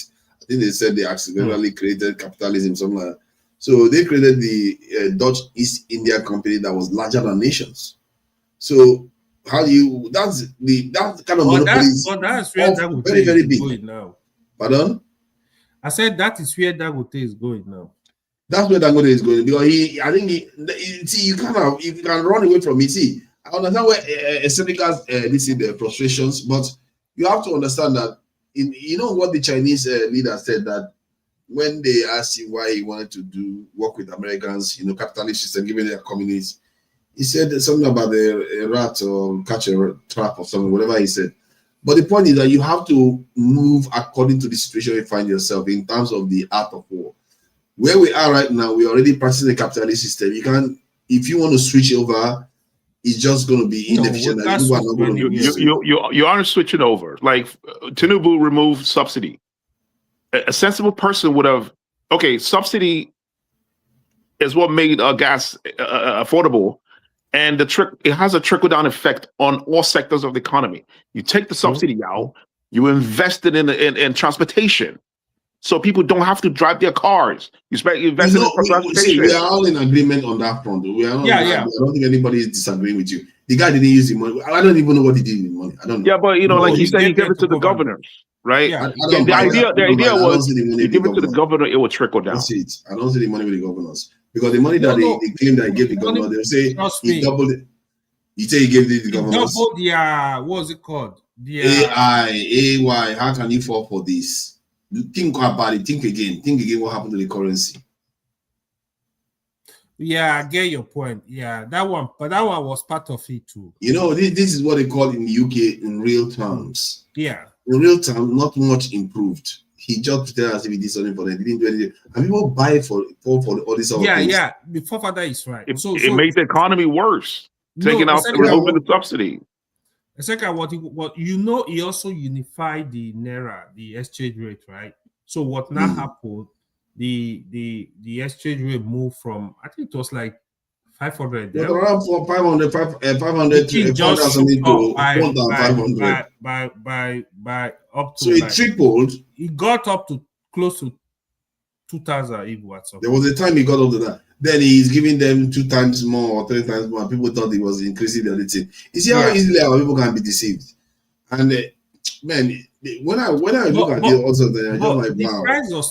The price of stuff went drop up astronomically, but now the prices of stuff is Yeah, because he has destroyed the I bet. which money did he give the governors? Which money? Is it the money that has already been destroyed? He didn't give them any money. Yeah, that's what we are saying. We are saying because the value already went south before. Yeah. Good point. Most people didn't pick up on that this thing when they deceive Nigerians too much. I don't understand how they deceive people so much. Regarding you were saying about this participation part, because what I found is that for you to be able to participate, you need the resources. You can have all the best will in the world. You like me now. There are so many things I wanted to do, but because I have to also earn a living, people think that I live on the internet, but I still have to earn a living. So I have to go. I have to go and struggle and try to earn a living. Then, where is the time to put the resources towards some of all these things? Election is a lot of money now. It's a lot of resources. Yes. Yeah. I think that's one of the. But even Peter Obi himself, that's one of the. I think maybe we should put the energy in producing a kind of ideological document first, because if you don't have a direction and a kind of core basis of what you are doing, God knows whether one will not end up like APC people and PDP jumping to APC and jumping from left to right. Before you know, you start jumping everywhere. Now, there has to be a core element of this ideology behind what people are doing, so that when you are even done, the other people carry on with the direction of this travel. And that's why I feel like, because instead of you just diving, when you're diving right now, you're just diving into this thing where something can happen to you and nobody will be able to carry on your struggle. Yeah. No matter how your goodwill. Well, I think his failure, the rulership, their failure is that whether they have a wrong kind of a theme, that there's nobody there that is telling them the truth, or they tend to believe the creditors who always tell them, go take money, devalue your money, this is that, and they are messing up. You see, that time that Obasanjo went to carry Okonjo Iweala to come and help her sort things out, you could imagine the difference we were able to. So that despite that we were down, but she was able to manipulate situations, and if not that, if they had followed her advice, the governors, Nigeria would have been better off. See, but they didn't follow her advice. They were fighting her. Let me give you a scenario that may not be good for us. Like, do you know whether maybe the reason why they did those things for Obasanjo was because Nigeria sacrificed Abiola? Because when they did that for us, maybe it's a one-off, and since then they've not done much, and we have not progressed beyond that. What they assisted us with removing the debt, and maybe we had a leapfrog into mobile technology, telecommunication, and then we have Dangote coming on stream. That was later in the day. So all these things are things that didn't happen before. Why didn't it happen before?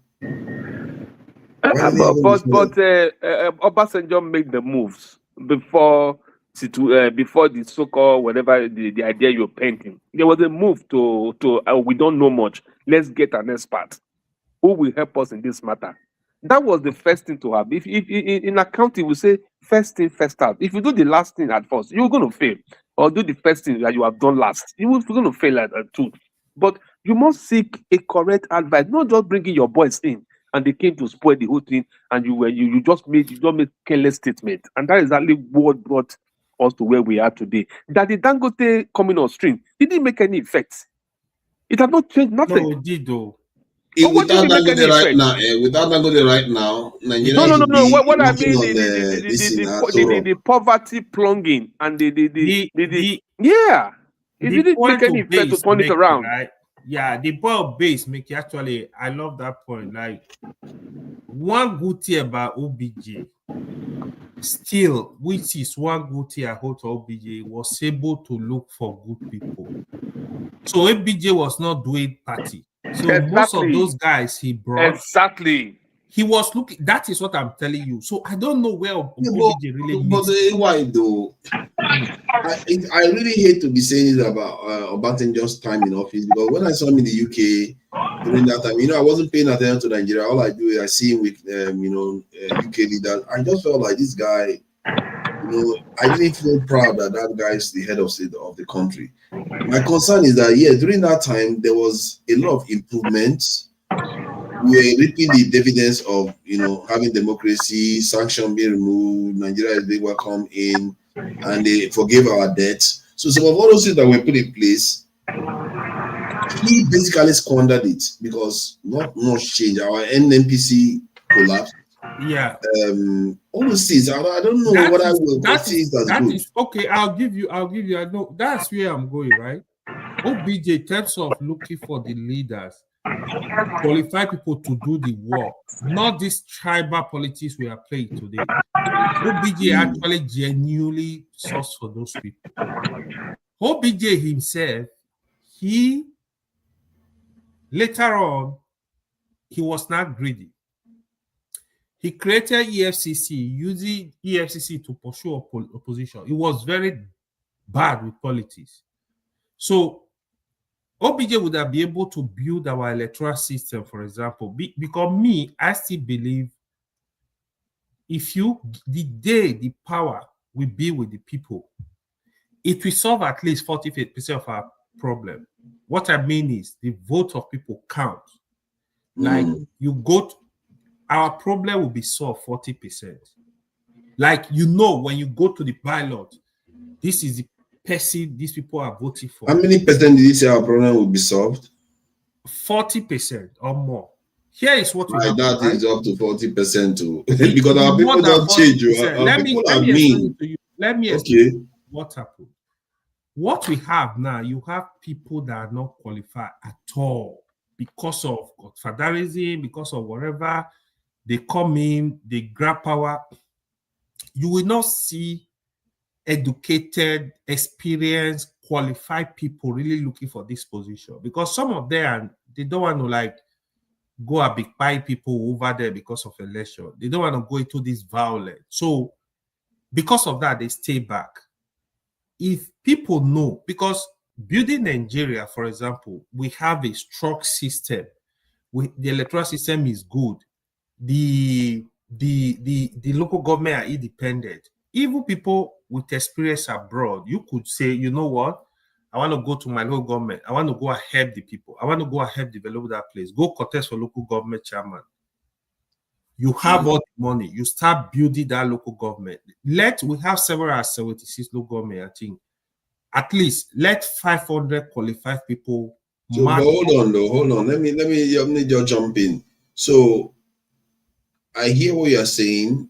If you have quality people are likely to choose them. However, those people that rig elections today, if they still go around incentivize people by bribing them, giving them money, not on the day, before the day, or through adverts, or bribe them in other ways. Money, they will not see. Let me tell you, people that are buying vote. Let me tell you how they do it. They go to the police station, right? Hey, you are coming. You vote for my candidate. Okay, take 10,000. You gotta show your card to the person. Then we'll give you the money. So they have an agent. The agent is there. Show to me you voted for APC or PDP. They will attest to it. They give you your money. That's what is going on. So if you give money a day before election, you ask them to go to police station. They will vote for who they want to vote for. Can we stay in the present, man? We were talking about Obasanjo.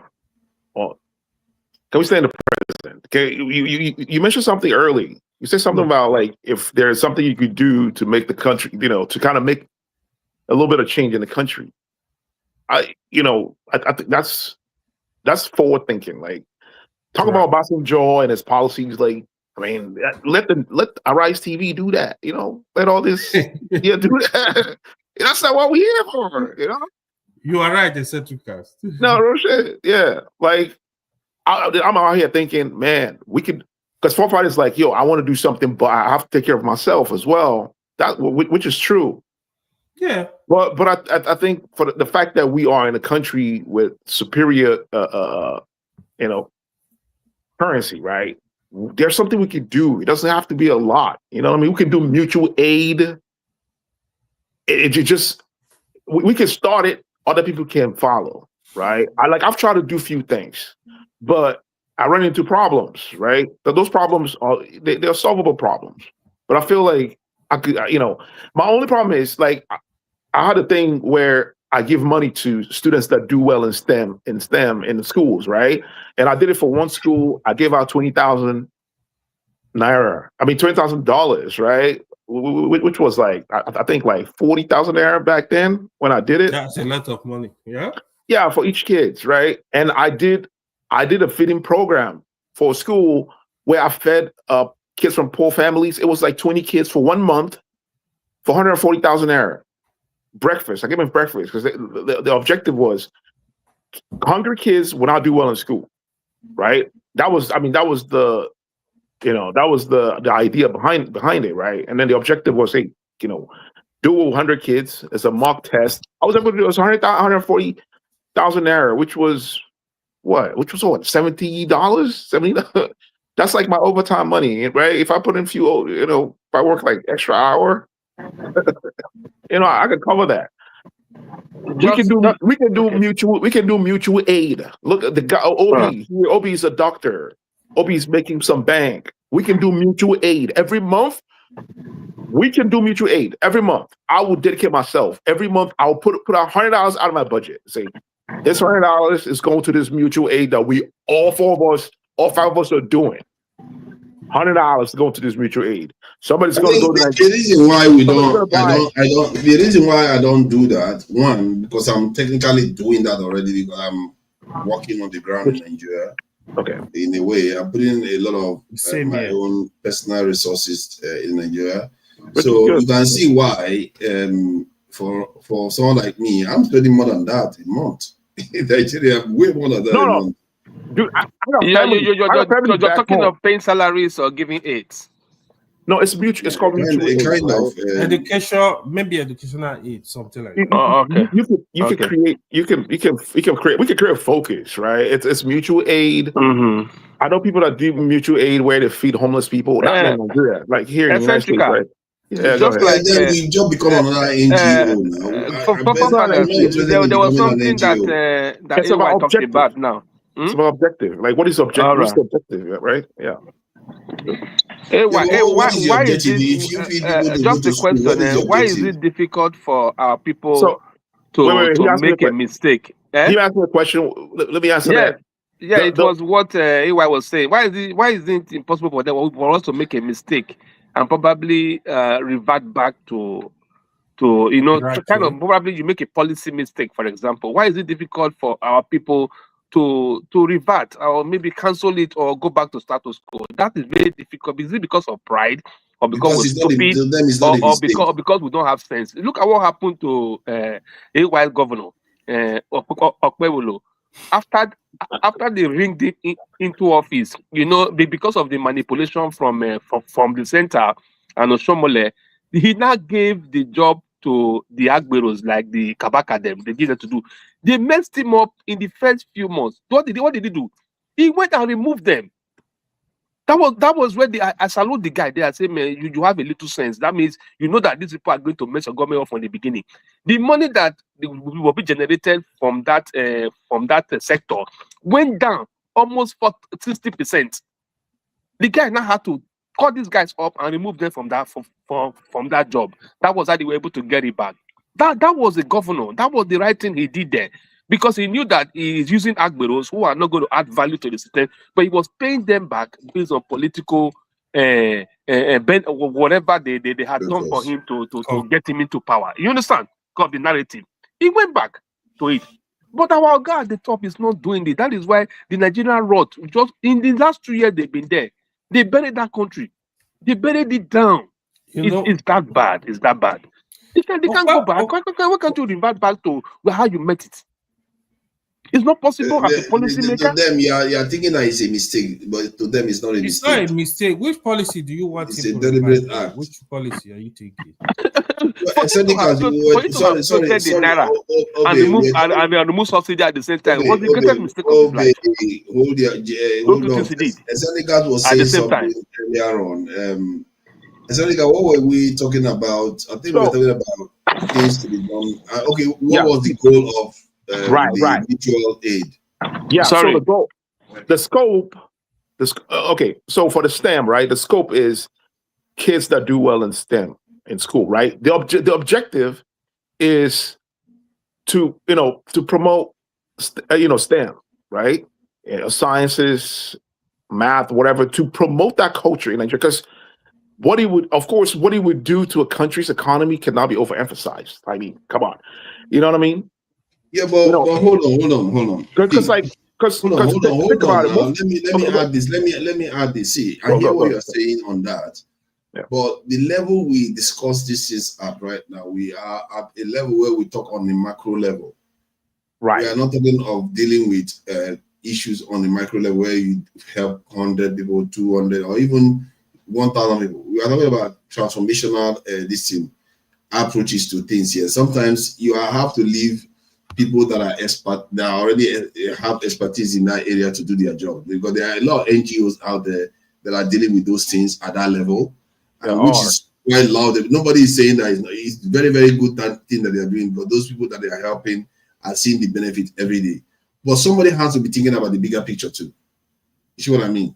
Yeah. And it's very vital. A lot of people are, as a matter of fact, in our own culture and community, there are very, very few that do that. Scarily few. Nobody thinks about the bigger picture. Where direction is the nation going? What direction are we as a race even going? Here's a question. You know a lot of rural areas, the countrysides. How many of them have libraries? Very, very few. How many of them have libraries? Exactly. Well, to deal with that problem, sometimes you have to deal with the macro level. If you keep trying to put out small fires, when somebody is coming in with a flamethrower, there's no point. Don't underestimate the effect that you can make. That's the thing. Don't underestimate the effect that you can make. You have to be realistic. You have to be realistic about what an NGO has ever transformed the fate of a nation before. Even with Red Cross. Listen, man, those Red Cross, they all have their objectives. The objectives is not the same. It's not the same, right? It's not the same objectives. These NGOs are like the Trojan horse of the West. We know that. No, I know people that I mean the good faith ones, the ones that are doing the right thing. Yeah, I know people that work at NGOs, Catholic NGOs, all that stuff. But is they often decisive in the direction of a nation? No, yeah, exactly. What is the objective? What is the objective of the NGO? They just collect money from rich people and do a few things here and there, and then pay their staffers millions. Like Salvation Army. I'm talking about the good ones. I'm talking about the good one, like the kind of stuff you are suggesting now, like this mutual fund they are talking about, or mutual aid. The type of stuff you're talking about, the good ones, they are actually helping people on the ground, and the scale of people they are helping is not as much. Here's the thing, that's why you got to have a motive. You have to have your own motive, whether ulterior or a positive motive. You got to have your motive. What would be the motive if you do mutual aid? Some people do mutual aid as a way to teach people, teach people about, being socially conscious, right? About caring for their neighbors, about cooperation, about co-oping, right? Like, I mean, we don't have that fund to say, okay, if you open up a worker co-op, we're going to support you with this amount of money, right? We don't have that, but you know the effect it's going to have on the economy. Because like, if you have like five, is it going to have on the economy? How many people are you it's going going to create more jobs. Worker co-op. If you have like how five many? people, Okay, I'm giving. Okay, how many people are you going to reach? To do That's your most optimistic. Do you know that United States government actually have a worker co-op program? If you want to do a worker co-op, they actually have a government actually gives you fund for that. I'm asking you, how many people are you going to reach with your mutual aid idea? How many people at your most optimistic do you think you can reach? Okay, so if you here's the thing. If you like, let's say do a thing for STEM, right? You know, your objective is to encourage kids to take their STEM education serious, right? To do well in math and knowing that there's a price for it. Yes. You are raising you're raising the next Einstein, right? You're raising a kid that's going to be you know, an engineer in the future, and you know what that's going to do for the economy of the community. Like, dude, I had a cousin. I actually have a cousin who was supposed to do physics in school, but guess what? There was no fund. What did he do? He got married and he forgot about it. This kid is smart as hell. Like, he's a savant, almost a savant. Yeah. Well, I'm still asking, how many do you think you are going to reach? How many? How many are you going to be able to reach out there? Right. Like. Well, I've already explained the scope. The scope is kids that do well in STEM. We are just what is the number? What is the number you are hoping to reach? Yeah. Okay. Well, if you look into it, right? You know, first of all, what do you want to do for the kids, right? Like, what I'm proposing, what I could do on my own is to give them monetary prices, right? I'm not asking what you are going to give them. I'm saying, like, how many are you targeting that you could reach? Is it 5 children, 10 children? What is your ambition? How many students? How many? How many students can you get to do STEM? If I'm focusing on one school, right? I'm focusing on one school, and I'm focusing on kids in primary, let's say 6 or SS2. So you're targeting about, let's say, 1,000 in one school. 1,000. I don't have the funds to do 1,000. What would I do? Okay. Let's kill it by 200, 100. 100 people. I mean, if you have 100 people, you know, that's not bad. It's not a bad idea. I hear what you're saying. I'm not trying to be funny. I'm just trying to get to a number, because the reason why I'm saying that is because even if it's 10 schools, the scale of what we are talking about here, for me, my point of view is that we are talking about trying to figure out a way to change the direction of our country, the way the country is moving.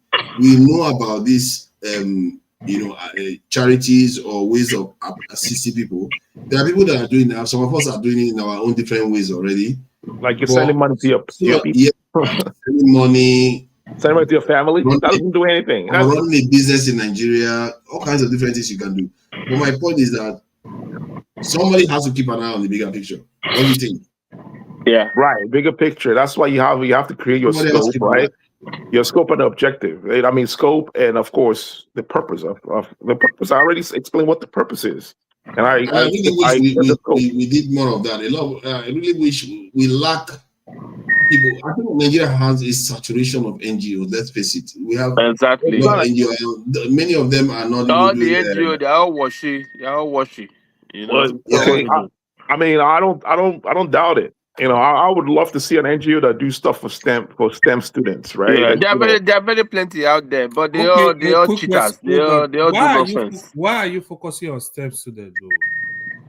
I already explained why. The purpose is to it's the OB. You want to create an Einstein. It is STEM or science. You want to create. You want to encourage. Okay, it's not released only. Yeah, science student basically. So science, engineering, whatever, mathematics. You want to encourage the culture. I don't have any. If you look at my list, you guys lived in Nigeria, right? Technological revolution. So I is like the idea behind it, but it's just too low scale. If you want to discuss how to transform a nation, you don't want to be focusing on dealing with just 5-6 people. Yeah, You have 250 million to deal with. Exactly. So, and that is the kind of stuff people will It's really just need like to be a drop exploring in the more about. ocean, right? A drop in the ocean. You have to scale it up if you want. And that's something, Syndicate, if you are really interested in helping individuals, you know, it's like saying somebody that is interested in helping one person. If somebody gives you the chance to transform the lives of 150 million, 200 million, I would think you will want to get in that direction too, because now you are being exposed to a potential way of actually transforming the lives of almost every child in that country. You know, Yeah, I mean, imagine if you let's say AI came up with its own, I came up with my own. Obey, I don't know what it's going to come up with. Maybe a new type of this face mask, but it's all part of this thing. It's all part of this thing. We all come up with our own. Then you come up with your own way of you know, the technological revolution part, because you are passionate about that area. Then you have a way of doing these things in the real life, or at least inspiring people to do it in real life, to change the lives of over 100 million people in that country. Would you not take it? I mean, I would, but that's not going to stop you, because you cannot affect 100,000 people. Therefore, you just want to kill your dream. That's not how it works. It's like if you're a musician, right? Million. You don't say, hey, 100,000 people are not going to listen to my music, therefore I'm not going to record my song. You still do it, even if 5 people only listen to your music, or 13 people. We're already doing it. The reason why we are doing the higher scale one now is because we're already doing. Did you see AI? AI say he's doing something in Nigeria. I say I'm doing something in Nigeria. People like us that believe in this. What are you doing in Nigeria? I want to know. I want to know what you're doing. I tend to discuss things that I do online. Talk about it. Everywhere. You should be proud of it. You should be proud of it, man. You should be proud of it. Maybe someday I will share. Maybe someday I will share some of the stuff I do in Nigeria. Share right now. What are you doing? You sending news cards? Why do you want to know so badly? Are you sending it beat up cards and selling it for the price? And the funny thing is that these kids back home, they're not interested in anything apart from the laptop and how to join the Yahoo group. They're so distracted. Those days when we were growing up, everybody is looking for, oh, have you read Okeke? Have you finished our clock?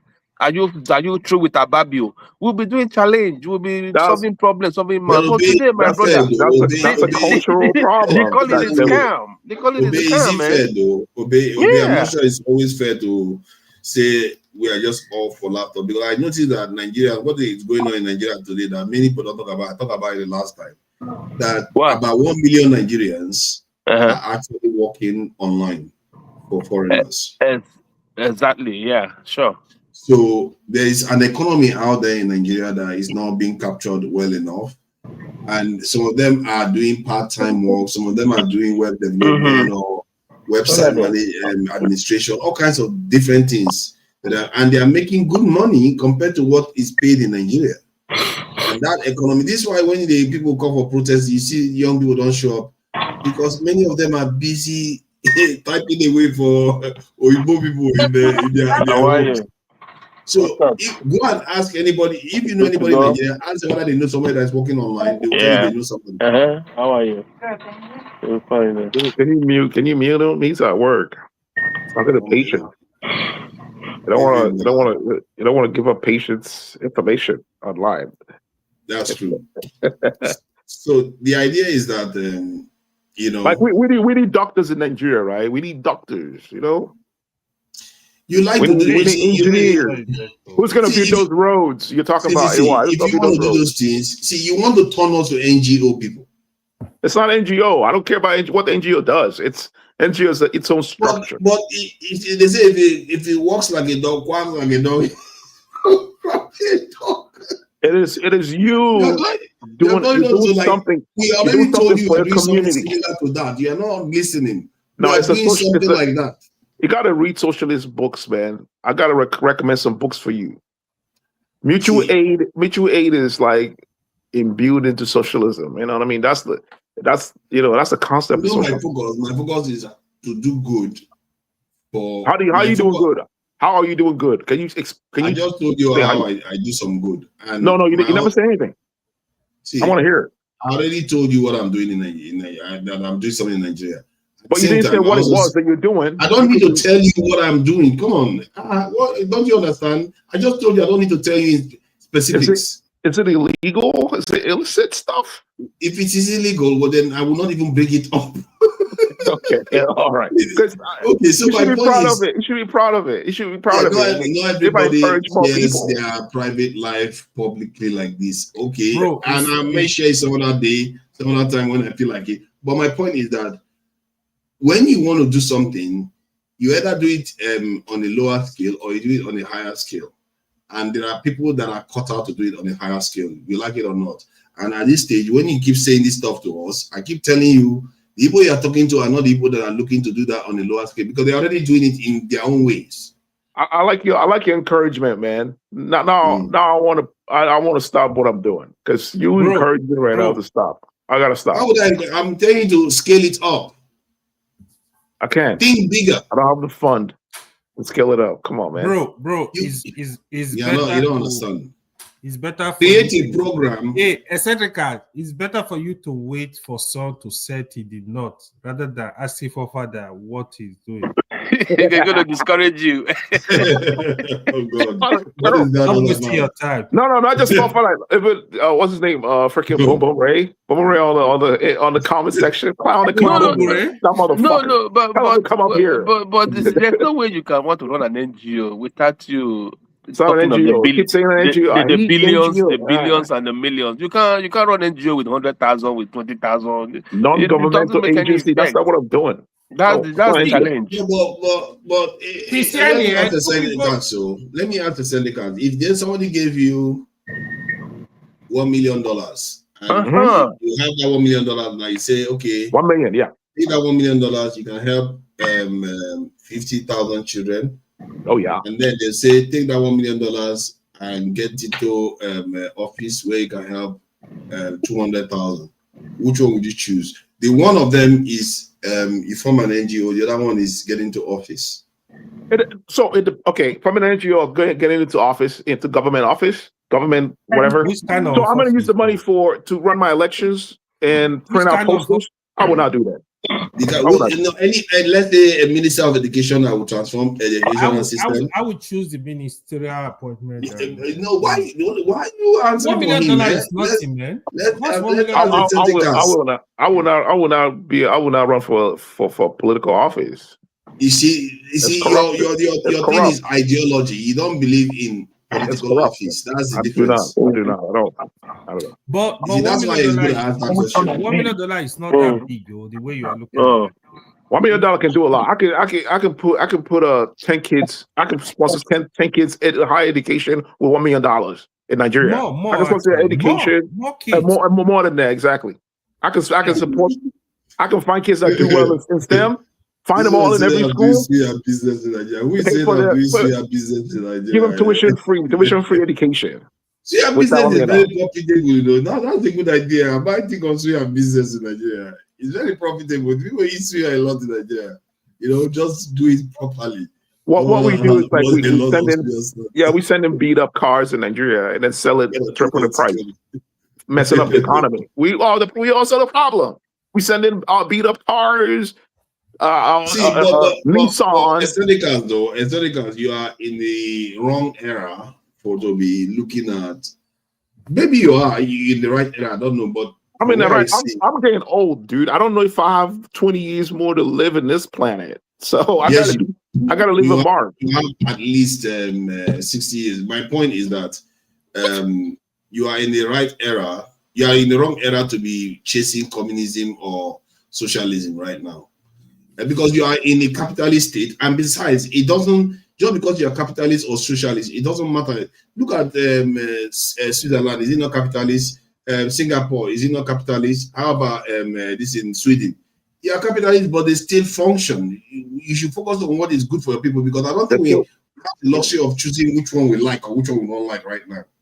It doesn't matter if a country is capitalist or not. A region can actually have a socialist system. They can form a social system in a small, like I mentioned, a place in India where they are practicing communism. It's in India. India is not a communist country.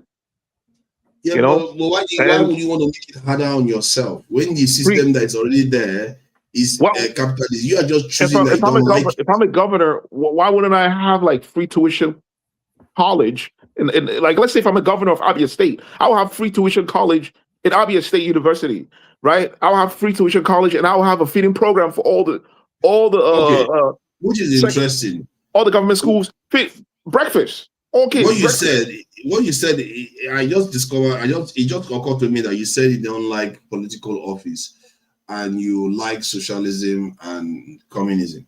So, if you wanted to transform the system, don't you think you need to get into office to be able to change the system to the system you want?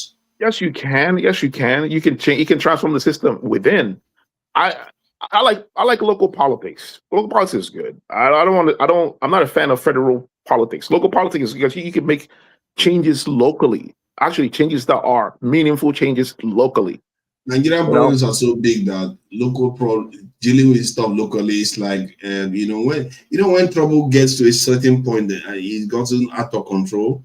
That's where Nigerian problem is. Dealing with local stuff is just not going to cut it. Too many people are suffering. Like if it was in the UK, I can understand. Even America that has a lot of issues, I can still understand. But Nigeria's one is well beyond that to deal with the systemic, because you can be doing something locally. The president or the governor can just go and pass one law here, and your whole work will just be completely destroyed. Yeah, but you have a budget though. What law is he going to pass to mess up your budget? If, like, let's say I'm the local government chairman for Okigwe, where Pansat is from, Okigwe. I'm the local government chairman over there, and I want to build libraries, right?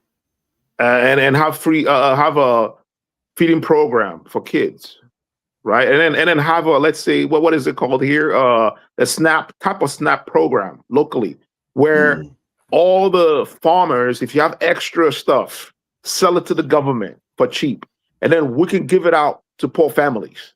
But you have to sign up, you have to apply, and we have to investigate that you are poor, because I'm gonna have agencies that go to these families and find out poor people in those families. That the person is very, very poor. And then you got to bring people out of poverty. The goal is to bring people out of poverty. So I will have people, I have like, let's say, go ahead. Let me give you an instance where you're thinking, you were saying that how can the government affect your work? Yeah. Say that $1 million was given to you, you put it in your account in Nigeria. Now it's converted to the Nigerian currency. Then unfortunately for you, at the same time, Tinubu got elected and floated the Nigerian currency the way he did. Now, that $1 million that they gave you a few days ago, that is not in Naira in your account, suddenly that conversion is worth, within a couple of months, is worth 3 times less. That money that you just got is worth 3 times less, and it's going to affect the people you are supposed to reach now with that money. Let's say you're looking to reach, let's say 100 people. Suddenly you can't reach 100 people anymore. You can reach maybe 70 or 40. You can still scale down what you're trying to do. You can still scale it down. But you get the point I'm making, that the government can affect your work. Yeah, but government budgets is based on the inflation, right? Like it's the inflationary budget. They can increase the money once the inflation hits, right? I think that's how it works. They have inflation budget, so they budget extra money, for inflation, right? Yeah, but the value of the money the value of the money in your account has depreciated. So if you wanted to convert that money back to the dollar to buy, let's say you wanted to buy computers, since you're interested, right? You wanted to buy the computers from overseas. Suddenly, the price of those computers have tripled. For you have so businesses lose money because of the policies of government. So you see why when acting on the macro level it's even more consequential than what people do on the micro level. This is one of those. Here's what I can do. If I'm, like, say, I'm a governor, I could do taxation. All governors, local government,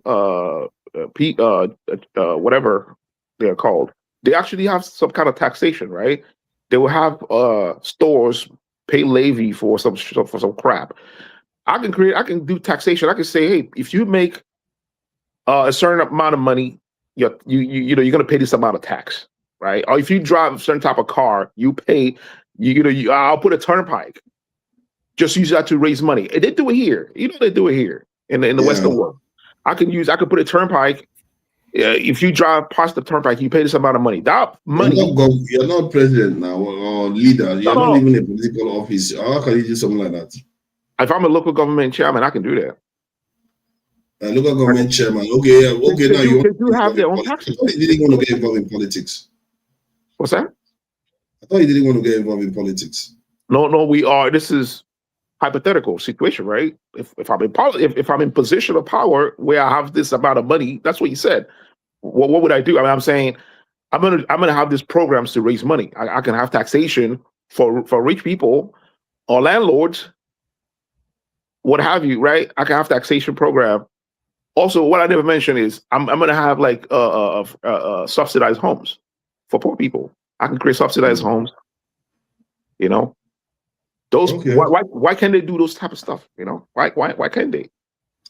Yeah, one brain cell, 2 Nigerians, 1 brain cell. It looks like he's taking one of my brain cells, and that's all is. See, the point is, we are going to be rounding up soon, so don't look at it like I'm trying to pick on you or anything. So we are going to be rounding up soon. Today, I'm a little bit out of it. Even if it's 5 hours, it looks like it's nothing compared to what we normally do. Things are going to get really heated in the coming years. Next year, oh my God, politics. The year after that. Pardon? What do you mean things are going to be very heated? Because the politics in the country will become more interesting, and I believe next year the contest is going to be very. I don't think there will be contest. You'll be surprised, and then I also think that there's something going to be happening with America. That's if it doesn't even happen this year. Something's going to be going on in America because Trump. Have you ever thought about proposing this type of policies for local politicians in Nigeria? Writing to them.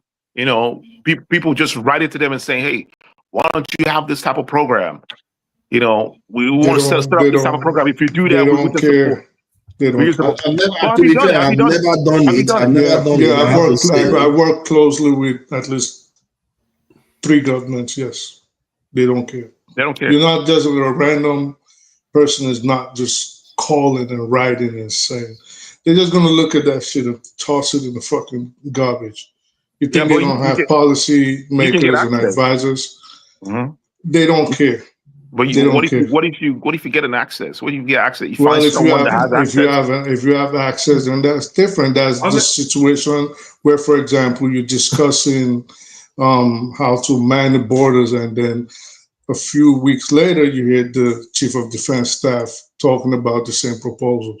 So if you have access, that's cool. But outside of that, like the housing thing you were talking about, I've done that numerous times, maybe not on a large scale, but working with the government, and you can actually get loans. Yeah. These things are not hard. They're not hard. Like, instead of saying, for example, what you're saying now, it's to me, it sounds like you don't even have a business plan, because forefathers actually ask you a very pertinent. Have you written out a business plan? It's written down. I can send it to you if you have a phone number. All right. So if you have a business proposal, you have a business plan, then getting, Not a business plan. It's a plan, but it's not a business. Okay. Well, you need a business plan. And then when you have a business plan, then you can start making these proposals. Once you have a good ideas, the ideas are nice, but ideas without action just remain fantasies. It's written down. And it's called Ace Academy. Right. Yeah. So where I disagree with them, for example, is saying you have to do it large scale. It doesn't matter. You don't have to do it large scale. Yeah. You can actually have 1, 2 people, 3, even 1. And if you just have to play the role of a mentor based on the funds available to you, that would be good too. And then you can grow that way. You can actually use that person as a stepping stone to learn your mistakes, see your advantages, see where you can improve in the future. Like I said, I did a feeding program for 1 month for a school in Lagos. It cost me 140,000 naira. it was breakfast program for 20 kids. So I've done that, and I've learned from it, right? And I use that to kind of improve my. I don't think we said you should not do it on a lower scale. What we said was that the context that we're discussing most of our conversations here is on a macro level, that we are all technically doing it on a lower scale, already. So I'm not I wouldn't discourage anybody that wants to help people in the country. Have you ever tried to get in contact with a state government or a local, well, forget the local government, the state government, and find out if they need some of the expertise that you're proposing? If they're in need of it, have you ever contacted anybody? I have not. Then maybe you need to start from there. And I need start from contact. there, find out. I mean, you can always try. Yeah, true. You have to try. Put your best foot forward. Try, seek out the emails. Try to see who you have. It's going to be hard. It's Nigeria, you know what I mean? Trust me, if you know the state, you can even go. Yeah, you know the state, and especially the smaller the state, the more they will need an expertise like yours. I mean, it'll be different if you. I mean, compare you saying you're telling the Zamfara state government, for example, I can do this, compared to I'm going to Lagos and saying I can do this. They have 1,001 billion people with the same ideas. Right. You know what I'm saying? Or with the same access to funds. So maybe you just want to seek out the smaller states. So you'll be shocked. Go to Yobe, go to Zamfara, go to, I don't know, whatever southern state. I think the southern state might be more difficult, but depending on how well you know them, sometimes it's a man knows, well, most times it's man knows man in Nigeria. But sometimes, sometimes your idea will slip through and hit the right ears. There's times like that. It's hard, but you have to know somebody that knows somebody. Yeah, it's not out of the realm of possibilities. It's not like absolute. There's always that 0.1% chance someone will listen to you and say, I don't understand nuances. When he say this is a guy that said all politicians are the same. So you say what? I say, and then look into all politicians are the same. We spend ages trying to tell you that the United politicians are the same. Exactly. You don't believe that? So places they are the same on some level, but on other levels they are different too. No, it's just their nomenclature. Politicians are the same. Right.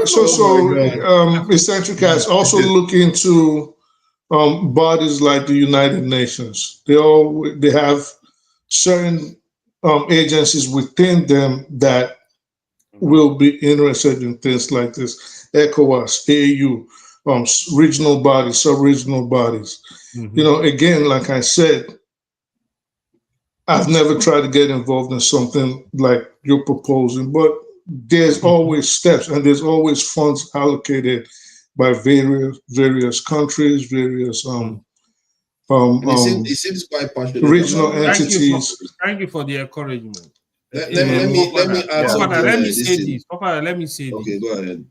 One day you will actually realize politicians are the same. You see on this platform, hold on.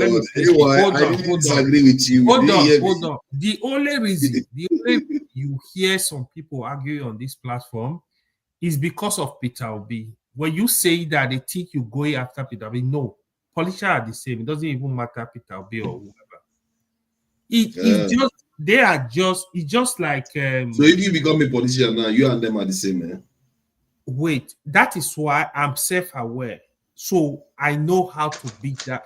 It's just like but if some other person comes back and say you are all the same, would you be happy? No, wait, let me explain it to you. The person would be right. But let me explain it to you. The person would be right? So it's just like a woman tried to pet. Let's say you have 10 women, they try to pet their nails. they are going to use the same thing. It's just the color that is different, but they're actually the same. The what's it called? The what they used to pay their name. Yeah, but you see, you know what you did there. Like that. Hold on, Ewa. You know what you did? You contextualized it. That is the area you are missing. You said not the color, is politician not the now. color, but based on the content, the paint, whatever makes a paint a nail. I also said their nomenclature is different, but politicians are the same. So they behave the same way. When somebody say, for example, it's just like politicians, they all want to win the election at all costs. All of them are like that. Trust me, even if you give them freedom, they will rig the election. It doesn't matter who the person is. Yeah, but you see, but what you just said now, you added nuances, you added that caveat to it. The nomenclature is different, but something But else. it doesn't mean they are not the same. It's just like you're talking of organic chemistry. It's organic chemistry, but the nomenclature is different. Yeah, well, okay, I agree with you. You see, I think we are in agreement. I understand what you are saying. I understand what you are saying, but I'm trying to tell you that the way you are communicating it by saying they are all the same, you're not adding that extra layer to let people know precisely what you're talking about. Because otherwise, they will lump you and the corrupt politicians together. Okay, maybe you have a point, but one day you will realize, but maybe it's I already realized that. I agree with you on that. Politicians, they will do anything to win office. They can be manipulative. They can do all kinds. They can lie. It's often a requirement to lie or meet information. Yeah. I agree with you on that. Trust me, when I say to people, like, that's why even when people criticize government, I criticize government too. But when I see you doing good, I will praise you, because I know it's not really easy to sit on that office and doing stuff, giving result to people. It's not easy, but somebody might just commonize it, say, oh, what is it doing? No, it's not easy. Leadership is difficult. So, but when politicians, the problem with politicians, they overpromise. When they are talking, you think they are going to do whatever, they're going to change the whole country to America or to heaven. They don't tell you the difficulty. So I know I'm going to face this. I will try to. So somebody like me, if I'm going to office, I know the kind of challenges I'm going to meet. I know I'm going to meet challenges from the get-go. I know I'm not going there to sleep. So you go there with the mind that I'm going there to solve problems. I'm going there to work for the people. So that's my mindset. The thing about politics is that many times the politicians, especially given that democracies allow any and any person to run, you don't have to have communication in anything really. You just have to tell people that I'm going to do this for you. So it means those people will say something that maybe they don't even know they can fulfill. They cannot fulfill. They will say this, and then somebody will come and ask them, "Oh, are you going to be able to do this?" Even some of them, they will know they cannot do it, but if they also know if they told the truth, all the other good that they wanted to do, they will lose it. Exactly. So, because human beings want to be lied politics to. requires you to lie. It's so weird. Human beings want to be lied to. How many people, even take this show, for example. If you tell the truth on this show, because most people are followers and sheep, they're going to jump on you. To hate you. If you have just 10 people, one person takes a different position and people listening can tell that, okay, that position is the truth. Not even an idea like Eccentric Cats is proposing. It is the truth, because as we're speaking, there's people on the computers fact checking. They know it's the truth. There's certain people on there that also know you're telling the truth. But because of this human nature for egos to get involved and for people to be followers, they're going to jump where you. There was an experiment that was conducted, I think it was a few years ago. And what they did was they took a sheet of paper and they drew 3 lines on it. And they said, if we show you on the video what line it is, you have to mark it on the paper, right? So there was about 8 people, including the instructor, but there was one person, he didn't know everybody was linked, and they were all actors, right? So they were changing people and bringing in more people. on purpose, the people, the actors will choose the wrong answer. And at first, the non-actor was like, that's not right. And he would insist on his position. But when the rest would pick their own answer and stand up, because they all had to stand up, and then they started looking at him weird, guess what? He started picking the wrong answers too. Because everybody else was picking the wrong answer. And everybody else that came into was piggybacking on every other person. And they were like, okay, everybody's standing up. So they'll pick the wrong answer too. So that's just human beings. You know, most human beings are sheep. They're followers. Most people don't think independently. If you It's one of those features that made us humans, because it's very important for us to be able to borrow knowledge from each other.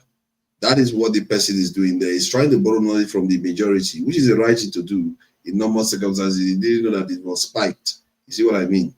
Otherwise, but it's not right. You have to always stand on your square. Always.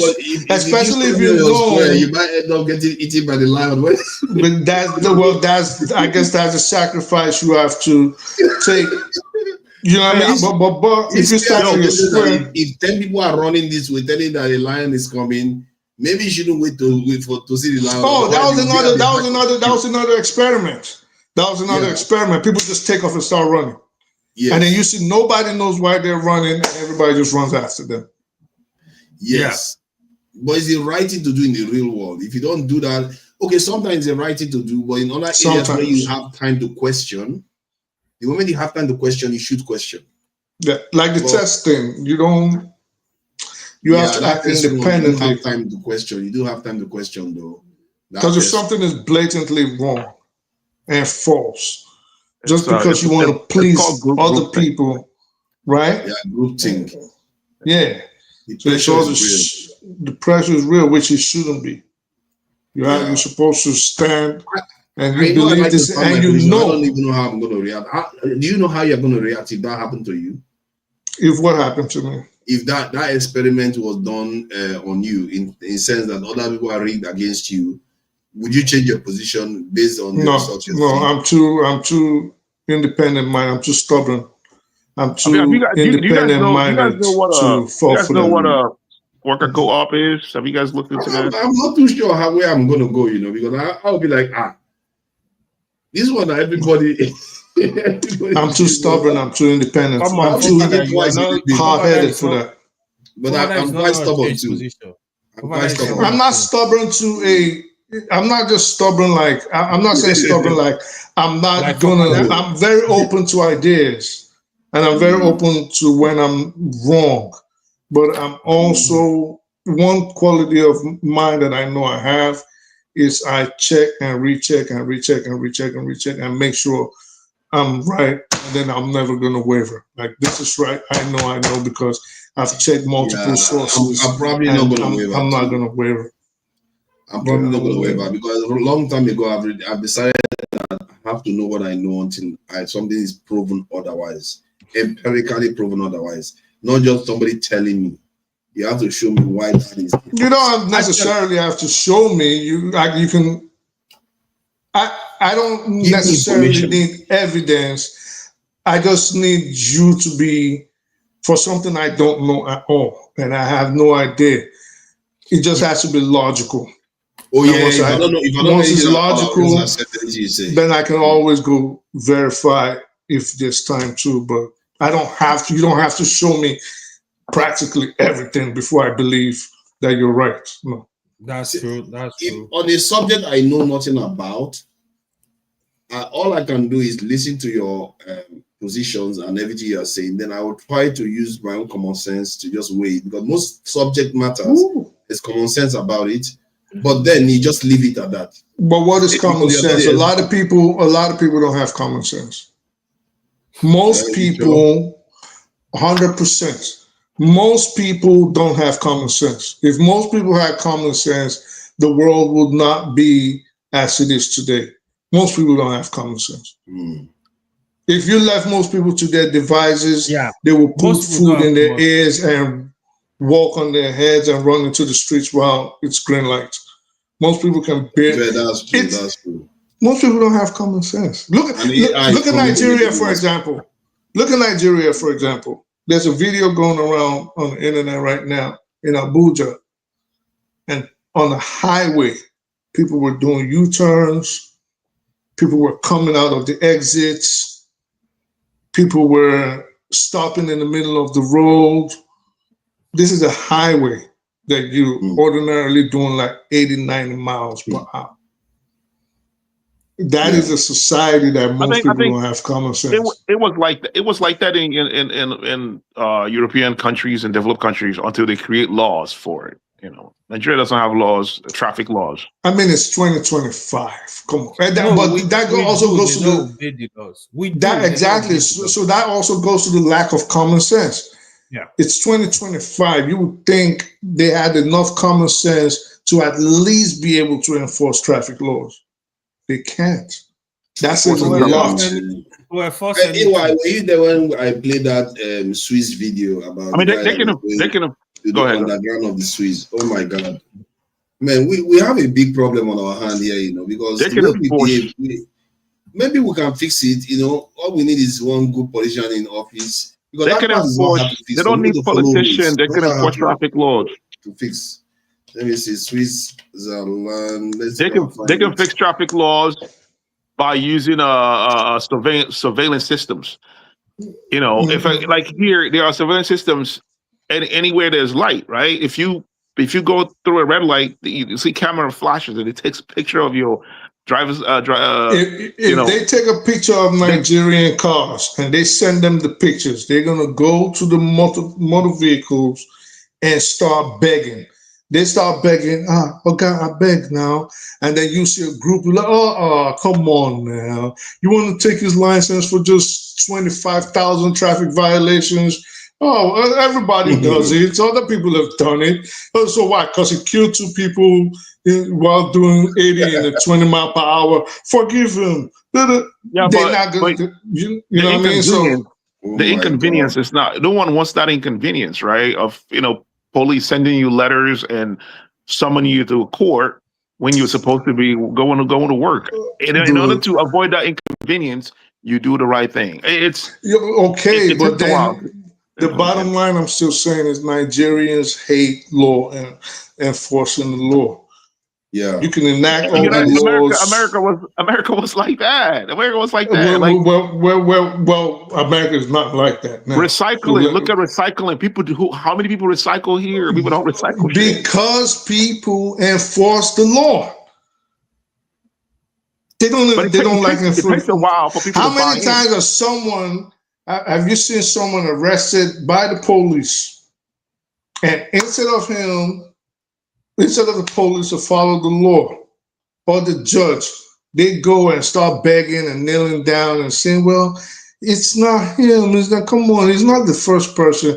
And then the next thing, if you decide to enforce the law, guess what? It's because it's Christian. It's because it's Muslim. It's because it's from the north. It's because it's from the south. You know what I mean? So it's like. But they do enforce laws, though, in Nigeria. They do enforce some laws. Yes, some laws, not good enough because the society is lawless. The society on the scale of people have to on the scale of 1 to 10, right? What would you say Nigerians? How lawful is Nigerian society on the scale of 1 to 10? Well, okay, lawful. Hold on, it sounds, 1 being very bad, 1 being good, and 10 being horrible. It depends, man. It depends on what aspect of the law. It depends on what aspect of the law. It's not in general, bro. In general, it's not linear like that. It's not linear. It is not linear. In Nigeria, would we agree that Nigeria is a lawless society? Somewhat a lawless society, yeah. All right, good. Since you don't agree, it's not on the scale. It's not on the scale. Oh, it's not. But they're blowing up people. All right, and they're kidnapping people. All right. So on the scale of 1 to yeah. People are also dying in Nigeria. On a scale of 1 to 10, people dying in America.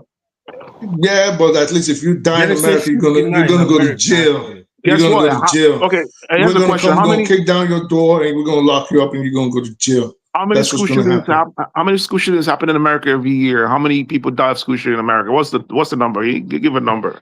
You can look it up. Well, the statistics are there for everybody to see. But the point is, even though people are getting killed, there are measures put in place to ensure that it doesn't happen again. There's no measure put anywhere. To make sure, yes, they are. And all measures are put in place to mitigate those circumstances, at least the people that suffer anybody that has any kind of suffering out of that is somehow compensated by the law.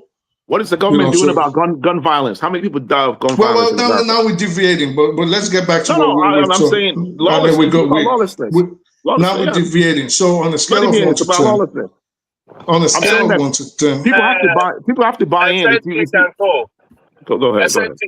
I think that we are even talking of sending tickets to those people who default. You ask yourself, in Nigeria, does the postal agency work? Who is going to send tickets? There is a systemic problem. The country's in shambles, bro. What are you talking about? I was driving in Benin. The bus ahead of me broke the light. They will not pursue the bus. But if a private person broke the light, they will pursue you and stop you. And I wait and I say, come. I call them and say, come, my guy. That bus driver passed the light. Why did you stop him? He looked at me like a stranger, as in, what am I talking about? Oh my. That's why you use technology to enforce. The drivers are called commercial vehicle. Traffic does not hold them. They don't even have traveling through a tunnel. That's why you enforce them. Enforce the laws with technology. You don't have to arrest anyone. You can't enforce laws. You are going to send a ticket to them at home to pay to go and pay in the bank. Who, Nigerian? This tunnel. Let me explain something to you, Eccentric Cash, right? It's the longest on the planet. Fofa will explain something.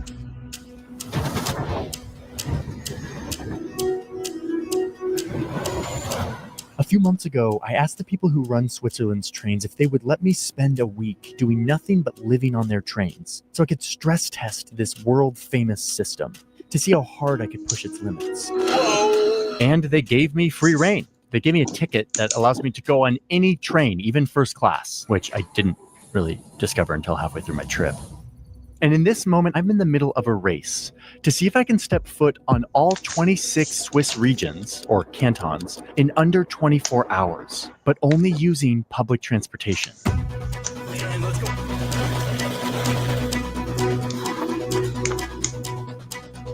How you doing today? And along the way, locals who responded to my call for stories on our community-driven journalism platform are going to help me on this challenge. We have a new plan. I'm an American who doesn't really understand trains, I'm embarrassed to say. My country is a country that loves cars. So I'm here to try to understand what they've built, how it works, how it's designed, what are the crazy engineering feats that they've done to make this system work, and most importantly, what can we outside of this country learn from it all?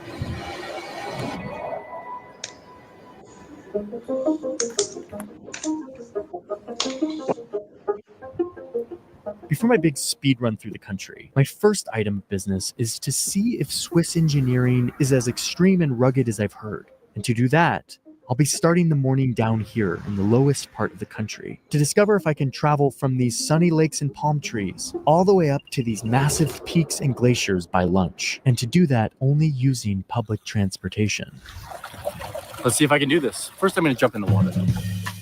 The journey starts with one of these yellow buses that takes me to the closest train hub. I then ride the train through this dramatic ravine while working on the maps for this video. Currently drowning in incredible old maps of Switzerland. This pops me into Italy for a moment, where I'm going to switch trains. I have just enough time to grab an espresso. The clocks are different. Come on, the train's here. Boom. And suddenly, I'm headed towards a wall of mountains.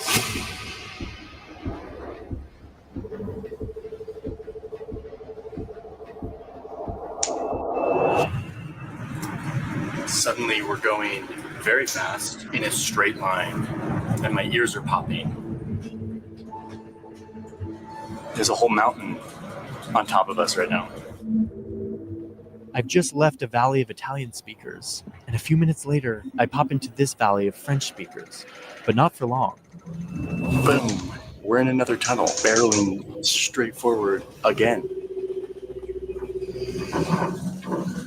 Goes. Oh yeah, we got mountains. Mountains are growing.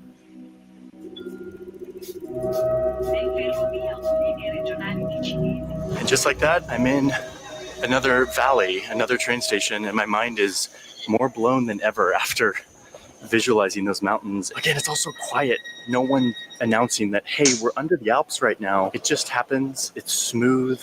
It's quiet. And then you just arrive. I'm off to a good start. I'm here at the foot of the Alps, but I haven't gained much elevation. That's what I'll need to do next. Start moving up. But first, after going under these mountains, you can't help but wonder why. What drove these people to dig these impossible tunnels for their trains?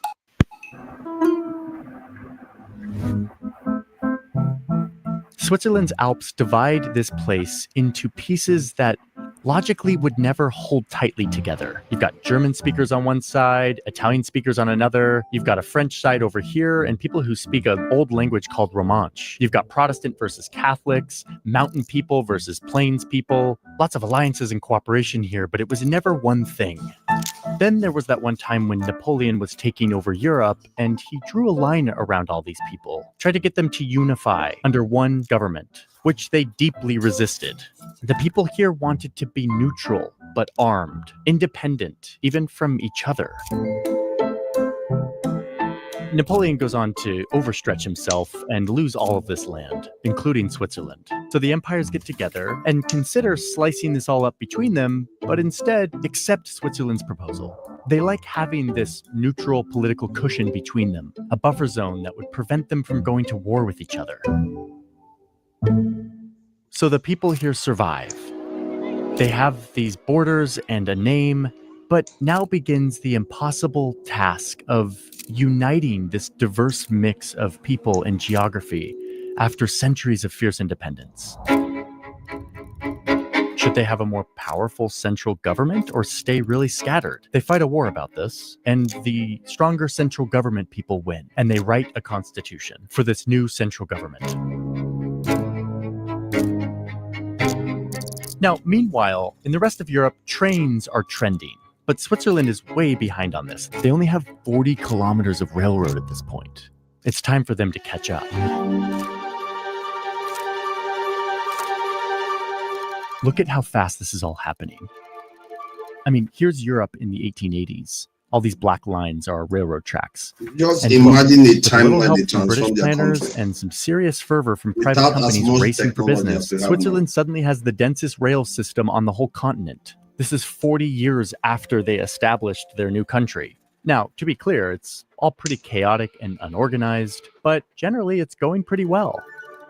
But wait, why aren't they building any tracks over here?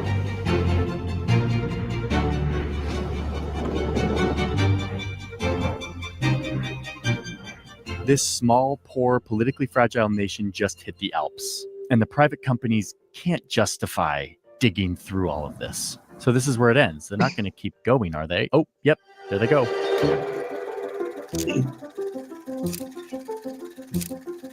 So they dig and dig and dig, and people die and lungs turn black, but they keep digging. So wait, why and how are they doing this? Well, what happened is that new central government stepped in. They had jurisdiction over public transportation according to the Constitution, and they didn't want this rail bonanza to end. So they decided to subsidize these companies to start digging into the Alps to secure their place in Europe. If they could dig a hole through the Alps, it would be a game changer for trade in Europe, especially between these two big empires. And, they hoped, instead of becoming a forgotten, inaccessible mountain kingdom, they could position themselves as the neutral trade hub, capable of connecting Europe despite this huge wall of mountains. They get Italy and Germany on board, both spiritually and financially, allowing them to do this very costly thing. So it's the 1800s, and this poor cow farming country is learning to dig into the dark, solid wall of granite, hoping that they won't hit an underground lake, and trusting in math, praying that this digging experiment will work to get them in on Europe's rail economy and turn their geography into diplomacy. And it works. Scarcely 40 years after becoming an independent country, the workers emerge, having dug the longest tunnel on Earth, their own Alpine Suez Canal. 15 kilometers, 227 million francs, 441 million man-hours, and dozens of lives. Frankfurt to Milan goes from days to hours. Trade skyrockets. The empires are loving this. And Switzerland just discovered their thing. Posters are made glorifying this tunnel as the connector of Europe. The government rail company is finding its voice, designing some pretty sick logos in the process. And digging... I guess the case that I wanted to make, that is what is possible. The point was you were talking about transportation in Nigeria. I forgot who mentioned that.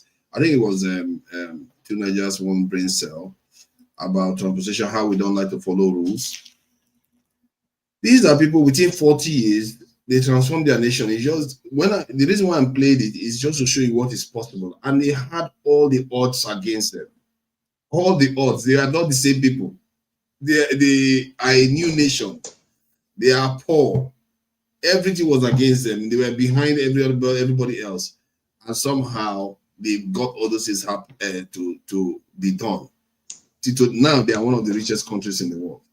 So it just shows you that all you need is a people that's a good leader that comes with people that believe in what they believe. And you'll be surprised. Nigerians, and if Nigeria changes, a lot of African countries will follow suit. Believe it or not, Nigeria is on the same trajectory. It's on the same trajectory. Mm-hmm. Mm-hmm. We're not gonna find out until these dark ages have passed, and maybe we would have been long gone, and then our generation are gonna look back and say, "Hey, 100 years ago or 200 years ago, this was what Nigeria went through." Now Nigeria could make greater strides. I think this is my grouse with Nigeria. Greater strides can be made.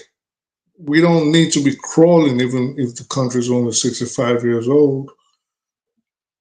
We could actually be jogging, if not running right now, But the problem is Nigeria is not even crawling yet. But you have to look, the Nigeria of 50 years ago, at least if we look at archives and we look at newspaper editorials and pictures, thank God we have internet now. It's not the same developmentally. At least in a place like Lagos. How you look at this thing is comparatively. Because in the end, you're competing against your fellow human beings.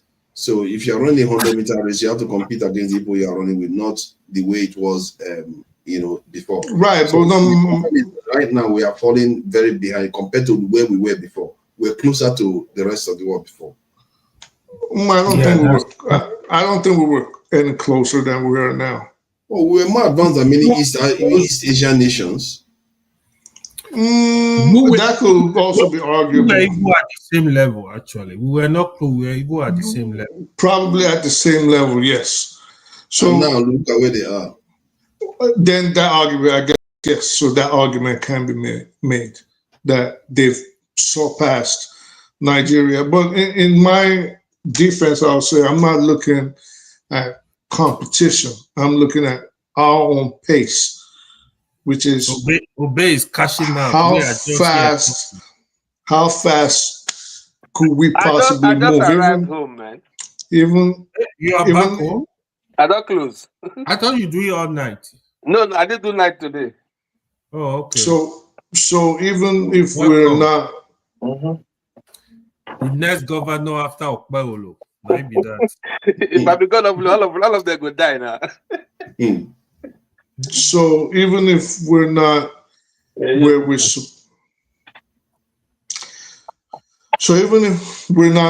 supposed to be, sad, right?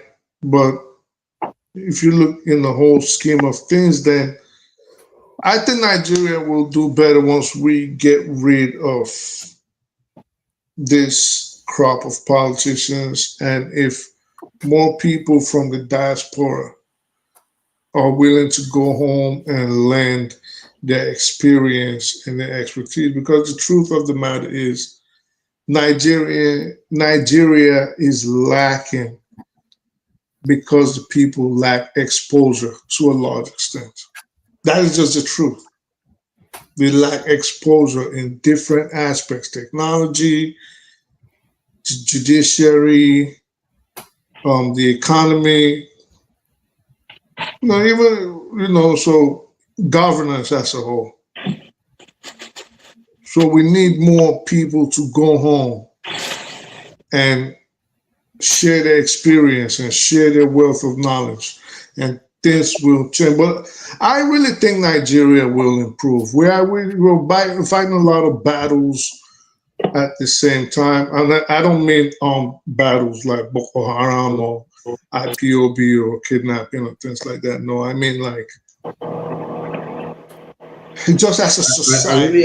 I really envy your optimism, but I don't have much of a reason to share it, because I think it'll change. The runes on the ground indicates that the advancement of the rest of the world to the south is still going on. Then Nigeria had not put itself in a position whereby you can even venture to say we are sovereign. We can't. If you are not sovereign, how can you possibly then? Our emergence has to be at the mercy of some of them. I don't see that happening. But at this point, it'll be hard for at least sub-Saharan Africa to be quote-unquote sovereign. It'll be hard. Just because the dynamic of the geopolitics on the ground. For example, the West. If you try to ride, they're trying to bring you down. Burkina Faso is a case in point, whereby now we're having brothers about to go at it on behalf of Europe or influential parties in Europe. You get what I'm saying? So. But this phase, like everything else, is always going to pass. And in a place like Nigeria, I just think we're too intelligent for it to stay like this forever.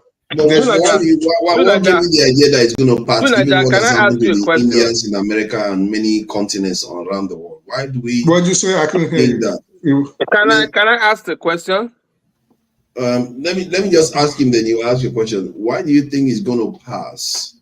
Is there any evidence to say that we are not heading the way of the Indians sooner or later, or the Aboriginals or any other group that they've come and dominated over? Is there anything that I would like to hear some of the things that makes our in what way? I don't understand. I don't understand the comparison. What is the way? The comparison is that the Indians were once 100% on their land, and now they are 3% or so if they even make that amount.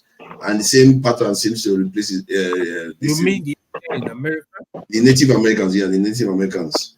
So, and they were basically decimated. The same thing with Australia, the Aborigines. New Zealand. The New Zealand too, you happen to. And the pattern remains the same. Are you saying you have to look at the bigger stream of what is happening? Okay, so this is what I'm trying to understand. Are you saying there's groups, racial groups that are on track right now to inhabit Nigeria and take it over, namely white people or Arabs? Is that what you're saying? Yes, there's a trend that is coming south. And it's not something that started today. It started thousands. Okay, so which people in particular? This is before. In our own case, right now we are looking at the lion, which is the West. They are the ones on our back. But so you think the West? Come on, for fathers. Do you think Caucasians are going to come into Nigeria and take it over, displace Nigerians, and start living on the land. Is that your word?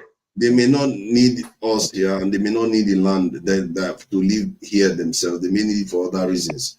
The point is that if they don't want you here, they can decide that you shouldn't be here. That is the problem. Right. And they can actually do that for any country on the planet because they have the military might. But in terms of Nigeria, are we saying, is this a fear? Well, if your fear is that the West, white people, are going to take over Nigeria and displace the people, I don't think that's happening anytime soon. Let me try to highlight what I'm saying here. It's not necessarily just white people, because when this phase we are going through now is pre-Berlin conference phase, whereby powers are jostling for authority, trying to win shares. Basically, they are trying to win shares in Africa the way it happened pre-Berlin conference. We like to think that things are different. It's not that different from the lens of okay, so we don't misunderstand each other. And tomorrow, my point is that tomorrow they may settle, just like they settled amongst themselves with the Europeans. They may settle themselves with the Chinese, the Russians, and the let's focus on Nigeria. Let's focus on Nigeria.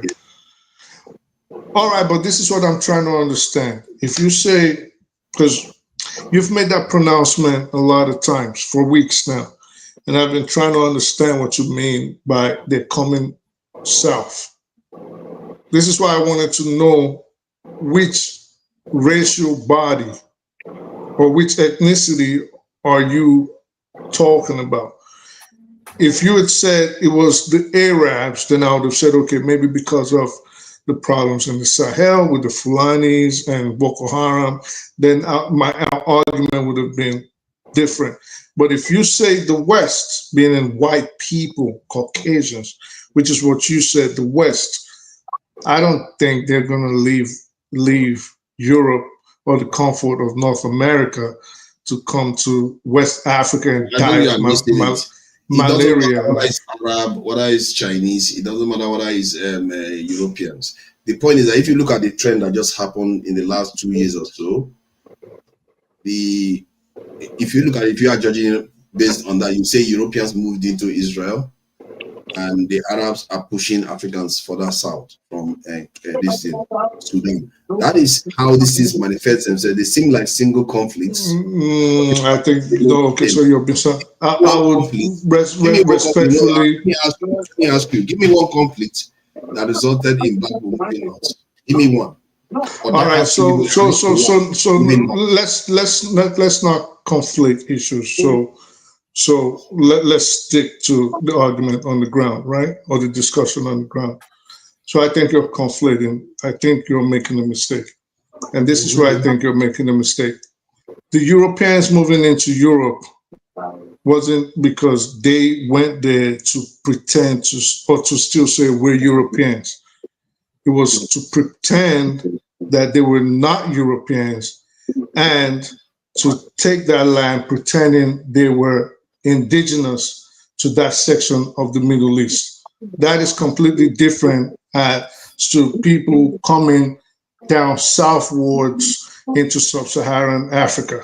It is a completely different thing. Now, you did mention Sudan, and again, conflicting issues, because the Sudanese, if you want to call them Arabs, which they really are not, they're Afro-Arabs, are actually different from the Eastern European Ashkenazi Jews that took over Palestine. So these are two different groups. So you're conflating the issue. What I'm describing. Just 1 second. Just 1 second. So the way you're looking at these issues, if we look at Sudan, for example, Sudan is not an expansionist. It's not an expansionist. There's no expansionist reasoning behind it, at least not outside of Sudanese territory. So it's same Sudan, different ethnicities, Afro-Sudanese and the Arab Sudanese, or the Arabized Sudanese, because they're not Arabs, they're Arabized. going at it in a conflict. That is completely different from them moving southwards. Now, if we speak about the Fulanis and the Boko Haram, then again, that is a completely different topic, because we can always, if that's your position, then I can give. But they are the same events that are happening. Have you noticed that even in India, the darker ones are moving south? Everywhere, in America, the darker ones are moving south. The pattern is the where same. in America are the darker ones moving south? The Americas, not in the US. Americas. Okay, Americas. So, like, for example, it's a global event. No, the examples of the Americas. Yes. Which ones are moving south? The natives there.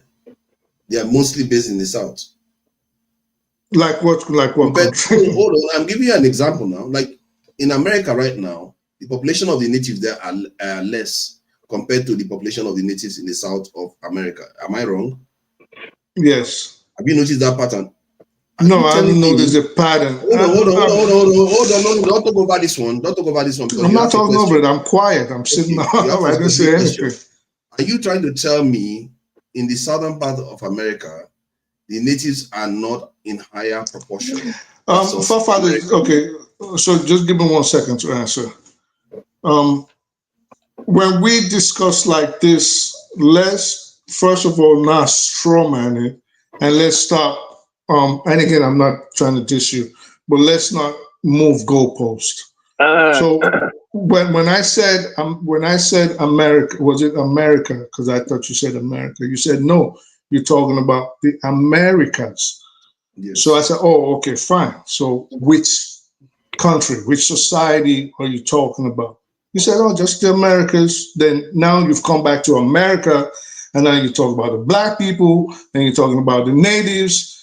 So I think you are misunderstanding. The topic is all over the place. It's like you are struggling to understand what I'm describing now. I'm not even describing a bordered event. I'm describing a flow. Okay. If you want to call it a genetic flow, I'm describing a flow. And if you look at it, even in the Americas, the lighter skin tend to be more concentrated in the northern part, and while the darker ones are pushed this further south. And I said, give us examples, or at least help me. Give me an example. Give me examples. The examples are right there in the nature of the nations themselves. Like, in where do we have this influx or this displacement of lighter skinned people versus darker skinned Latino Americans or Hispanic Americans? In the case of America, when they flowed into it's only here now. They basically got rid of them there. And then the United States basically got rid of them. And the same thing in Canada too. They got rid of them there. In Mexico, less. And the further start you go, less. The less you start, apart from maybe Argentina, and but even the Argentina, they blend with the natives quite a lot compared to America. They blended with the natives quite a lot even in Argentina. So, but if you go to Brazil, you see that they blend, and people like nations like Peru and those ones, the natives are basically the dominant groups in those this. So the southern countries have more remnants of the natives there. You understand the pattern I'm drawing now? That but how does that point?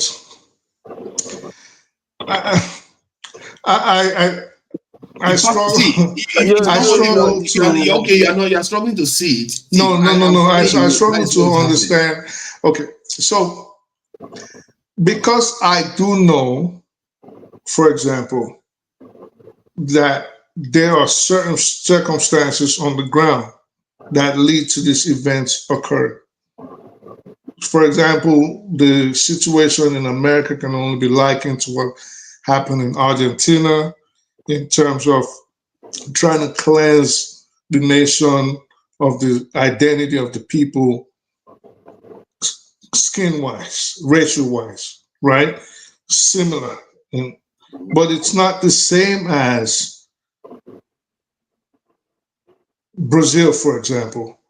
But then you cannot make a blanket statement, I would argue, that, well, now see what happened in Argentina and what happened in Canada and what happened in the United States. as opposed to what happened in Mexico, in which you said Peru avoided. Oh, now that means there's an influx of people moving northwards towards the south. I don't think that argument can be made. This is not like an ice age event happening, or a meteoric catastrophe. These are like political issues happening in different parts of the world. Does not point to just a gang up of we're going to move people from the north to the south. You get what I'm saying? So I think that argument really can't be made. Okay. So I'll try to say check this information out. See, because the information is right there, is out there already. It's not me that's making it up. So people can think this way because it's not subject that people like to investigate even. So why would I expect anybody to understand what I'm talking about? Somebody saying I'm talking total BS. But the point is that it is true. But the point is that it is actually true. There is a flow. If you want to call it gene flow or whatever you want to call it, there's a flow from the north to the south.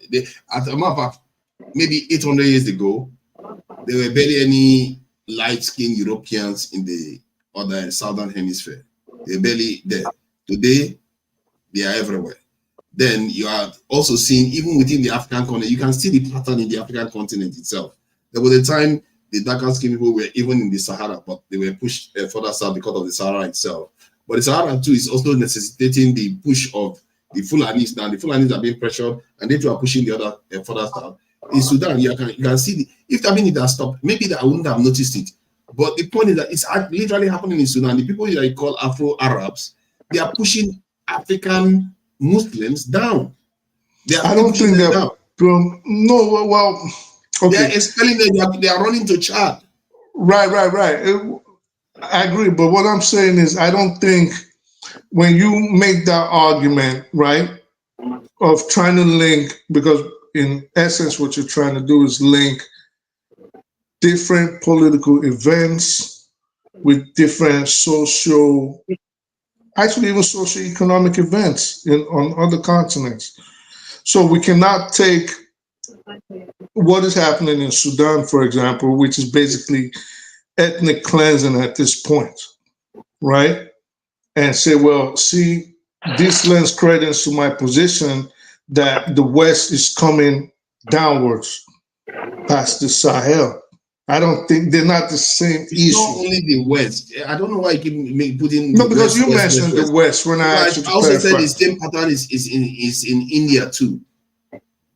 The same pattern is there in India too. It's everywhere. You tend to everywhere you go, you tend to see the darker people. Yes, maybe they should be in the south of the country, but they are being pressured further down and further down. And that pattern seems to be consistent. I'm not sure it's consistent everywhere, but it just appears to be that way. All right, so maybe my question then would be,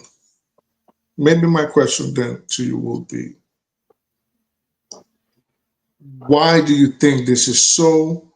What do you think the benefit or the advantages the pushers are looking at the lands that they intend to inhabit are?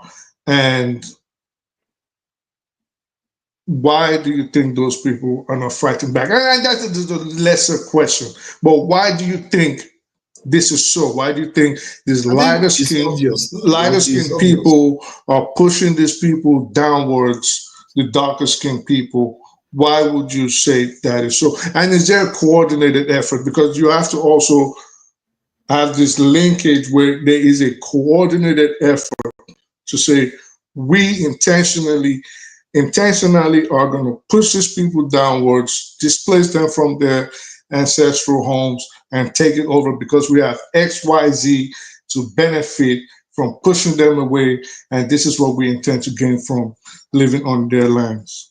I don't think that's how it necessarily works, but the reason why it happened, obviously, because they were militarily superior and technologically more advanced, and they use that advantage to take over a lot of areas in the world. And when they do that, people that have affinity towards them in terms of phenotypically closer to them, they tend to favor them more. And those people tend to gain favor because they will say, oh, they look like the people that have been dominating us, and they are closer to the gods. Some people consider them as gods. Name them whatever you like. So generally, those people get more power from them. Hence, they gain, the people that are lighter skin gain more power. This is why even in our societies, we admire people that have this lighter skin. And there was a time in Nigeria when if you have colored eyes, it's a very, very bad thing. But now the mentality has changed. That I know, I live to see that happen. So that won't happen. So you can see when you are successful, when you are the power, when you are the standard, generally people that are like you tend to be the ones that gain favor. It's just human nature. And maybe that is informing why generally they are doing better in each nation, even in nations where maybe you can say even Europeans are not even present. I cannot even say Europeans are present in India today, but the status quo in India has always favored the lighter skin. You see, now what you see in India is something that started a long time ago. Europeans too were replaced. You know that the European males were replaced by the Yamnaya from the steppes. The European males were replaced by them. And those same groups were the ones that advanced south towards India and they created the India that you see today in terms of they push the Dravidians further south. So these are the Dravidians were pushed south. The patterns remain the same. These are very, very dominant groups that came along. But now you're going like 40,000 years back. No, but you're going like 40, 50,000 years. You see, somebody has to look through time. If you are thinking that these things have stopped, the moment they had contact with us, you saw what happened. They have a propensity for expansion, and whatever nature has done seems to favor them. You favor them in that way. And if you cannot recognize it and say, okay, maybe I might be mistaken, I might be off my head what I'm saying. Yeah. I think you are. Because if you look at what I'm saying is that pattern exists. You can't say, okay, it didn't exist even existed in Europe. They supplanted the people in Europe before they did in Australia, in Australia or America. It happened in Europe first. Yeah, but I'm still trying to find a connection between. I just explained the connection. Right, but I'm still trying to find a connection between local skirmishes within a national geographic area. In this place, India, right, where we know they have a caste system. Mm-hmm. They have a caste system. So I don't think it's a matter of, the Davidians or the Denivosians, prehistoric humans and how they move. I mean, that's like anthropology. That's another completely different beast we're going to be discussing if we had to get into that. But if we're saying in 2025, I believe even if we were to go back 100 years, maybe 150 years, we will be able to find a root cause and say, well, this is why it is happening. So it is that why I'm trying to get out of you. Like, I just told why? you that it was technology and their war. Technology on whose part? Their technology on the part of Europeans. That's what made all the difference. No, I thought we were talking about, I thought we were talking about India. So pardon me. So the technology. India is the same thing too in India, to be fair. They were more advanced in their war because they are pastoralists compared to the hunter-gatherers of this in India. So they were more organized. I think they already started farming and rearing animals when they came from the steppes to that this area. There was two ways. I think we're mistaken and stuff. So wouldn't those Indians be considered the victims? They're still Indians, right? Are they still Indians still today? Yeah, they're still today. So so you're saying they lived in the north of India? They are mostly in the northern part of India. That's why the northern part of India is lighter, yeah. All right, so they got pushed downwards, right? They pushed the Dravidians further down, yeah. So meaning they still live in India? Yes. So there's no concerted effort of moving out of India into, for example, sub-Saharan Africa. Oh, you mean those ones there? Why would they do that? Yeah. They are occupying that area. So that's what I'm saying. So. Okay, hold on. Have you noticed that even in the Arab world, the original Arabs are said to be the Yemenis that are generally darker skin, but the one that are associated with Arabs right now are the lighter skin one. Do you think that's by coincidence? But maybe you think that's by coincidence. The point is that some of all these people that you are seeing in the Arab world today, maybe they were not light skin before now. They acquired some of all those things from movement further south. You might not believe it. Maybe it's the Ottoman Empire that moved south. Maybe I don't know which one, but they are moving south. Even in today, as we are talking, it's happening. All right, so let me explain.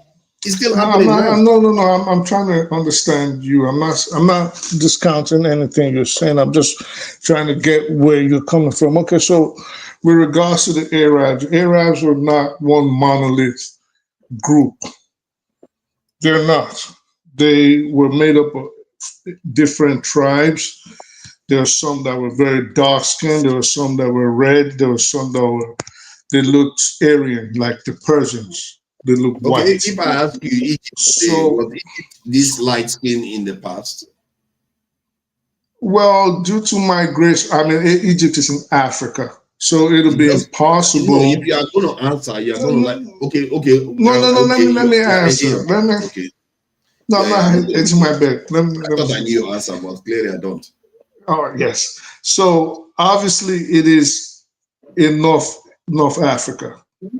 And we know, I mean, this is the problem. How far back are we willing? As they are now. But I will have to explain so I don't make a nuanced statement. So the listeners can understand and you can understand my position. Right? Mm-hmm. If you say now, this is what I'm saying. So obviously Egypt is in North Africa. Yes. Humanity, as we know, as far as anthropology has told us, started in Africa. Mm-hmm. So meaning even DNA genetic results today tell us that the original human is the unmixed African. Mr. Melanin. So we know that. Along the way, we spread out. Humanity spread out. This is why I said I wanted to be sure before I say, yes, they were in light, or no, they were light. So you don't say, well, okay, they were used to be black. So I will start from 3,000 years ago instead of beginning of humanity. 3,000 years ago, were the Egyptians this same color that they are now?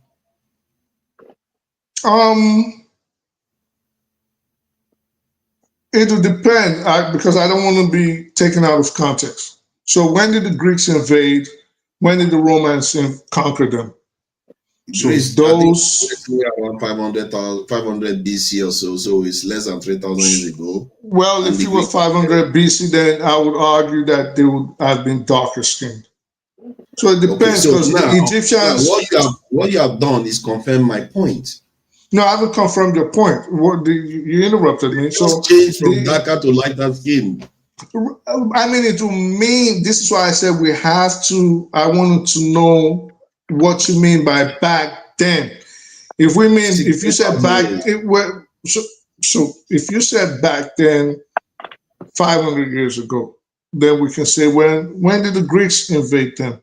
And when did the Roman conquest happen, right? But if we say 10,000 years ago, or 20,000, or 30,000 years ago, I would argue, or my position would be, well, they would have to have been darker skinned people because of their relationship with Kush, Nubia, and Carthage, and every other part of Africa. It's just like, for example, Carthage that I just mentioned. But the premise of the discussion was that there is a flow of the lighter ones dark to the darker areas, not the other way around. Yes, Africans went to Europe first, but since then they've been just relentlessly becoming further and further, not only in Africa, other parts of the world, because of their superiority in the military technology and now scientific advancement too. And if that wasn't happening, you should be surprised even. That is what you should expect. But forefathers, situations on the ground 20,000 years ago, or 10,000 years ago, or even 500,000 years ago, are vastly different from they are now. Even the political situation on the ground. You see, because you are not connecting the dots, it's happening now. I've not seen any nation where the black, any time in recent history where the black nation flowed up. They tend to All right, so let me ask you. So I guess we're having a disconnect. When you say now, give me a date range of what you call now. I'm saying now, as we are talking about it, like in the last century to now, like the events that you see going on in Israel is part of it. Europeans were not there once. Remember? Okay, yeah, Caesar came and Romans did their thing. They left, but it was mostly Middle Eastern people that were there. Now, yeah, but that's only one situation you keep bringing up. No, that's true. But you are looking at that one. You are not looking, like I also mentioned the Saudi Arabians now that are associated to be in Saudi Arabia. They are the lighter ones now. And yeah, but those ones have been there for thousands of years. At the same time, the last 100 years, the Egyptian one had already happened, so they have been Arabized already. At the matter of fact, when they became Arabized, it wasn't as long ago as we like to think. I think it's not even up to 100 years when they became Arabized. So you can see the pattern is, so if even Egypt became Arabized not that long ago, that will tell you that there's a change going on. They are now part of the Middle East. So all right, so this is why I say you're conflating issues, right? If we're to use Egypt as the standard now, and you use the term Arabized, right, to justify your position. They use it, not me. Hold on. And then you're saying that, well, the fact that the Egyptians have been Arabized for about 100 years, according to you, I think they've been Arabized longer. Yeah. Right, but you say, okay, so let's even give you not even up to. So let's even say how many years? 60 years, 70 years, 80 years, 90 years? Yeah, let me get the precise lines. All right, but my bottom line is being Arabized does not change their racial composition. It might affect their culture, but the racial composition is where you are hinging your arguments on. This is why I say we need to. You get what I'm saying? So you're saying it's the racial composition, the racial component.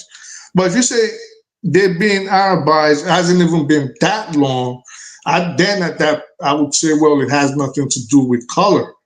If you're arguing about their culture being taken over by foreign bodies, in this case the Arabs, then yeah, you might have a point. But Arabized based on color, I would say that admixture has been going on far longer than the last century. Yeah, I think the modern one in the 19th and 20th century as part of a broader Pan-African Arab movement, that's the one that occurred. I think the Arabization started almost immediately that they got there. The Arabization started, but when they became properly Pan-Arab was the last century. They became, from what I can see here anyway. So it's based on racial. Some people said, most people argue that many people that are in Egypt are descendants of the Ottomans, the Greeks, and they can tell you, and many of them know where they came from. The Ottomans are not a monolith. It was a group of Muslim countries. I mentioned the Greeks, Arabs, different groups have come into. Well, in that region. Yeah, but I did tell you that.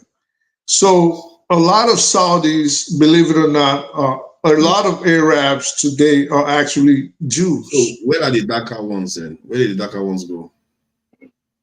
I don't know. Where did the darker Europeans go? Where did the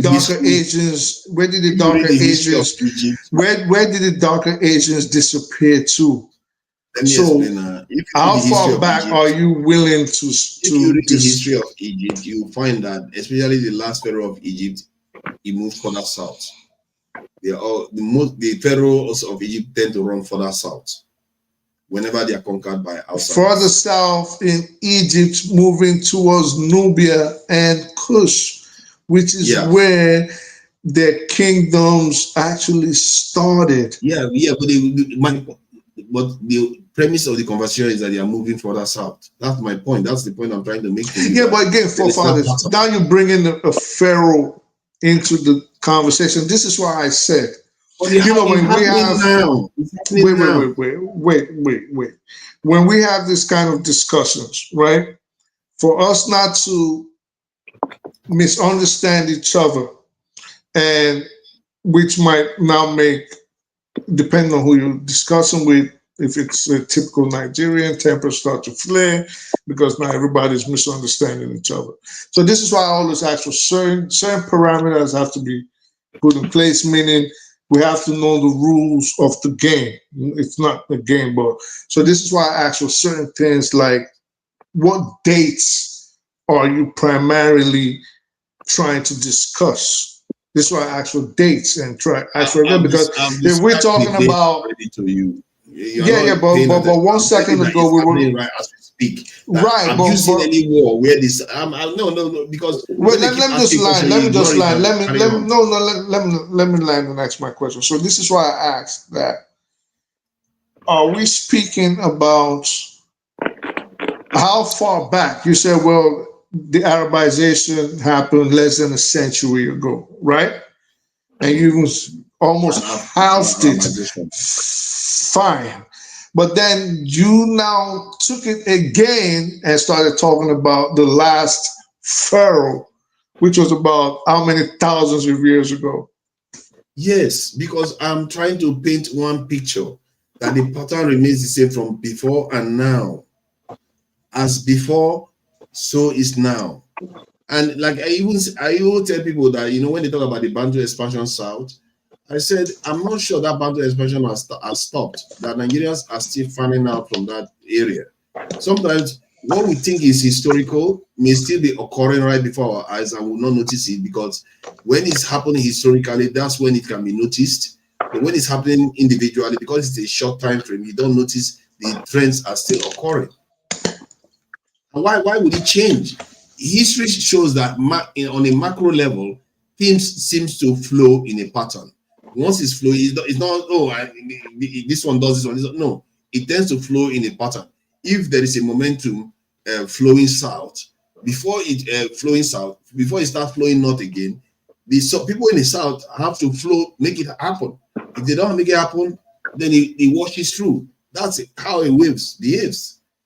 Momentum is on the side of the ones flowing south. Maybe it's slowing down a little bit because of the rise of China. China is giving them a bit of chance to push back, but it's not.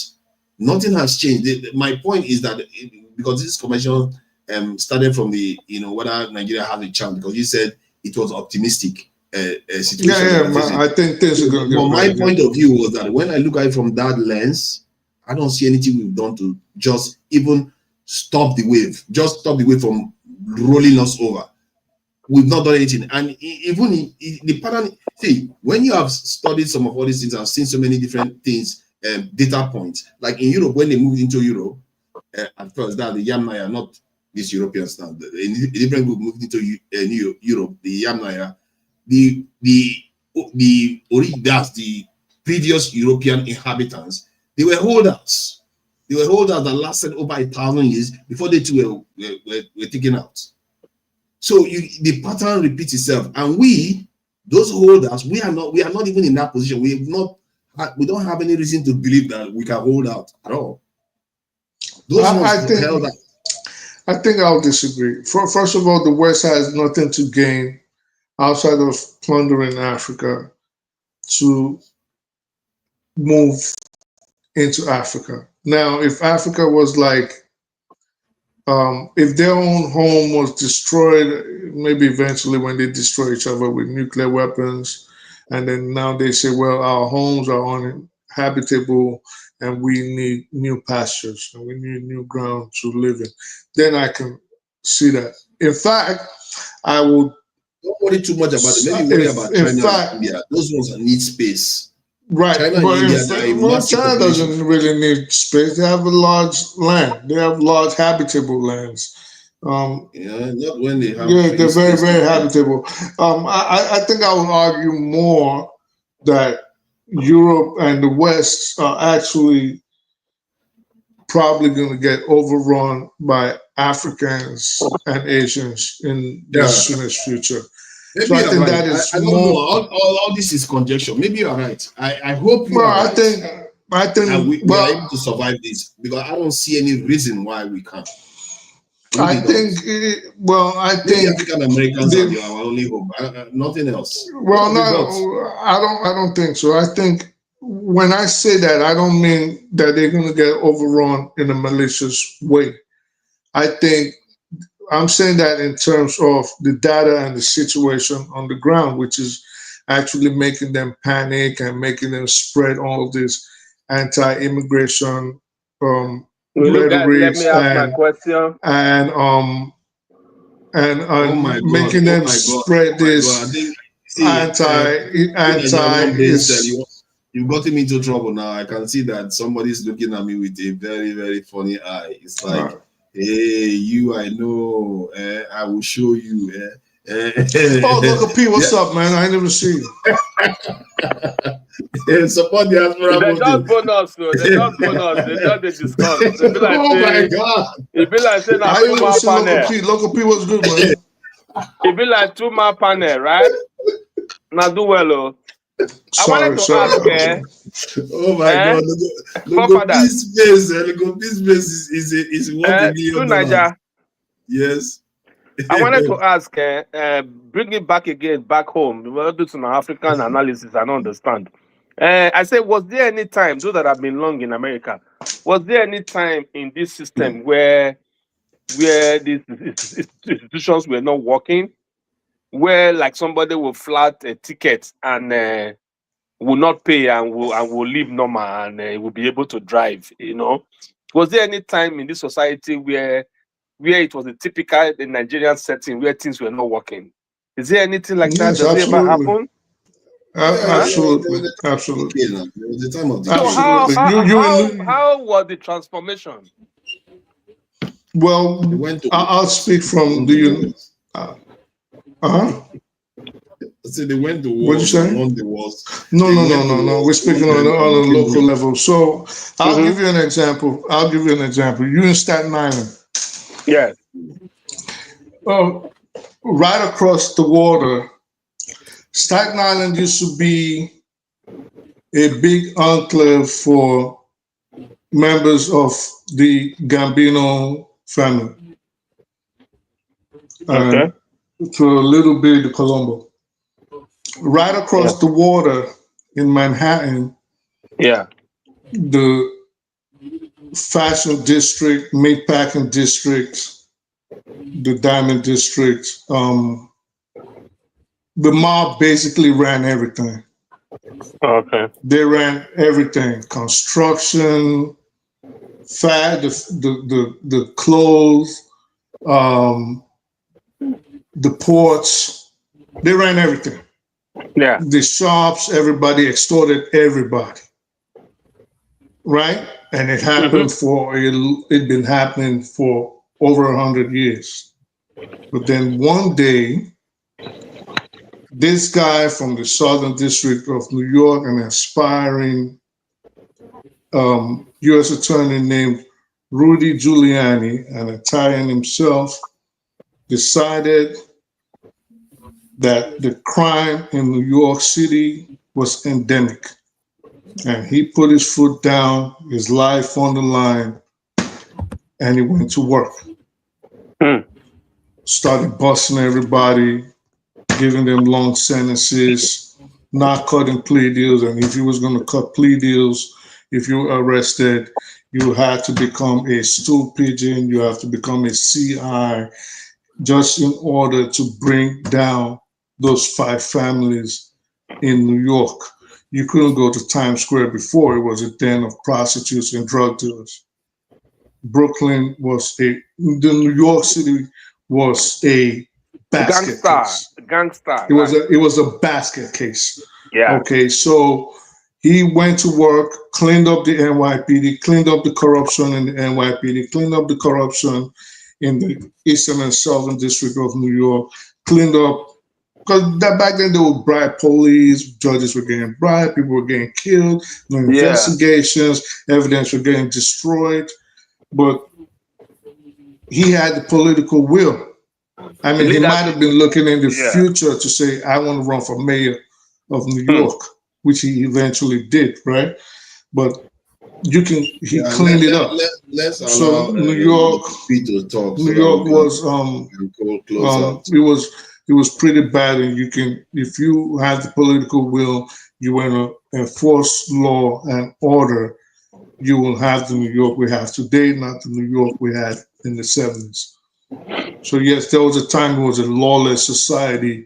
That's why they called it Gotham City. That's why they called it the Rotten Apple. All right, thank you. I know that America, there was a time the mafia was, doing a lot of stuff. All over. P, how have you been? It looks like you just came back. Nice to see you, and hope you're happy. And what do you make of what you've been hearing? I know the conversation is not conventional conversation that we've been having. You guys have been talking rubbish now. I understand. I tell you, but he was even hurting me. Like I just have to mute. Talking rubbish. The people were just looking at us like, what is wrong with these people? We're talking rubbish, outright rubbish. What will not even take Nigeria from A to B? I don't know, man. Sometimes you have to, examine some of all this. It's not. You see my problem. Yeah, my problem is this. These people that you are analyzing their situation, do any of their demographics, whether old, young, middle age, do they do this for us? They don't. They do. Yeah. Actually, they do. They study us in detail. They literally want our data now. They don't. The only data they want from you, not to do anything, to know how many you are, so they can kill you when they're ready to kill you. Also, and you say we should not talk about it. There's too much emphasis on them, right? No. Look. Let me tell you for others here. We've been talking about ourselves for a while now. And they are more consequential, let's face it.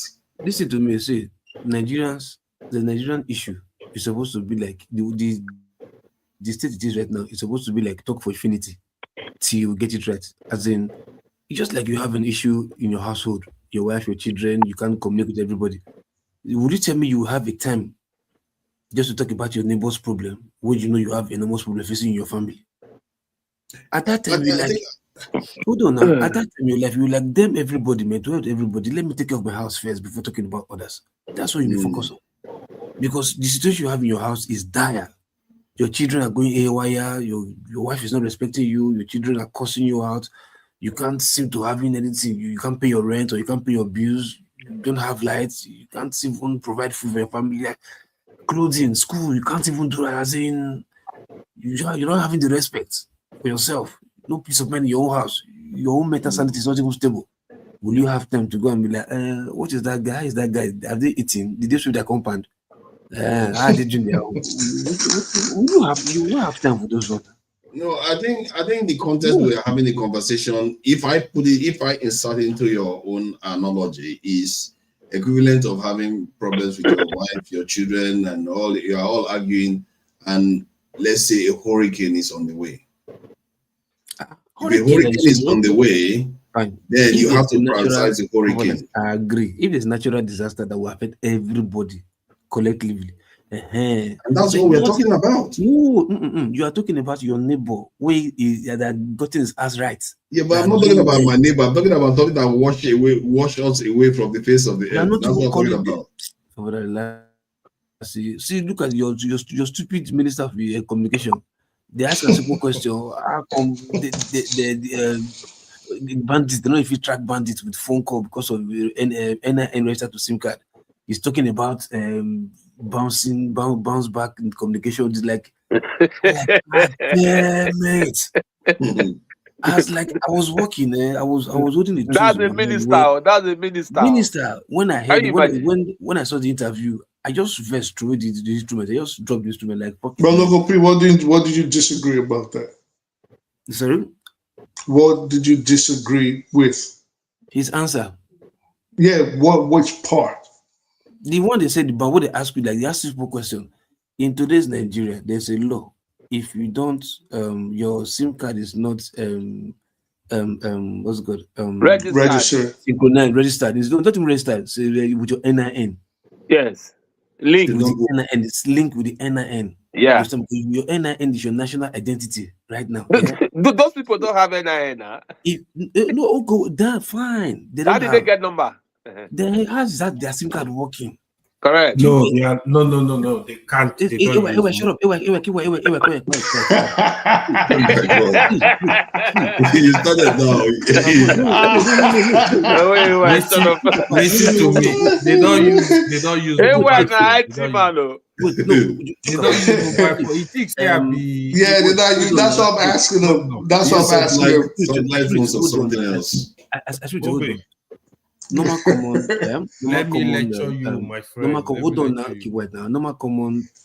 Every day on the street. If you flag your plate number, yeah, you don't know now. They flag your plate number, and the police car is just driving past you. Your number will just come up on their system like, hey, something's happening. I speak to say, right or wrong. You don't do police work before. Shut up your mouth, Mugo. What do you mean? Your number will just flag on their system. You understand? To your plate number of flag and system. Same technology they use if you are driving past any road and they snap you speed past any whatever, and the camera just flashes because there's your speed or just your movement past the camera. Okay. Flashes your plate number and get whatever. Same technology. Yeah? So what I'm asking, what I'm saying is like in Nigeria, if there's a line in different kind of telecommunication, any communication system, telecom provider, once your line is ringing, it's supposed to have a where it's flash on their data board or whatever, probably like, yeah, this line is not registered as an NIN. So it's not supposed to go through. Even activating that number will not even automatically. Yeah, I think that's normally the case. It is disabled if you don't. But okay. Look, wait, let me start one second. Oh, see, I'll take a big and agree. I've been obvious. Maybe. So hold on now. I'll go back to the question you asked. So I'm going to be ideally the way IT is supposed to work, because it's a system is written, mathematics is written. You understand? It's not okay, it's written. You read the program is there. If you dial a number, as far as that number is not synchronized with any NIN, it automatically deactivates. The number will not even go through. The number will not even work. In Nigeria, that's how it is. You understand? Okay, now they ask you a simple question: how come that this number that is working, that is supposed to be linked with NIN? You understand? It's not linked with NIN and it's still working for long. Then this idiot, they tell me, say, they have a device, not to jam the network, not jam the network, the device that bounce back the what there was the exact word used. I'm trying to remember. That bounce back, whatever. Like what do you mean? Even Shehu said the people the first was the kind of question. That's why I don't like the way you interview people. Because you put people by their job goal, like, yes, my friend, you don't come and tell us nonsense, bamboozle, because you think you are appointed. But he may be making a valid point, though. Yes, but I'm waiting for him to finish. Exactly. So let me even say this. Look, see, it's only when you are tracking. Yeah, if you are tracking the geolocation of where the place is calling from, it takes seconds. You understand? If the person that is calling is smart, and it's not even the phone call that is even jamming. As you are calling, yeah, there's somebody else with you there that is ready to like jam the network, obviously, in case they are tracking you. I mean, we don't watch MI5 now, we don't watch this in documentary the television now. Those documentaries are usually they're trying to track your level. Another IT guru is with you there in the forest. That's even trying to like, as in this track that who is tracking your number and jam that network instantly. But what he's telling me, and I say some people we carry cattle, Marudas, we carry cattle, they sleep inside bush, wake up inside bush, no one get house. Now you can decide to come go school, can't know how to jam network. according to your whatever and bamboos, whatever, and you when they pay money and you say, and the idiot call himself saying that IT guru. This stupid IT guru where somebody paying 100 naira. How can you be that 100% certain about? No, hold on. Somebody paid 100 naira to get the ID details, the data details online. So and they send and give them. Say you call yourself your IT whatever computer. I bought your details online for 100 naira. They post and give them. They ask them. If they deny, it's not fake. It's not AI. What do you mean? AI? So you were like this. They should be. Oh my God!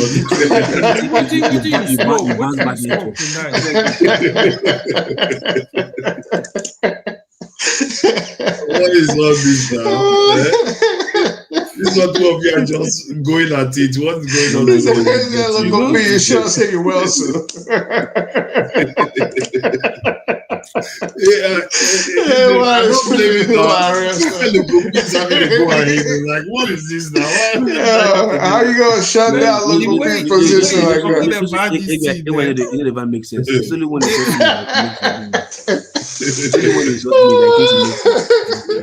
the way he's taking this serious. See, a lot of these bandits, these terrorists, they don't use cell phones. They actually use what is it called? Like satellite phones, walkie-talkies, two-way phones. Do you think they are not gonna use cell phone? Let me even say something. Let me even say something. One second. Just 1 second. One second. Let me add something else. Based on that number showing thing, what if they're using a device or they figured out how to make a real number show on, even though they're not calling from that number, but that'll make the call go through? My brother, see, hold on. You get what I'm saying? You know my problem, is this. Yeah? If a mast is not close to where you are, a telecom mast is not close to where you are, that phone, that number that you dial will not connect. A network provider. Not really. No, not really. Look, this. Oh, you're not telling me. I explained it earlier. You're not telling me. Frequencies. There's a reason they put a mast in a place. It doesn't have to be near to you. This is my point. Not near. Let's say near now. Close. Whereby you said near. Close is near. It's not like 100 feet. 50 meters. Like close to you. Right. When I mean just that area. That's why you call it geolocation. All right, but what about if the mast? I explained this on the Dr. Damages show. You can go back and watch it. The investigatory. Now listen. See, my brother. Even if you use satellite phone, you understand that number that you are communicating with. Yeah, the what's it called? The network provider of that number that you communicate with has a mast close to where you are. As in that, if you use a satellite phone, it's being directed by the satellite in the orbit.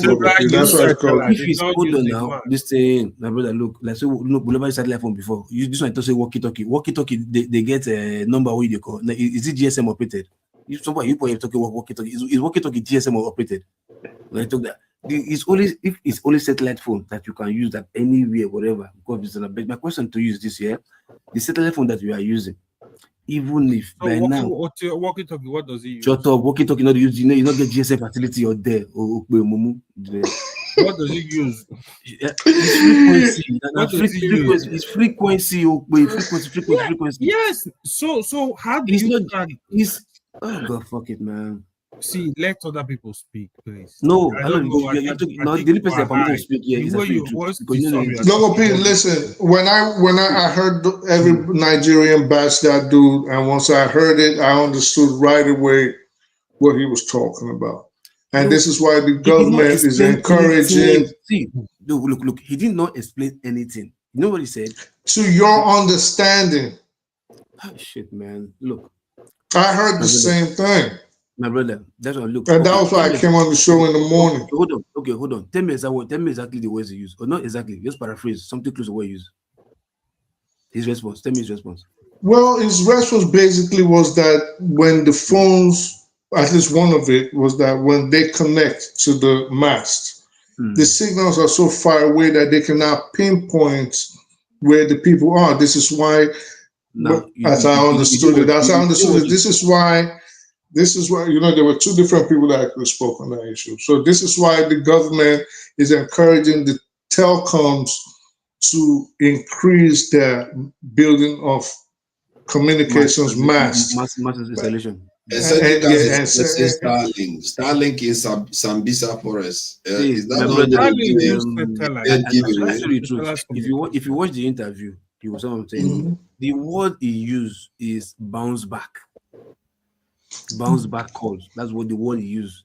He said they have he said they have something that they use for he didn't say device. He said they have something that they use to bounce back calls. So hence you can't know, you can't pinpoint where they're calling from. That was the exact word you used. Bounce back. No, I remember the mass issue. This is where it could be that they have a way of dialing through and back in a different location.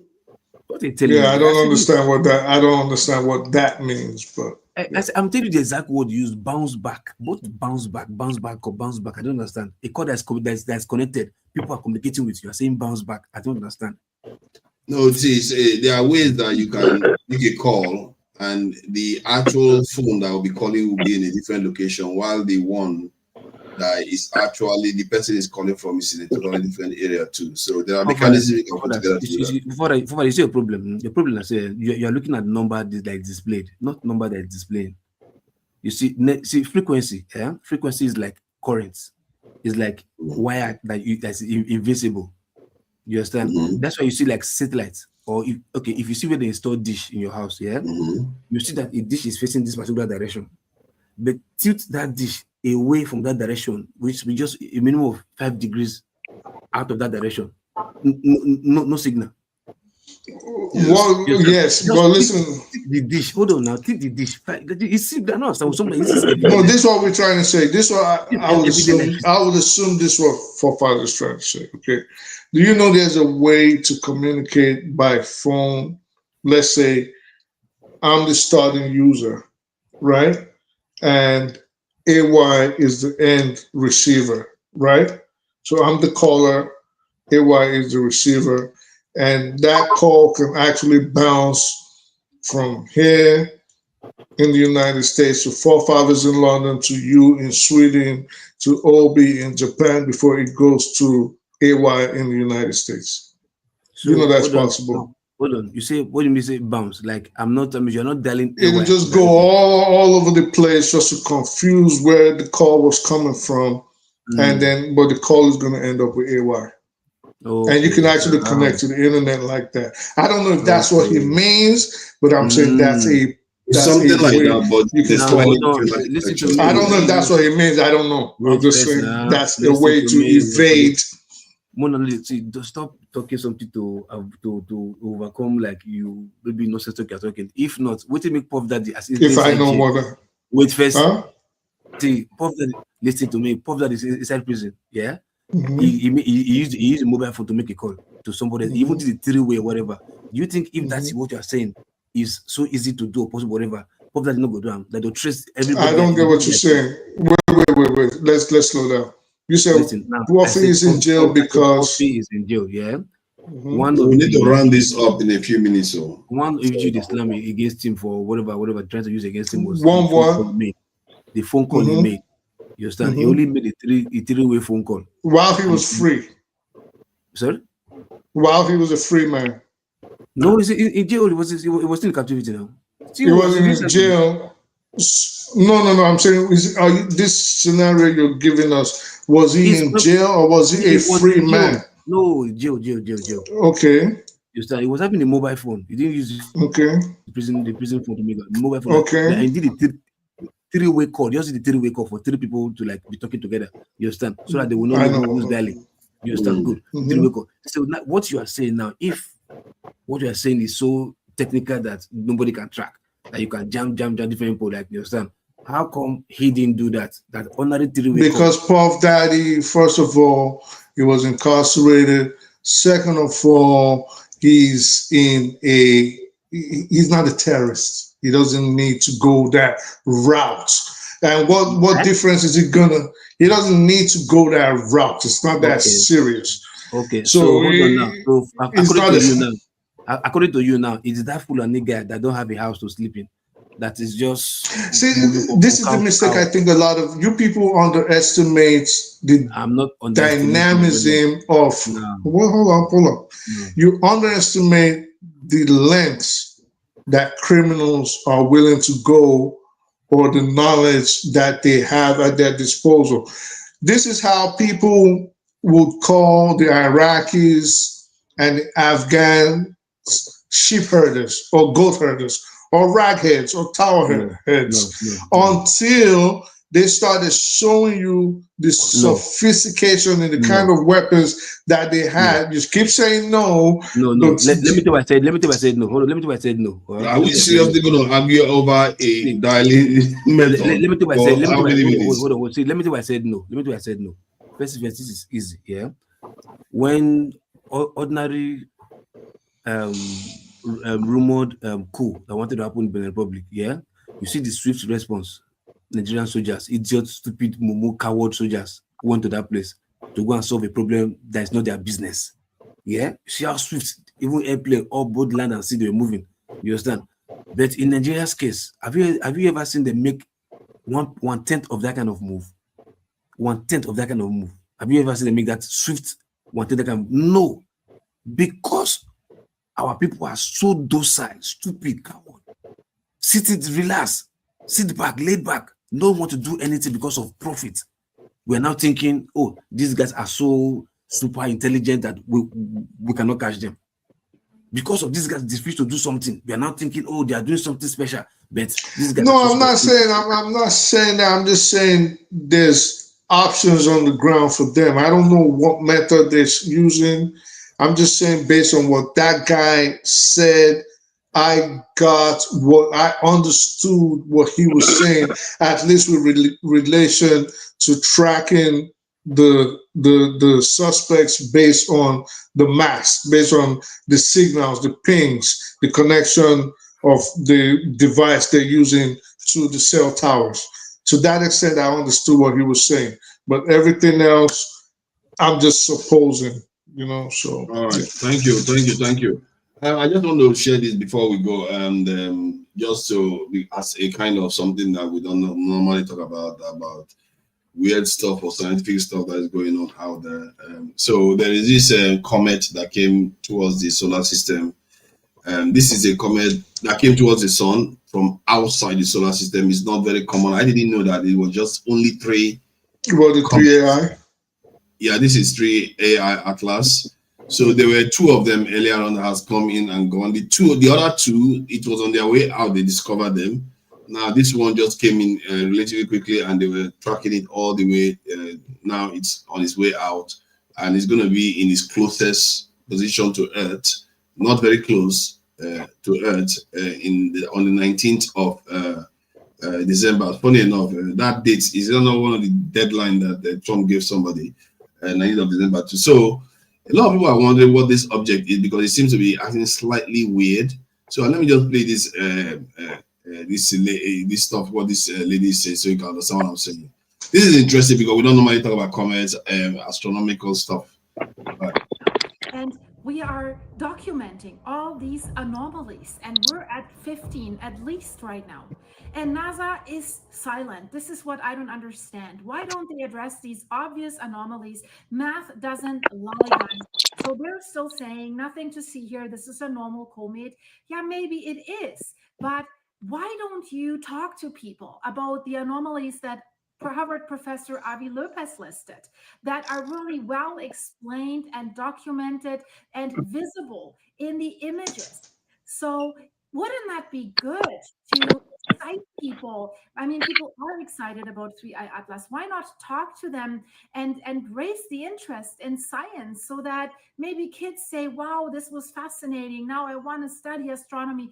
Or whatever, guys. I don't understand the silence. And of course, this is suspicious for many people. I'm not a conspiracy theorist. I'm just documenting what people and scientists find about 3I Atlas, and I have to scratch my head.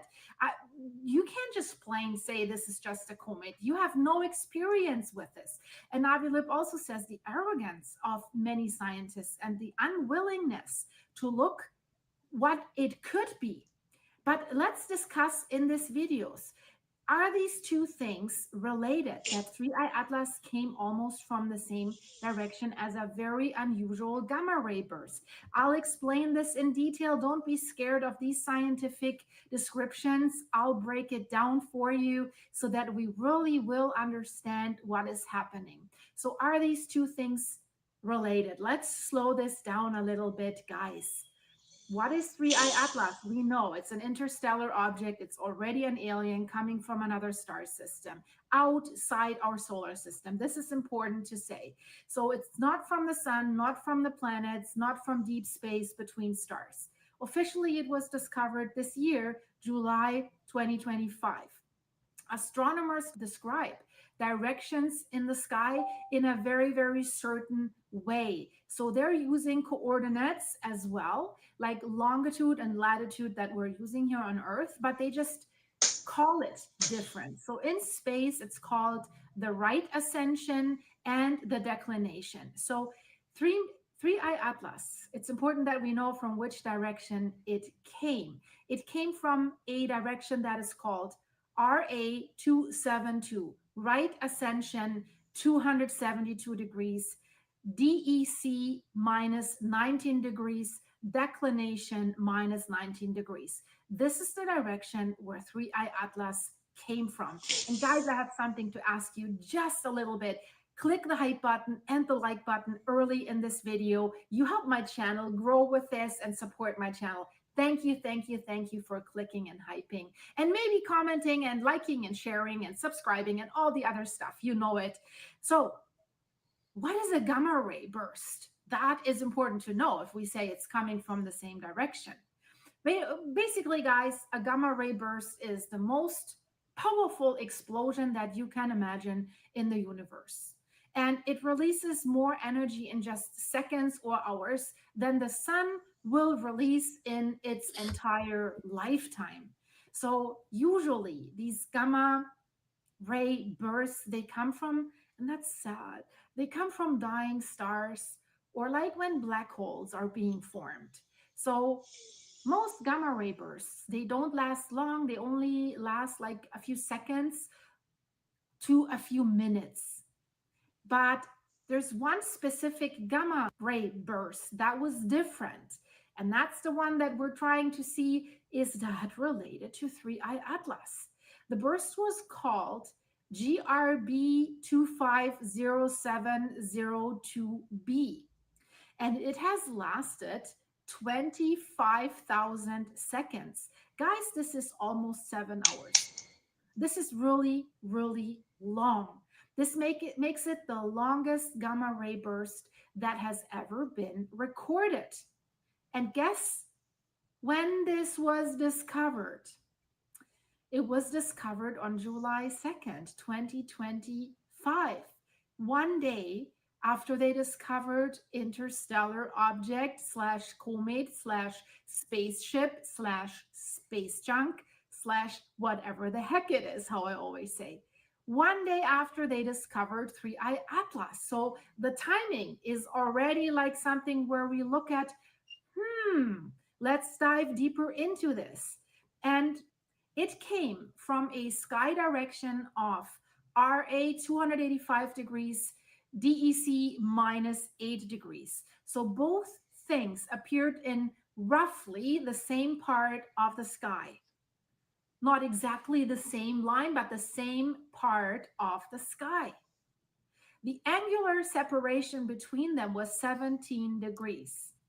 So is that meaningful? Let's look into this. It's important to understand that as well before we can maybe come to a conclusion. So what does 17 degrees actually mean out there in space? If you stretch your arm out, your clenched fist covers about 10 degrees off the sky. So basically, this is less than 2 fists apart, right? 1.5, something like this. It's not much. It sounds close, right?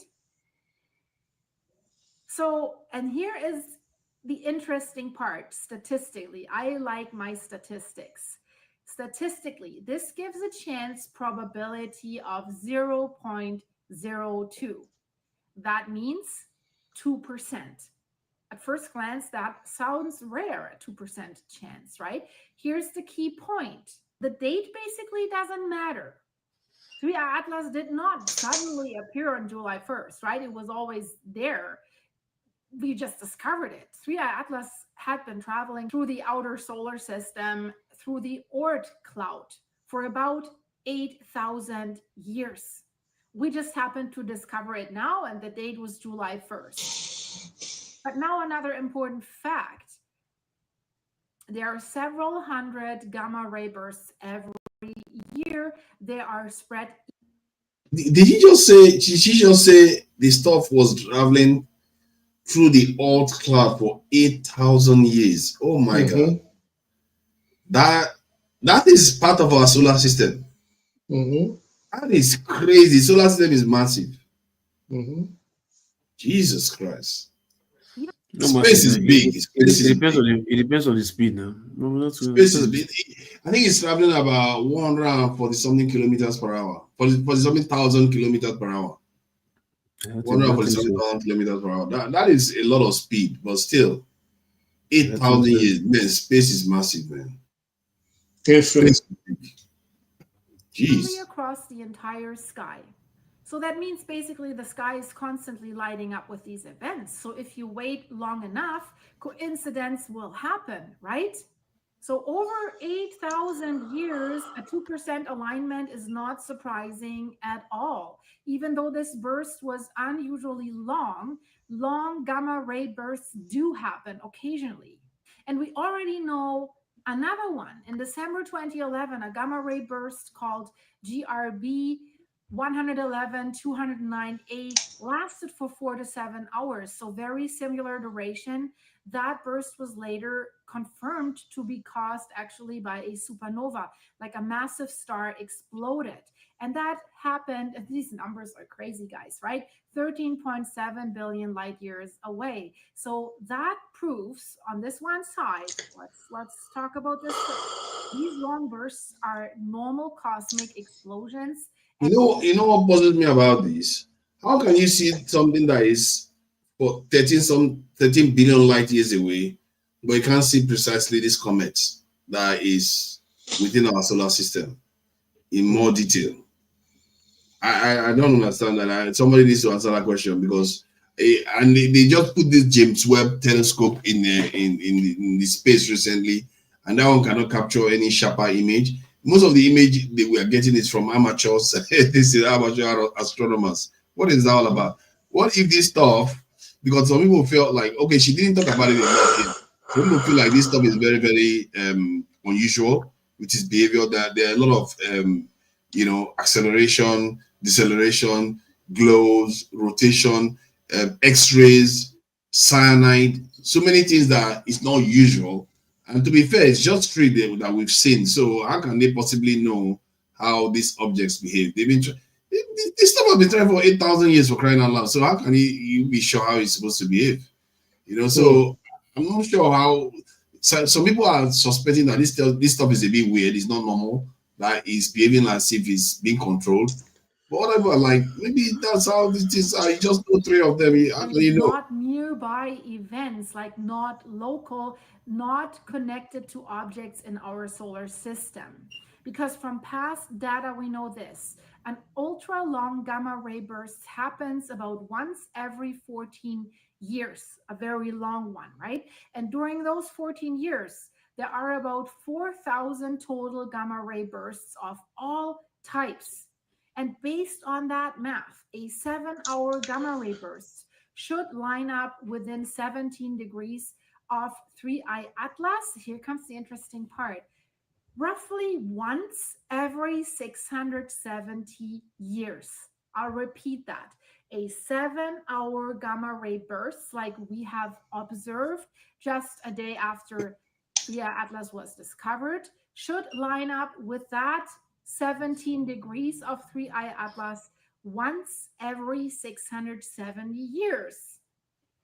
So now remember, 3I Atlas has been inside our solar system for 8,000 years. So that means we would expect about a dozen such coincidences during that time. And it seems this year just happens to be one of them. And I have to say, now it gets even less impressive, guys. In 2025 alone, there were already about 6 normal gamma ray bursts that also lined up within 17 degrees of the direction that 3I Atlas came from. So no one has noticed those because they were not unusually long. So what is the conclusion that we can draw from this, guys? There is no physical connection. There's no signal. There's no interaction. There's no shared origin. It's just statistics, right? So if you watch the sky long enough, rare things will eventually line up, and that does not mean they are related, right? We've seen this with earthquakes, with tsunamis, where people say it's this and that has caused this earthquake. Well, if you wait long enough, right, something will happen and things will line up.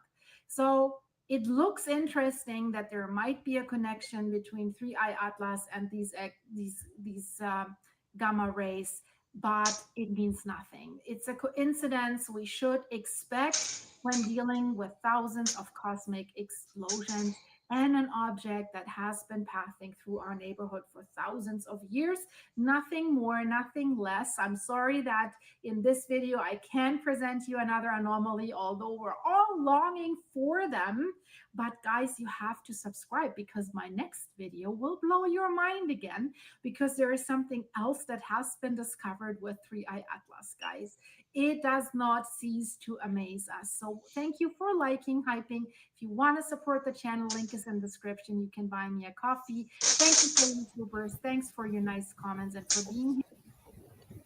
Why I play this all the way to the end, and unfortunately she didn't share any new information other than just these conjectures, is because what they said was that to detect a comet like this, they don't have a lot of time. It doesn't give them a lot of warning. That they can just detect it and the stuff could be close to the Earth, very, very short window of time. So that makes it, I thought they have figured this one out, that they can detect these things months, years in advance. But it turns out that this stuff could be heading straight for Earth and we will not see it on time. Because the last 2 that showed up, they didn't even see that all until it was leaving. So if it was coming towards the Earth, they would not know, would have had days. So, and because they travel relatively faster than the planetary, not planetary, the solar system, comets. So they travel relatively fast. So that is what I found a little bit alarming. Okay, if that's the case, then they should have a way of detecting this comet, because from what I gather, they are traveling faster and they can show up anytime. So maybe this is the type of comet that wiped out the dinosaurs, for all we know, not the type that you can see coming. And so, and there's also the issue of what they call it, governments. What if they know something is coming towards us and they can't do anything about it? Will they tell you? They will tell you that we'll just be here talking garbage while they are already preparing their own countermeasures. So these are the kind of questions that arises when you watch some of this thing, because a lot of people are complaining, like, why is NASA not giving us good images? Why is NASA showing grainy images compared to what amateur astronomers can produce? Why are they not giving us answers to why this stuff is behaving strangely? Why is this stuff remaining bright after days of, leaving the vicinity of the sun? So there are so many anomalies. I think they counted about 15 anomalies that the NASA scientists have not responded to. So that is why a lot of people are feeling like, okay, this is not right, and they should be communicating more with people. And well, we'll see anyway. Maybe they felt like all these people are just hyping it, but there are physicists. It's not all these people. These are physicists, academic professors. Like this lady said, professors. I say this stuff is not normal. It's not behaving the way a normal comet should behave. but the establishment just remained quiet.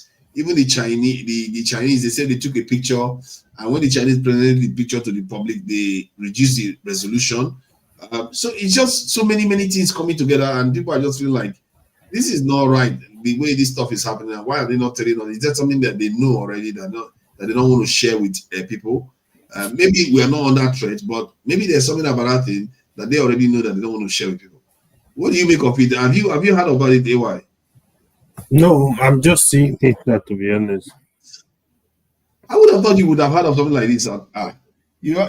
So if there was a comment coming to the planet to wipe us out, you hear it on the news when CNN announces it, and when everybody else knows. You want to be one of the first to know that when the scientists are busy buzzing in the background, complaining, and people are having some weird conversations about this. Some people strongly believe that that's not natural. They actually believe it's not natural because of the fact that they've seen enough to if you wipe everybody out, are you afraid of dying? It's better now. It's not coming for us. It's not coming for us. And you know, one of the things people are suspecting because of the angle it came into the solar system. That's one of the first. They said the probability of doing that is very, very low. The angle, it came as if like a spacecraft that come into the solar system. Then the way it went around the sun, it accelerated. They said normally comets do that. Some of them do that. It accelerated around the sun. Then precisely is lining itself up to go towards Jupiter. So the people are suspecting that before now, when the object may have been coming towards the planet, that's the solar system, that Jupiter was going to be the fascinating object. You know, the Earth, they don't care about the Earth. So Jupiter is big, and maybe they want to check it out. So this stuff went around the sun and heading towards Jupiter, and it's going to use Jupiter to sling itself out of the solar system, never to return again because of the angle it is leaving the solar system. So it's never to return again. The scientists felt like for it to do all those maneuver, that the probability is relatively low for it to do that kind of maneuver. But other scientists say it's normal. It's comments read their own comments. So I don't know who to believe.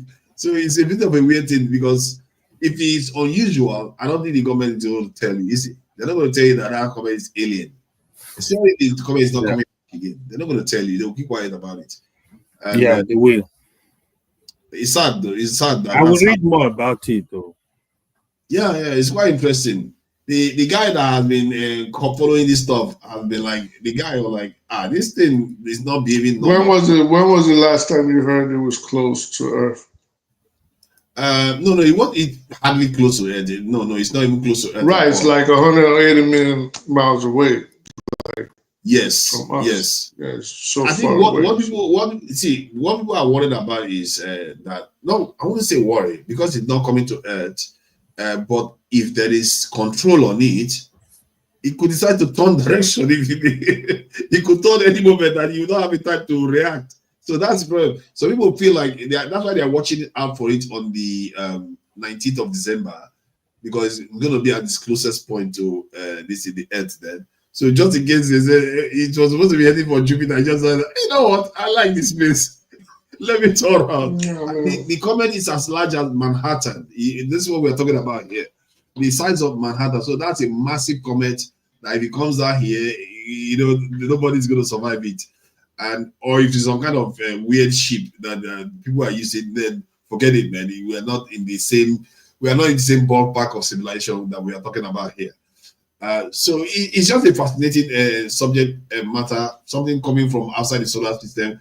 Only 3 scientists have seen till date. This is the first one they fully observed. So maybe that's how it's supposed to be. What else do you expect? It's coming from the outside the solar system. It's probably been traveling for, some people say, billions of years. So if it is traveling for billions, how do you expect it to behave normal? It's not going to behave normal. Like I don't know. Scientists sometimes they can be a little bit weird to themselves. Some of them are saying it's unnatural. Some people say it's natural. I don't know. It's confusing. Let me see if I can find somebody can explain it better, because a lot of people have talked about this quite a lot, but the original person but the point is nobody knows. I've been hearing about it since like July. Last I heard about it was around, that was when I paid in March, July. October. Oh, you heard about it, eh? Of course. Yeah, I think I heard about it about a month ago, and the scientists were just like saying that this thing is not following the right direction. No, maybe you are thinking about Moa. Moa is the first. Moa was there too. Moa. That one left. That one, by the time we spotted it, it was already on its way out. The one that is giving, a lot of people are covering this one. And because a professor is putting his reputation at stake, complaining about this thing, like this thing is not right, this thing is not behaving normal, and a lot of people are following him and thinking, okay, maybe there's something here, And amateur science, astronomers are picking up on it. I'm feeling like this is not professional ones, even using Hubble and Webb, they're not really picking up anything. James, that's another thing. How can James Webb not pick up? James Webb it's supposed to be very, very powerful telescope. Hubble and Webb is not really picking up anything. Why not, though? It's not in the solar system. It's really odd. So, except, I don't know, if it's, maybe me, I would like it to be controlled. I'd like to see if it's controlled. Let it come land on Earth. Let's see what's up. Let's land in the ocean somewhere. I don't know. Yeah, if it's not a meteor, yeah, this is the Avi Lobes guy that is far more massive than expected. And, let me see. I want to find where he actually. I don't even know what his channel is. Even Avi Lobe, the scientist, it would have been good to highlight him because he's the main person that has been going on about this. He's been putting it. People are going to insult him if this thing turns out to just be a normal asteroid. Yeah, because he's been going on about it like this is not normal. What is going on with this thing? Maybe he's just trying to distract people from something else. Who knows? Maybe he's seen the pattern. I mean, he's obviously watching for the patterns. Yeah, a lot of people just scientists are worried. Science from why do you think we're the only intelligent species in the whole universe? So far, that's all we know. Well, do you think not what you know? We all know we're the only ones for now. That's what we know. Do you think we're the only intelligent species on the planet in the universe? I don't think or so. Do you think we're the only? Yeah, it'll be impossible. I don't think so. The odds of us not, except there's something I don't know because some people say that there is a bottleneck in the way we evolved. That most living beings will find it hard to for it to occur again is very, very hard for it to occur. But I still don't like that. That's I think it has something to do with our cells, living cells, the mitochondria. Oh, so that's what you believe in like, we got created by the Big Bang and all that nice white stuff. No. I don't believe in that. They are just saying that for us to evolve, that the odds of that happening is very, very slim. It doesn't mean it cannot happen. It's like a lottery. And then after it crosses that, because of it will wipe out a lot of potential life in other planets just because of the difficulty of that system occurring. Let me ask you a controversial subject question. And local people will be able to come into this because his hometown is full of voodoo and witches, right? So, idiot, monkey.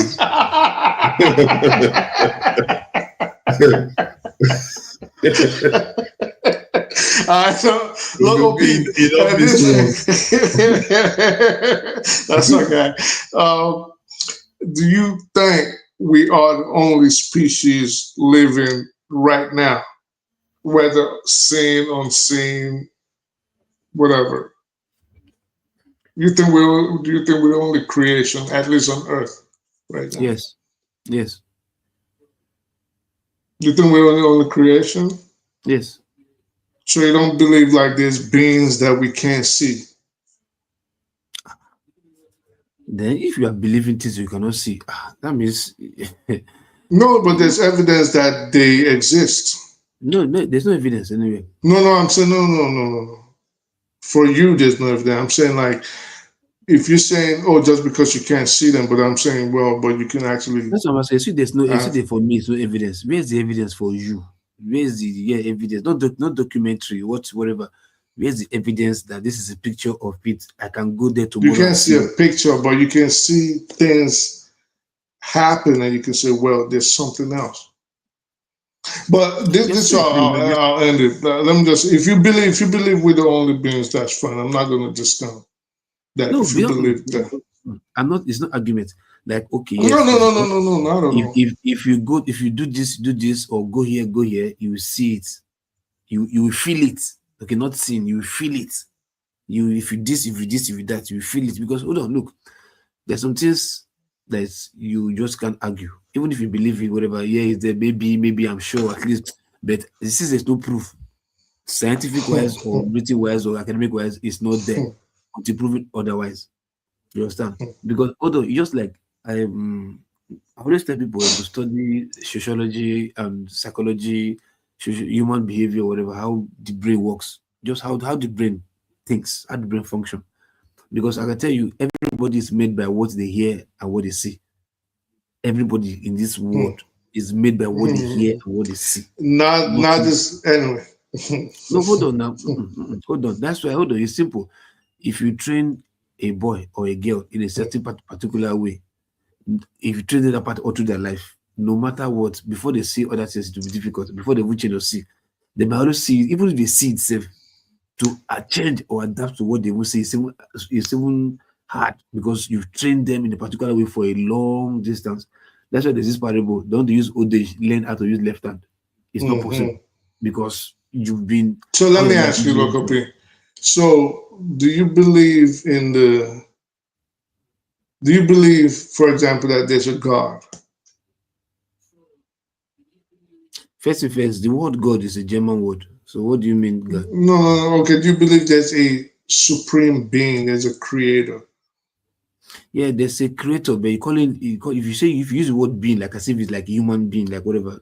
No, not human being. You get what I'm saying? Way beyond the realm, beyond time, beyond sustenance, beyond the limitations of a human being. That's what I mean. So a supreme, that's why I use the word a creator. So you believe there is a being that we cannot see, but it exists. Okay. Like I said, if you use the word being, you get it wrong. No. If you say being, because you don't know if there's a being, but there's a creator. If you say no, being, why I ask? Who's that? Is that the northern brother that came earlier? Assalamu alaikum, brother. So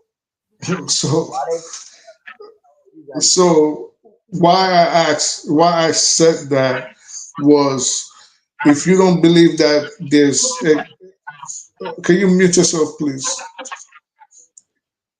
Thank you. If you don't believe that there are individual beings on our level, maybe not technically on our level, but like, to the best description I can give, like us, right? But you believe there is a creator, that means you do agree that there's a being existing, a superior being to us, way superior, that we cannot see. You're still using the word being. Okay, so what do you want me to use? What would make you comfortable? Hold on. Now, if you say there's a creator, that means the creator, hold on, the creator still creates. For there to be a creator, that means the creator still creates. Okay, so who is the creator? Is where I'm trying to get to. So for me, there was a creator. Not that the creator there was, so the creator is done. Yeah, it's done creating. It's not creating anymore. So the creator is dead.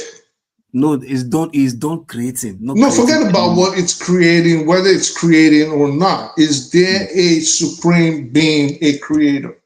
There's a creator. A supreme being, is it on your level? I told you there's a creator. Why are you saying we told you there's a creator? No, hold up. No. Hold on. Just calm down.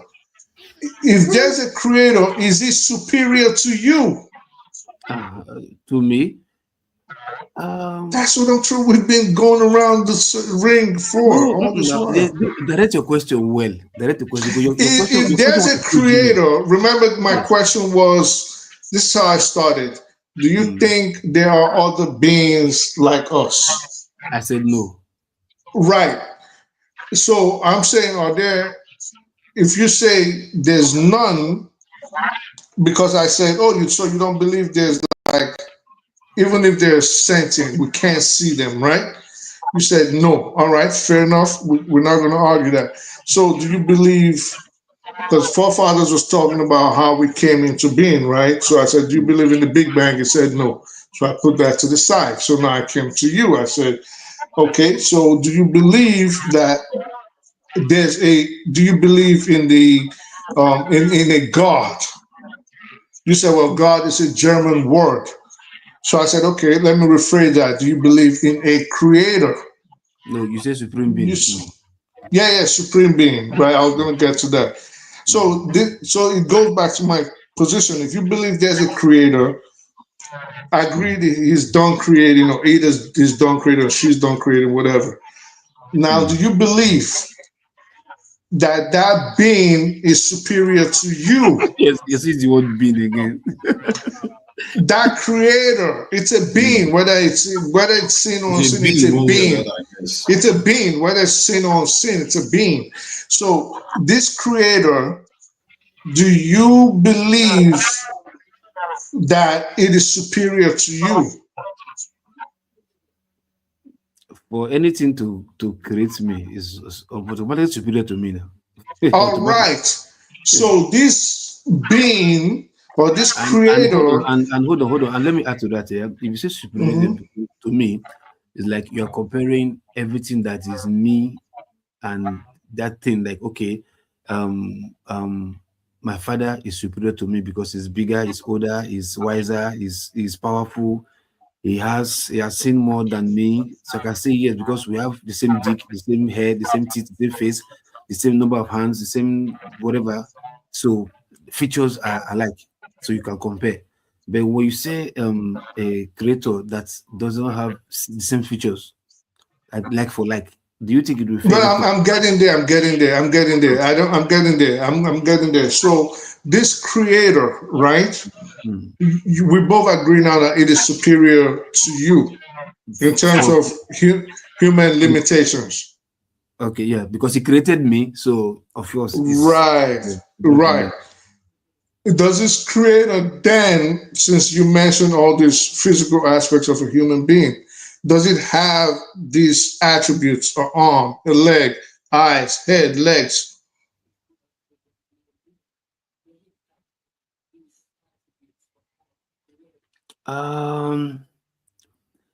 Human being can only imagine with their own limit of imagination. All right, so if you so let me hold on, let me finish now. I just want to move it fast. I want to move it fast. It's not the one. Of course, you and I there's no yes or no answer. You understand? Because right. We don't have forever now. We have to try to move it along. So what I'm trying to say is, like, if you say he has nose, eyes, whatever, you can say yes because that's where your imagination can take you to bed. Okay, so forget. So this is what I'm saying. So that you've never seen this thing, so you've never seen it in the physical. You can only imagine it, but you know, or at least you believe it exists. Because that's what I was grown to thought. That was what I was taught. Yeah. So that means you do believe that there commonsensically have to be beings that exist outside of our power to visualize them. If you say okay, it'll only make common sense. If you say maybe an entity, yeah. If you say maybe entity might be like air, breeze, move, frequency. You just call it an entity. That way you will accept it. Yeah, maybe entity, like maybe frequency, like it goes like move things, breeze, like okay, fine. Shadow, move, okay, something like that. Yeah, they can be. But to give you the shadow picture, like what? No, I say shadow, like shadow goes your like own shadow. No, remember my point is, are there other beings outside in the universe? Then I brought it to Earth. Are there beings on here outside of our physicality that could possibly exist? And my position is yes, and your position is no. This is why I'm asking you about the subject of God. So if you say entity, yes, definitely entity, of course. What do you call an entity? It's still a being. Okay, No, let's say this no. entity, you make a big deal about work. So let's say this entity, is it like, do they exist This outside is of? not getting anywhere now. Well, Jesus it's gonna get Christ. somewhere. It's gonna get somewhere, and I know the Northern brother Every time he understands asks where him, I'm he's going. taking 1 minute So, to answer yeah, one because he question. says entity, and he fights over words. Okay, so this He got 2 entity, minutes at most. for example, let's say this entity, I do they have actually like? came in because of this discussion. I have some I knew that was why you came. So this entity, do they have like? Is it possible for them to have males, females, No. schools? Never No. ever. Never. So ever. you just think like just the wind, just the wind. Entity, like I said, entity. An entity means a being. An entity means a being. It's not a being. You can't describe how it looks. It's like it doesn't have a shape or form or right. mass. So do they exist? Okay. And I know why the brother came. And I know you wanted to talk about like the jinns, for example.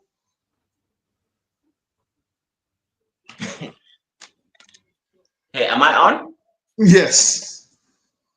Okay. I want to start from this idea because I overheard forefathers saying he was talking purely on bioastrology and the fact that it is he was actually talking about NASA bullshit. NASA. yeah, it's actually improbable that with the vastness of space and a lot of exoplanets that are rocky exoplanets, and are living in the and are around the habitable zone of their host star, then if you do the math and run the probability, then it's more likely than there is life rather than there is no life. Well, first of all, I am Muslim and I believe that there are a lot of different forms of life, that exist within this universe. However, God, for me as a Muslim, is clear. And what you fundamentally get wrong when you engage in this discussion from an atheistic point of view is the fact that even as believers, we do not believe that we do not see God as something to be compared with a human being, or when you are using these words that as being and being that God is a sui generis entity. What a sui generis entity is the fact that something that is not comprehensible by the human mind. Now I could ask you, what is infinity? Exactly. You don't know what is infinity. Your brain does not have the capacity to check contextualize infinity. God is sui generis. That is the beginning of the discussion. Now, of course, there are other different life forms that we can, and we have is it six senses that we say we have as human beings: touch, smell, and science. In every science is just geared towards amplifying those senses and then making meaning out of them. The theories we make, things like that. But there is a lot more that is going on. Even on this earth, you find organisms that do not rely on our kind of senses, but they thrive and exist. Echolocation with whales and dolphins, bats who do not actually really see very well, but they have a way to understand what is going on, and we don't know how they do it, but we understand, at least in principle, that they are thriving too. So yes, there are other life forms. Yeah, there are other life forms, and God is true. God exists. I think it's obvious that God exists because just like object permanence is true, you can also deduce that we exist. The fact that we exist indicates that something is responsible for us being here, no matter what that thing is, can be described as the creator. And sometimes people get, hang up with the details, whether it looks like a man with a lightning or whether it looks like, whatever. The point is that we are here, we know not how, and for that reason alone, it's clear there is evidence, ample evidence that there is a creator. The question is, what is his will? And I think that is the part human beings, I feel, have taken a little bit of liberty to just describe whatever they like. What do you think is his will? His will is probably whatever is happening now. And there's also the question about whether our own creator is the creator of everything that exists. There's always a potential that there was a creation that created us. You can never overlook that, because we soon, if we become advanced enough, we may be able to create a creation too. So it's something, the way the universe works may be like a fractal, whereby things just repeat itself, just like we have children have children, and creations go on to create. Maybe that's how it does its own thing, and it manifests itself however way it is doing it. Maybe we're just not meant to know. Creations don't create other creations, creators now. Well, creations create other creators. No, because if we go on to have children, what do you think that is? No. That's just one of the purposes of life, to breed and to multiply. You can't even create a child just because you want. I think that is it's draw of the semantics. Is in a way it's semantics, because in reality it's replication, or it depends on how you describe it anyway. Because in the end, it's a form of doing something that first person created. You went on, no matter what enabled it, because you didn't ask what enabled the creator to create it in the first place. Well, no matter what enabled you to replicate, you did it too. You see what I mean? Why don't you ask what made the creator create? I believe you are right to some points, but not completely. What you are right about is the fact that yes, one can hypothesize that since we are creations, and then there's probably our creator, then if you go back, then you're going to eventually meet the creator. But that is a so open-ended part to follow. The fact that you don't know means at the you end have of to the day, accept that. No, sorry. The fact that you don't know that is an unknown, then you have to work with what is known. Yes, because the universe has a way of revealing itself. The other hubris too, with us human beings, is assuming that we are so damn intelligent that we can decipher nature. Thank you. But we are so we are just behind. Our brains are just adapted to live in the savannah and in caves and nothing more. The tools that we have are just for our own survival and replication. To somehow assume that we can decipher the laws of the universe and physics over and over again. We keep employing this. But by the standard you are saying that there should be no religion, people should not be ascribing me and this in motives to a creator that they can that's unknowable. No, not at all. Do you know the fundamental constants, the fundamental constants in physics? That is, why the world is the way it is and its function. Those core physical laws that when each one collapses, then reality cannot function and things will not. There won't be. Yeah, but that is true, and that can all right. be so true. if that is let me ask you a question. Let me ask you a question. Do you know what it's like to exist without time? No.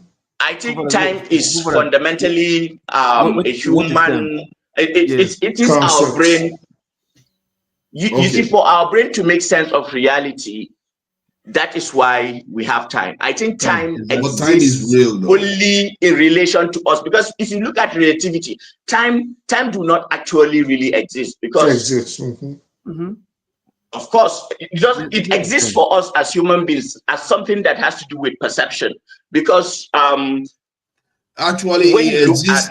Sorry, it exists in real terms, because if you let me put this forward. If you live, because time is a measure of events, isn't it? If you leave an apple somewhere in the bush, and you come back, and after 5 days, you send some other person there, you can predict what the state of that apple is likely to be, and it's going to decay because of time. Let me get a little bit religious here. In the Quran, which is what I was trying to avoid to make sense. No, it will make sense eventually. I promise you. If it doesn't make sense for you, no problem. But let me just say what. No, that makes sense for me because the apple will go bad. That's the whole point. Hold on, this my friend. It won't. Look, it depends. Okay, science. Oh my God, I can't believe I'm having this conversation. We all let know. Let the brother land.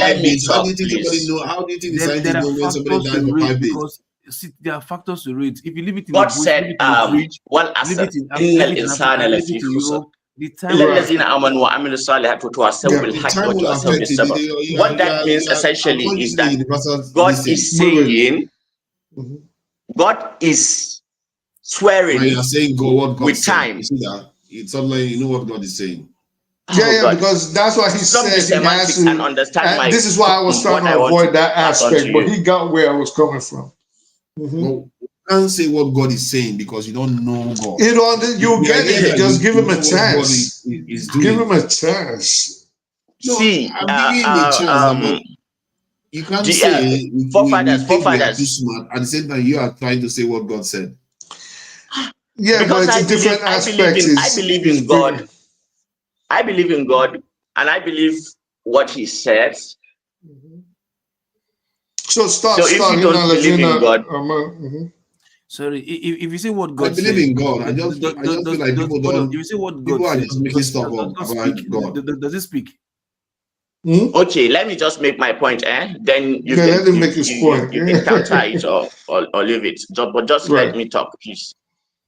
Can I talk? Yeah, go ahead, brother. You take 1 minute or two. No. I was look at it. It's almost 8 hours now. I feel sorry for me a bit. Go ahead. Okay. So time is the fourth dimension. Space, time, length, width. So what time is essentially only makes sense for the organism that exists within this three-dimensional space that we call home. And even because you believe in science, you should believe also that E equals to mc squared. When you run the equations and then you travel at the speed of light, time stops. So for some being that lives, say, in a four-dimensional world, then that being is out of time, and time only exists for us. So even people like Stephen Hawking, people like what's this guy's name? Even Einstein postulates that time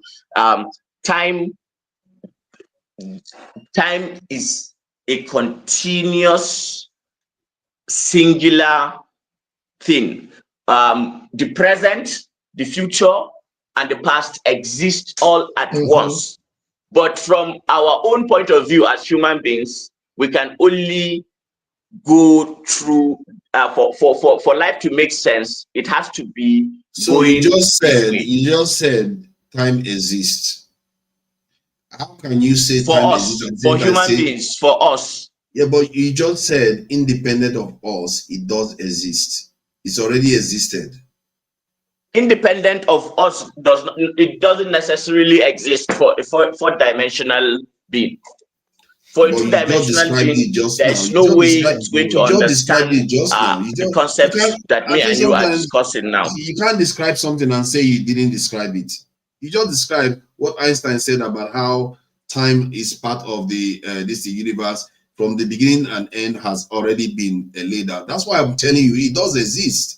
The idea that time doesn't exist is not accurate. Yes, even if they are related to space-time, it exists as a function to make for human beings to make sense of reality. If that makes sense to you, that's what I'm saying. It does exist.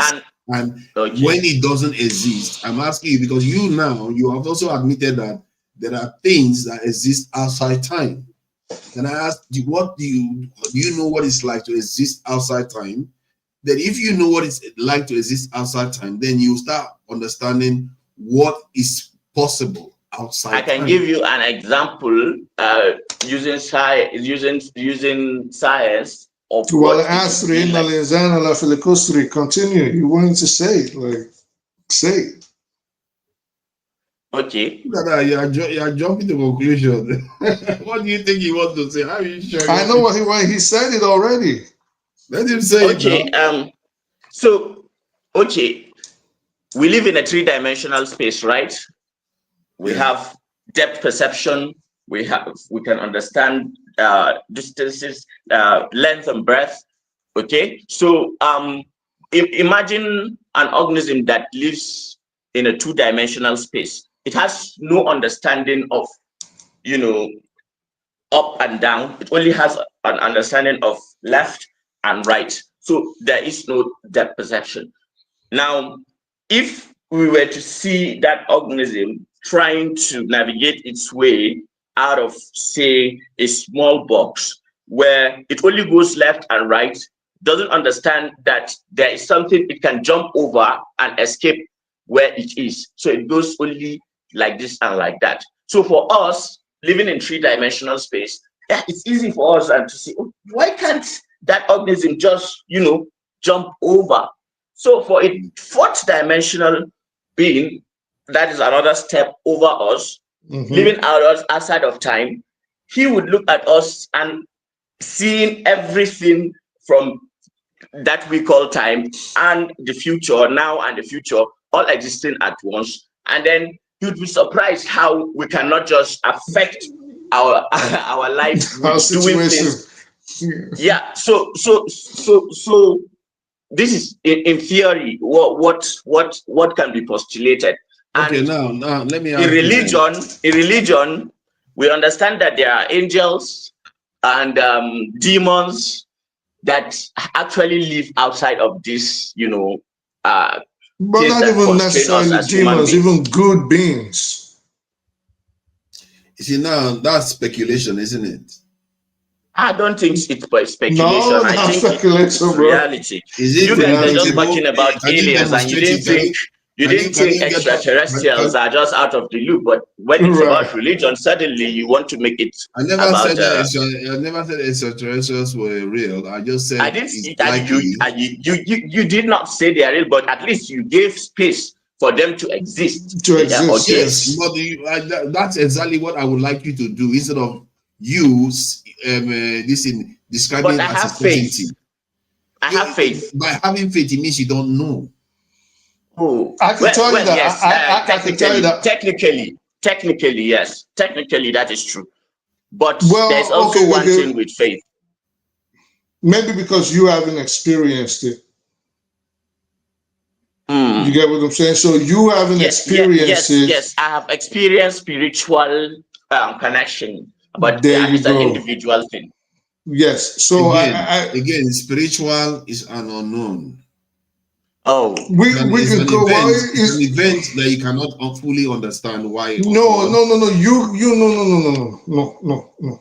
Let's not do that. See, this is the thing about we have to know what we know and right. But okay, have you ever been in space? No. But you know it exists. Yes. Because someone has described it to you. Yes. In fact, there are people on the planet that are saying all this so-called evidence that people have landed on the moon, which is the evidence you would use, are saying it is false. That it's a lie. Yeah, the flat earthers and all that. There are people that will say they work with NASA. In fact, what was the guy, not Yuri Gagarin, the American guy? Buzz Aldrin? Aldrin. I mean, you listen to his Buzz Aldrin, you listen to his interviews, right? And he'll tell you like, okay, XYZ was fake, XYZ was fake. They made this up. those were all debunked now, and most of them were taken out of context. Right, a lot of them have been debunked. But you still believe space exists, right? It does exist. But then, How do you think me and you are communicating now? Right. But I'm just saying they are. reason to believe why it exists, though. I'm just saying they are contradictory positions So that to one it. is based on evidence. Yeah. So based on like what he's saying, I believe it too because I've seen it in action. I know it exists. You say you've seen it. Can you demonstrate it when required? Exactly. So this is the thing about it. No matter what evidence I give you, this is why I use the moon landing example. No matter what evidence I give you, which is where he went with faith, you're going to debunk it. You say no. No, because and even hold on,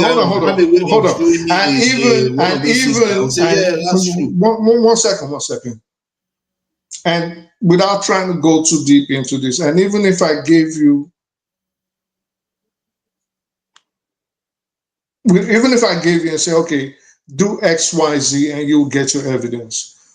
There's a possibility that even if you saw your evidence, you will still try to have an excuse based on your knowledge of science why that occurrence happened. Yes. You might say, well, they said when this happens, your brain wave goes like this, and the neurons and the protons and this and that. You probably would have an excuse why, even when you close your eyes, X, Y, Z happened to you. Even if it freaked you the fuck out, evidence. You think I would not like to believe something like is being described? If there is any entity out there that has agency that we don't have access to, and you have evidence of it, why would anybody not be fascinated and want to have believe in it? The problem is that if you don't have any way of demonstrating it, other than saying, "Oh, somebody had an experience," and another person have an experience, in this world that you live in, is based on evidence. As a matter of fact, I actually think that's one of the, if there is a purpose in this life, is that God has given us eyes and all these senses for a purpose, to see and understand what is real from what is not. And if you abuse it and start using your brain to jump to conclusions, then you have misused your senses that was provided to you.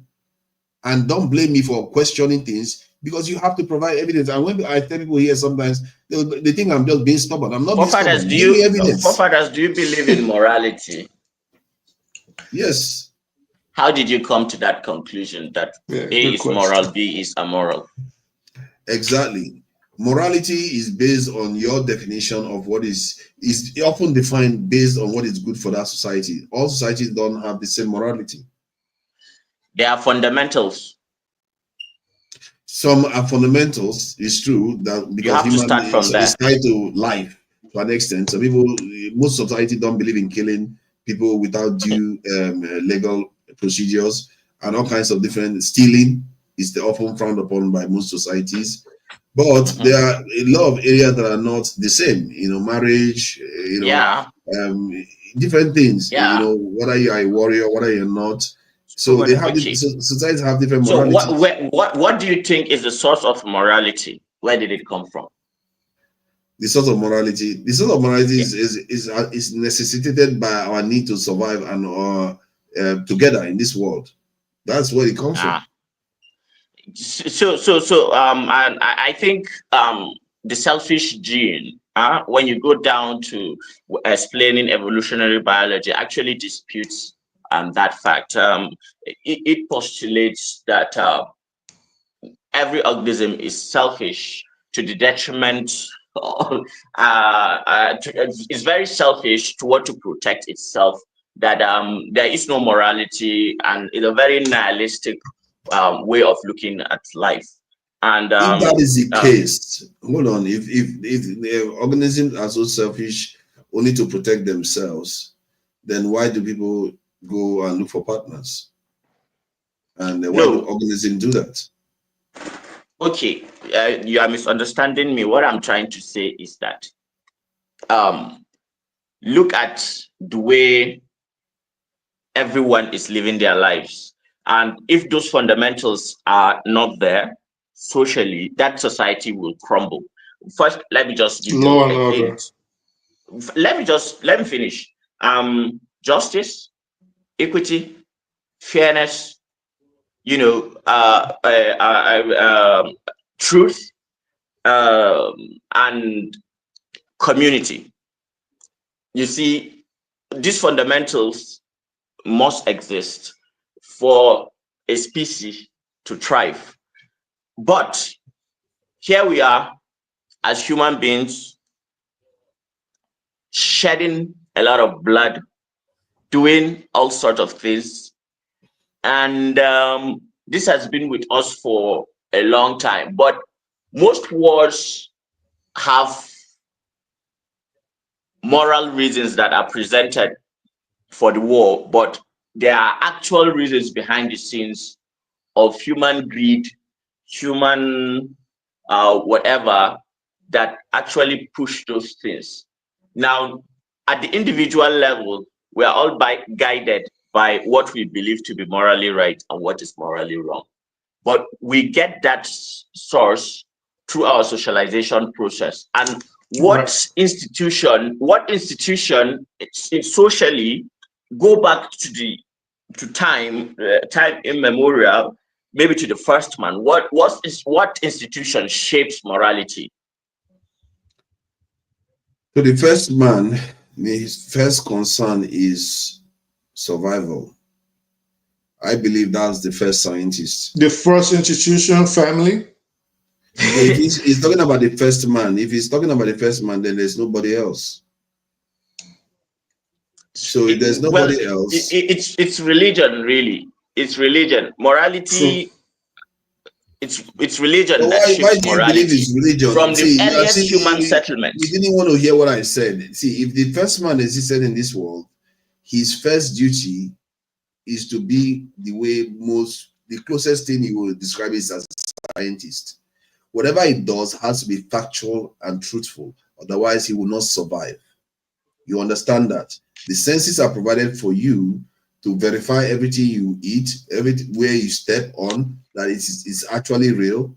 Otherwise, you can walk off a cliff and die, and then you will not exist as a man anymore, or you can make mistakes. So you have to be precise about everything you do. So if you go to the first man, to the very fundamental of how our senses operate and how we relate to this world that we live in, it will tell you clearly that truth is not, and it's almost sacred to our survival in many ways.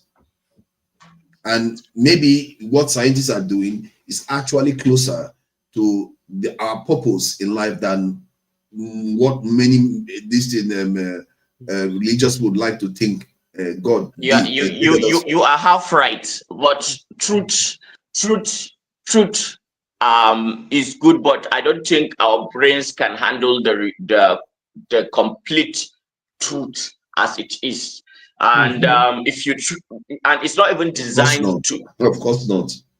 Yeah. So what me and you are seeing is just a slither of reality. It's just like light, for example.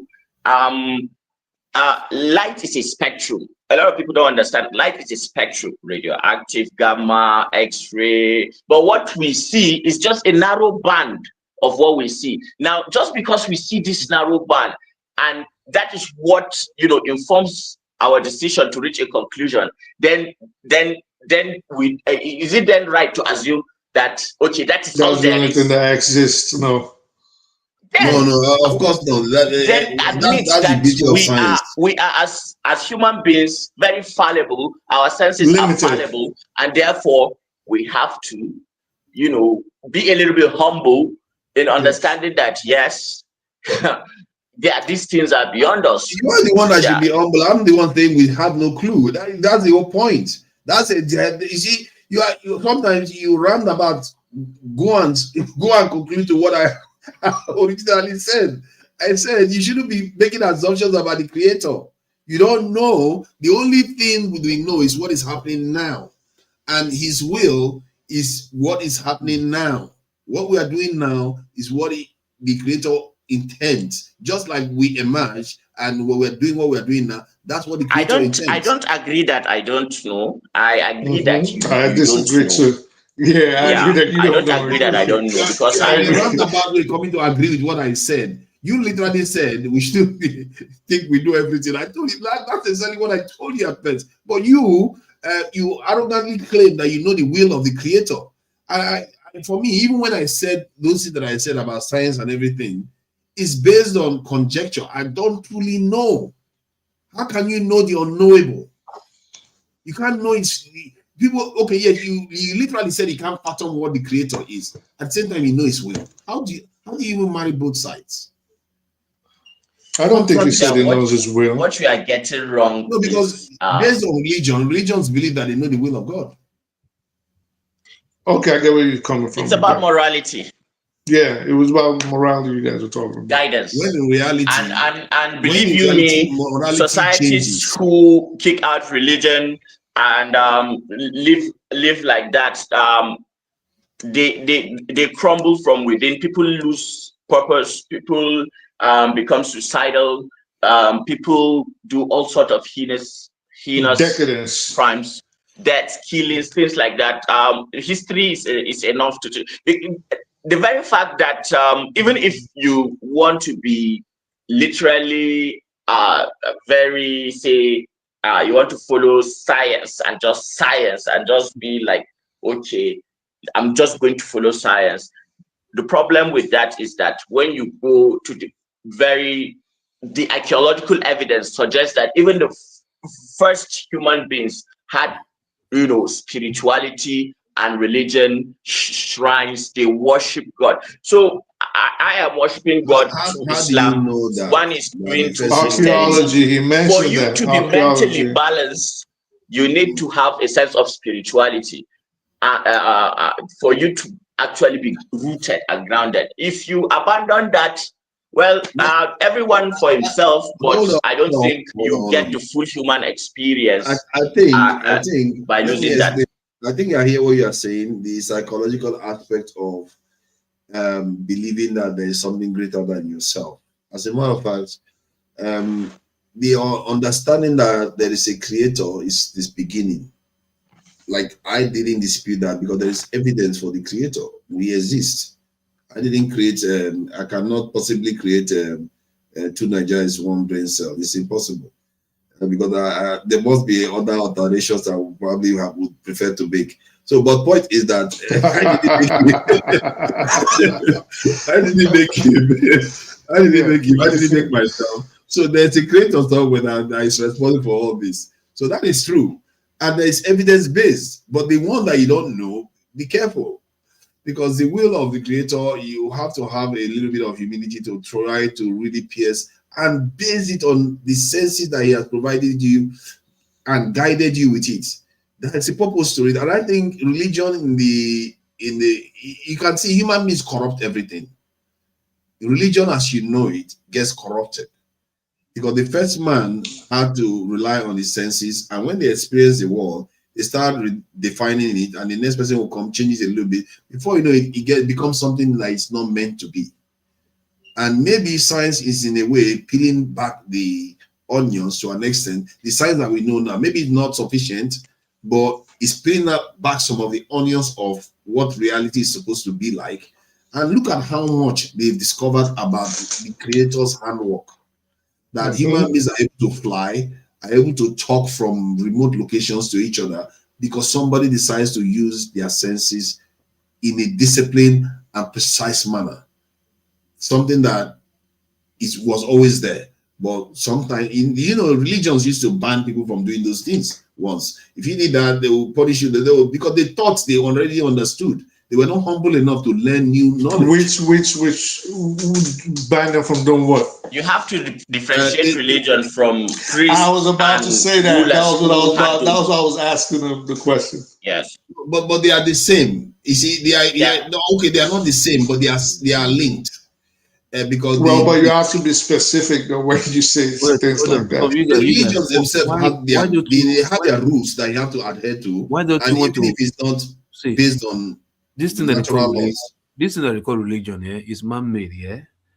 And I think it was done maybe probably for selfish reasons, for political reasons, for control. Control, because you just want some people to live in a certain kind of way that pleases some certain kind of people. Hence, those people that started those laws became powerful and decided to call it religion and put spirituality into it, because they now discover that when you can connect to one spirituality, you've trapped them. You understand? As in remotely trapped them. So because I don't like when people say religion and you start calling the creator's name God or Almighty, this and that. There are two different things, you understand? Because, like you said, the creator created and he left what he created to function itself. You understand? Free will.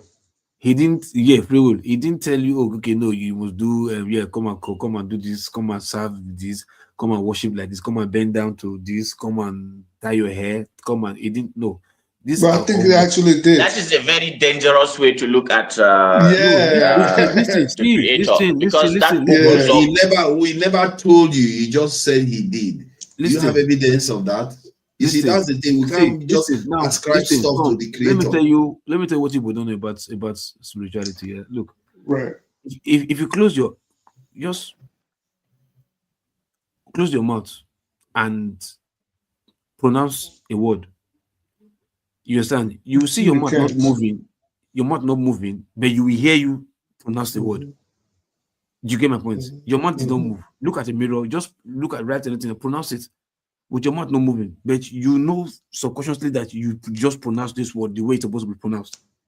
You understand? But your mouth did not move, but your ear heard something, not physically, but mentally, whatever, heard something from your mind. You get my point? So those are how this concept works. You understand? You can just be sitting there right now with you, and you like something just tell you move. As in, I think something's about to happen. Just leave this place, like something about them, and you just move.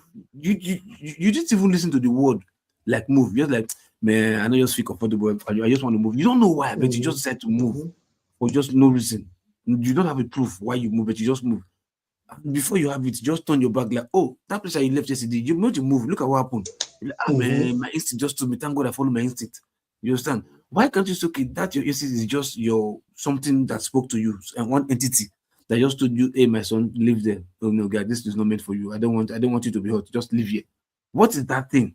But what causes that is just a creator that created you for whatever, and like, no, I just like you, don't leave this place. But instead, you say religion. Now, we've had different religion in this world now. Which proof do you have that one religion supersedes the other? You understand? Because everybody have a different way of life. And those way of life are being shaped by religion, by what they were told. Because I bet you, if you were born in Mexico or in Mexico in 1800s or whatever, maybe you wouldn't have been a Muslim. You understand? If you were born in certain, maybe like in the remote part of maybe Auchi or Fofadas village, I don't think you'll be a Muslim. You understand? You wouldn't be born a Muslim. But because some point in time, somebody choose to live a particular way of life and decide to pass that way of life to the children and call it religion, tradition, way of life, you just want to put the creator into it so that it will become rigid and strong and believe. So you move by it. Because on a very good, several times, we've known that when we were young, there were certain strongly believe. As we're getting older, our eyes are beginning to open, as we begin to hear things, sit and think for ourselves, and like, no, that's what we were told, but it's not correct. Even till today, some people are not even able to ask. Some will tell you, no, they don't ask God a question. Who tells you they don't ask God? Who tell you? Where did God sit with you and told you, oh, no, if you ask me a question, I will slap you. Don't try it next time. Exactly. But human beings, till tomorrow, they believe that tomorrow. No, you don't question God. Don't question. Who tells you? Who tell you? Why? Where? When human beings not telling you stop asking questions, they are basically saying don't question what is on because first. In a way, it's making you stupid to an extent. Actually, you say what you know there is a way you grow spiritually that you literally have like discussions with God. Yeah. See, hold You on. Let me go tell you like a something. dialogue. Look, You now, let know, me be careful. Be careful. Human beings can have that you can never conversation with listen to me. themselves. Listen. You Before can You never. you would understand it now, there are forefathers. situations you will Beyond do you, that this one. people You will have to grow misunderstand. spiritually before you begin to dabble into these things. The thing Maybe about, let me tell from you, people who are If listening there was who understand evidence, when you spirituality, say they would know. spiritual, sorry, loco, when you say spiritual, the moment you use that word, just swap it for unknown. Because you don't know the event. Okay. You don't Now, understand. let me tell you something. Wait, brother, hold on. Let me tell you something. And let me just expand on what he's saying. We all have secrets and we all have things that we probably do that we might not want to say to the world, maybe out of shame, out of the fact that society might be like, whoa, what's wrong with you, right? But those aside, and without digging deep into your private life, just tell us 3 vices of yours that you wish you could get rid of. It could be picking your nose, picking your butt, lying, sneezing without covering your mouth, whatever. Tell us 3 vices you wish you could get rid of. I really can't, in terms of vices, I don't know. There are quite a lot of them. The list is endless, really.